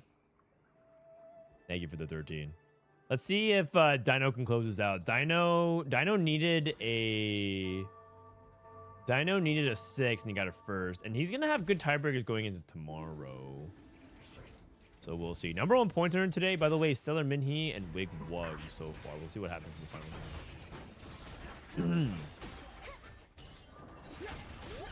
Soju is lurk hate watching. Oh, he's gonna be disappointed, man. At least for one more day. Because the thing is, I think Soju wants to hate watch, but the thing is, the longer you edge, the bigger the payoff. I think I'm guessing Soju wants Kiyoon to go 9th again. Because if Kiyoon goes 9th for the Tactician's Cup, then he gets day 1 play-in. But Kiyoon already qualified for regional finals play-in. Kiyoon's trying to get top 8 so he can get week 1. So I think Soju would probably prefer that Kiyoon gets 9th again. All right, let's go ahead and look at it. Oh, we have Phoenix. We got Phoenix. Let's go ahead and see how he's doing. I think Phoenix is doing pretty well, right? Day 2 standings. Let's check it out. Phoenix. Oh, he's at 23. Oh, he's not doing well. Phoenix needs a 5th or better, or 4th or better. Uh-oh. He needs a 4th or better, otherwise he can't advance. If he gets a 5th, he's at 27. 27 might be enough. Depends on how good his tiebreakers were yesterday. Phoenix's scores 2-8-1-3-8. A lot of 8ths.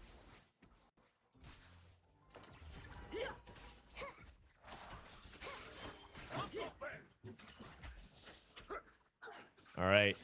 Can Phoenix survive? He's going against Yuumi. He does have heavy as the crown Kog'Maw.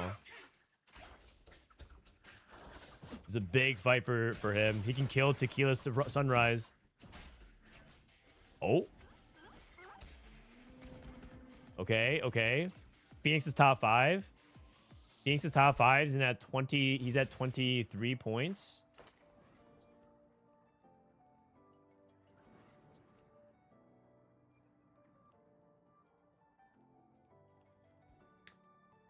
Wait a second. This thing is wrong. Sorry. Let me just cover it, because that thing was actually a different game. Are there any more games? No, this is the last round. So we're just doing bonus. I'm doing bonus coverage of hopping around the lobby and seeing like who like the last couple games of the round. Phoenix's dad also plays TFT. He's platinum. That's weird. I I swear I hit a higher rank than platinum. I know that sometimes I might sound like I'm a platcaster, but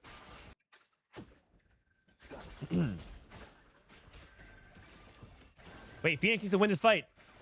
Oh, oh, oh! If Kog'Maw dies, he's dead. Oh, that's close. That's close. Because he has Crown of Demacia. If this Kog'Maw dies, he's dead. Hoo hoo, hoo hoo. Like oh man. If Phoenix goes 5th here, he's at 27 points and he goes to tiebreakers. So 4th is a clean break to get 28 and in.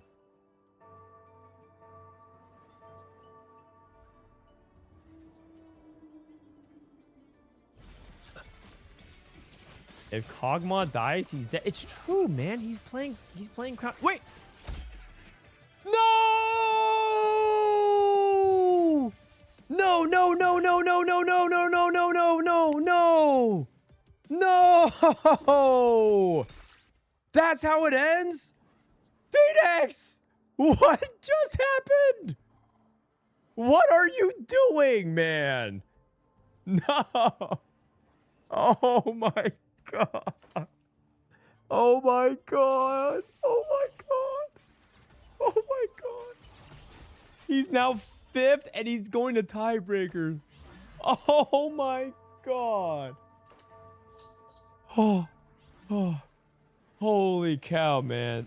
Oh my God. What? All he had to do was remove the crowd or bench the Kog'Maw. Oh my God.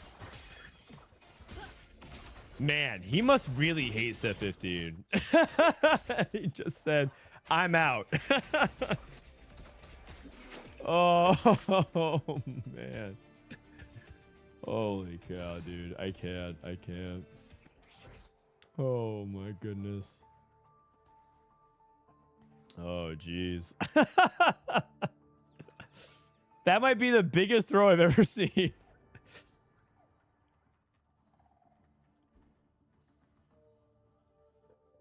Phoenix, what's up, man? What happened, dude? Phoenix! Oh my God, Garage, man. Oh, Lord, dude. I think you had it. Oh man. Holy cow. I did not expect to see that, man. I was tuning in and be like, oh my God, Phoenix has this. He get top 4. It was close. And then the previous fight, someone was like, oh yeah, come on, man. If the Kog'Maw dies, he dies. And then literally that happened. Oh my goodness. All right. Draynox at 33. Manu now at 17. He can't make it. Ewick at 24. He has 30 now, so he's in. Frankie Doodle, 21. He get 5s, get 26. He's gonna miss. Phoenix still might make it. I'm looking at the scores right now. Phoenix still might make it, guys. He's just gonna go to tiebreakers. K3 Soju, get on Val at Phoenix.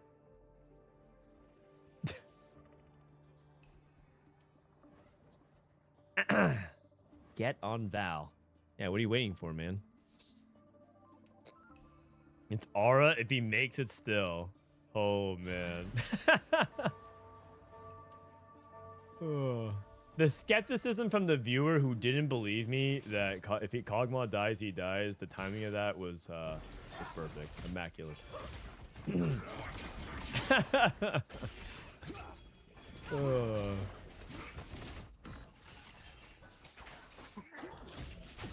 Okay, looks like Draynox gonna wrap it up. Janna doing Janna things, and that's the last round.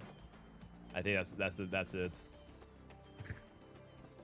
Unbelievable, man. Unbelievable. All right, dude. Bro, you pinned EMEA scores. It's EMEA, and then right afterwards it says Americas. Amer. We got EMEA and we got Amer. All right. Low key, that was a Greg level play. Dude. No, come on, man. Don't kick at Greg while he's down. That's messed up. That's messed up. Some of you guys are really mean. Some of you guys are really mean. All right. So we have 34 points. So these are the players who guarantee make it in. The people who are at 20, I'm going to say 26 plus are basically guaranteed. So we'll see. We'll see who actually makes it, and then we'll probably end the stream today. So Stellar Minhee, Wigwug, Pedro Batata. He's back. The guy with 4 Twitch emotes and one name. Pedro Batata. Dranox, Kiyoon, Sigil, Tiagowski, Shoma, Ripple, Coke, Robovan, Pizza, Slice Down, Neonify. Neonify has made it far in Cups before as well. Isotoma made the world, Protect Scroll, and Jungle Bug. I think these are the people who are the most likely to... They're basically guaranteed in. Luminous should be in. Dino should be in. We know a handful of people as well. The question is, where do people like Phoenix... Where do people like Phoenix sit? We'll have to find out. Good amount of Brazilian players kind of doing well. One LATAM player doing well. Remember, this is like people's last chance to qualify. No, Ed Helms. Ed Helms is dead. All right, we're going to just have to sit and wait. How fast we'll be able to update. Batata means potato in Portuguese. Okay, fun. Kiyoon the GOAT in top 5. I mean, I think Kiyoon is... I mean, I think Kiyoon is on average, like... I think Kiyoon would have to play something like 30 tournaments before he misses his first day 3. I think he has that much of an edge on the field. I think Kiyoon is far better than the average player in this field. But the thing is, I think I don't know how locked Kiyoon is for this tournament. Like if he was actually trying like his utmost hard, I think Kiyoon on average is like his playstyle works really well in things like this field as well. I think.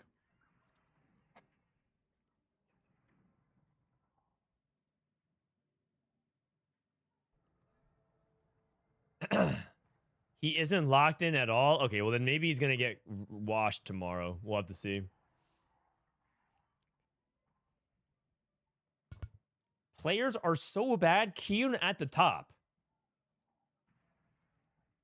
I mean, you say that like as if Kiyoon doesn't clock in.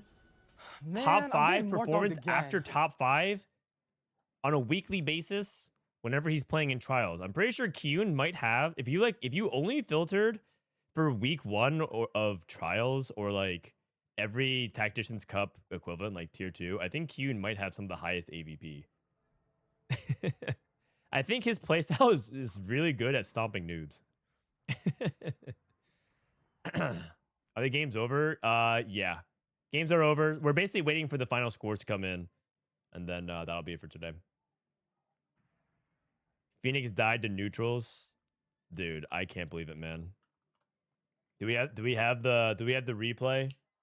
Producer, we gotta pull it up. If you guys missed it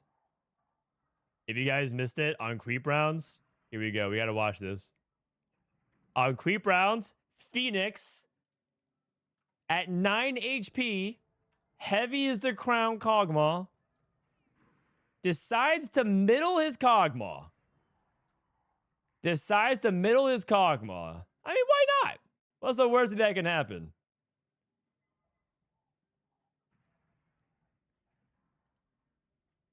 I mean, we're about to find out. I looked away because I didn't even think about it. Because I was like talking about other people's boards. And I was walking around. And then all of a sudden, I walk over and I just see Phoenix's Kog'Maw at 1 HP. Oh. And he dies to exact lethal. It was 9 damage as well. It was also 9 damage as well. Like, he could have actually survived as, like, 1 HP as well. Oh, man. Oh, man. Phoenix says, I was trying to default middle on creeps to not give away my side. I see. So he was trying to middle on creep rounds to throw off the stun on which side he would play Kog'Maw. All right, here we go. Scores are in. Here, scores are in. Draenox with Stellar Minhee, 40 bomb on both sides. Congratulations, guys. Awesome day of competition. Those guys are some of the highest scorers all weekend.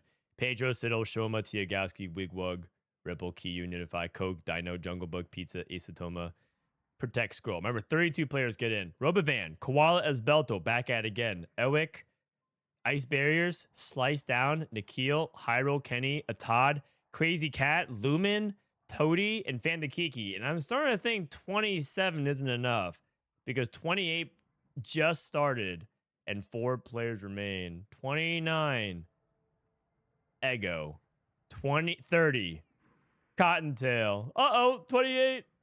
Biribiri, 28. And the last player to get in.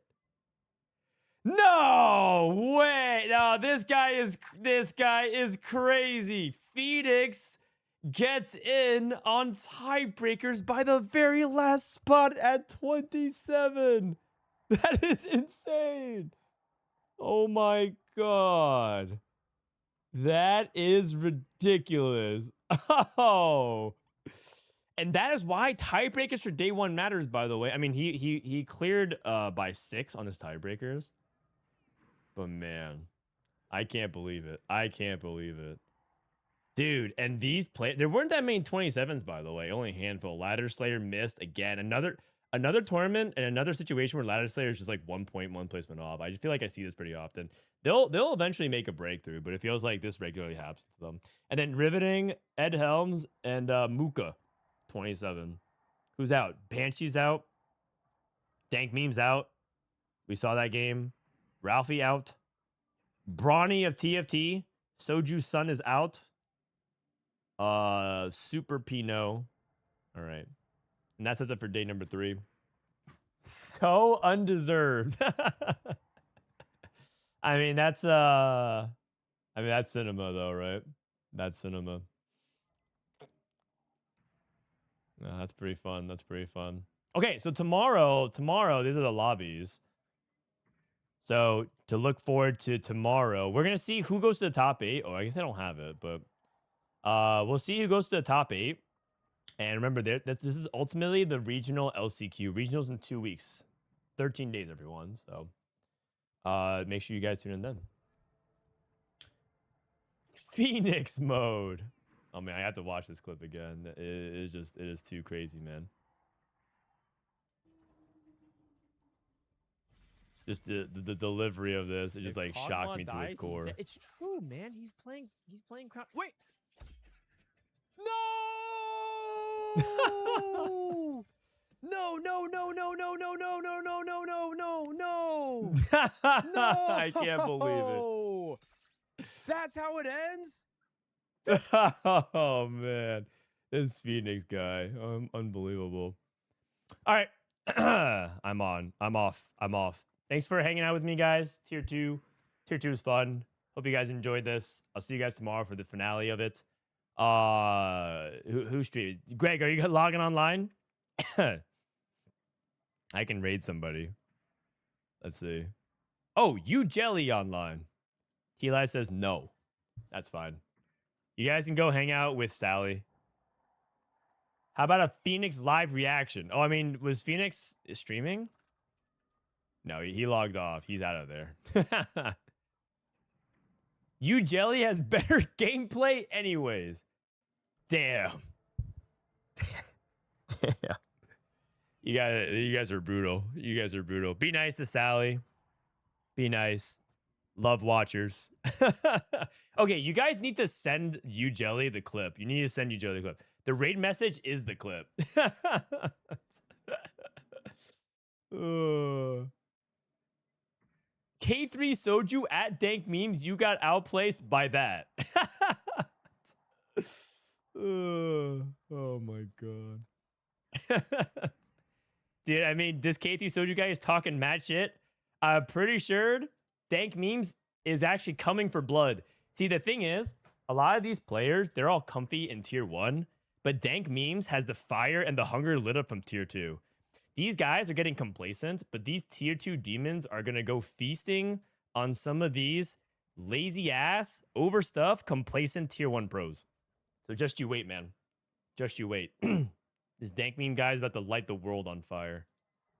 3rd worlds in 4 sets. That's a promise. Peace.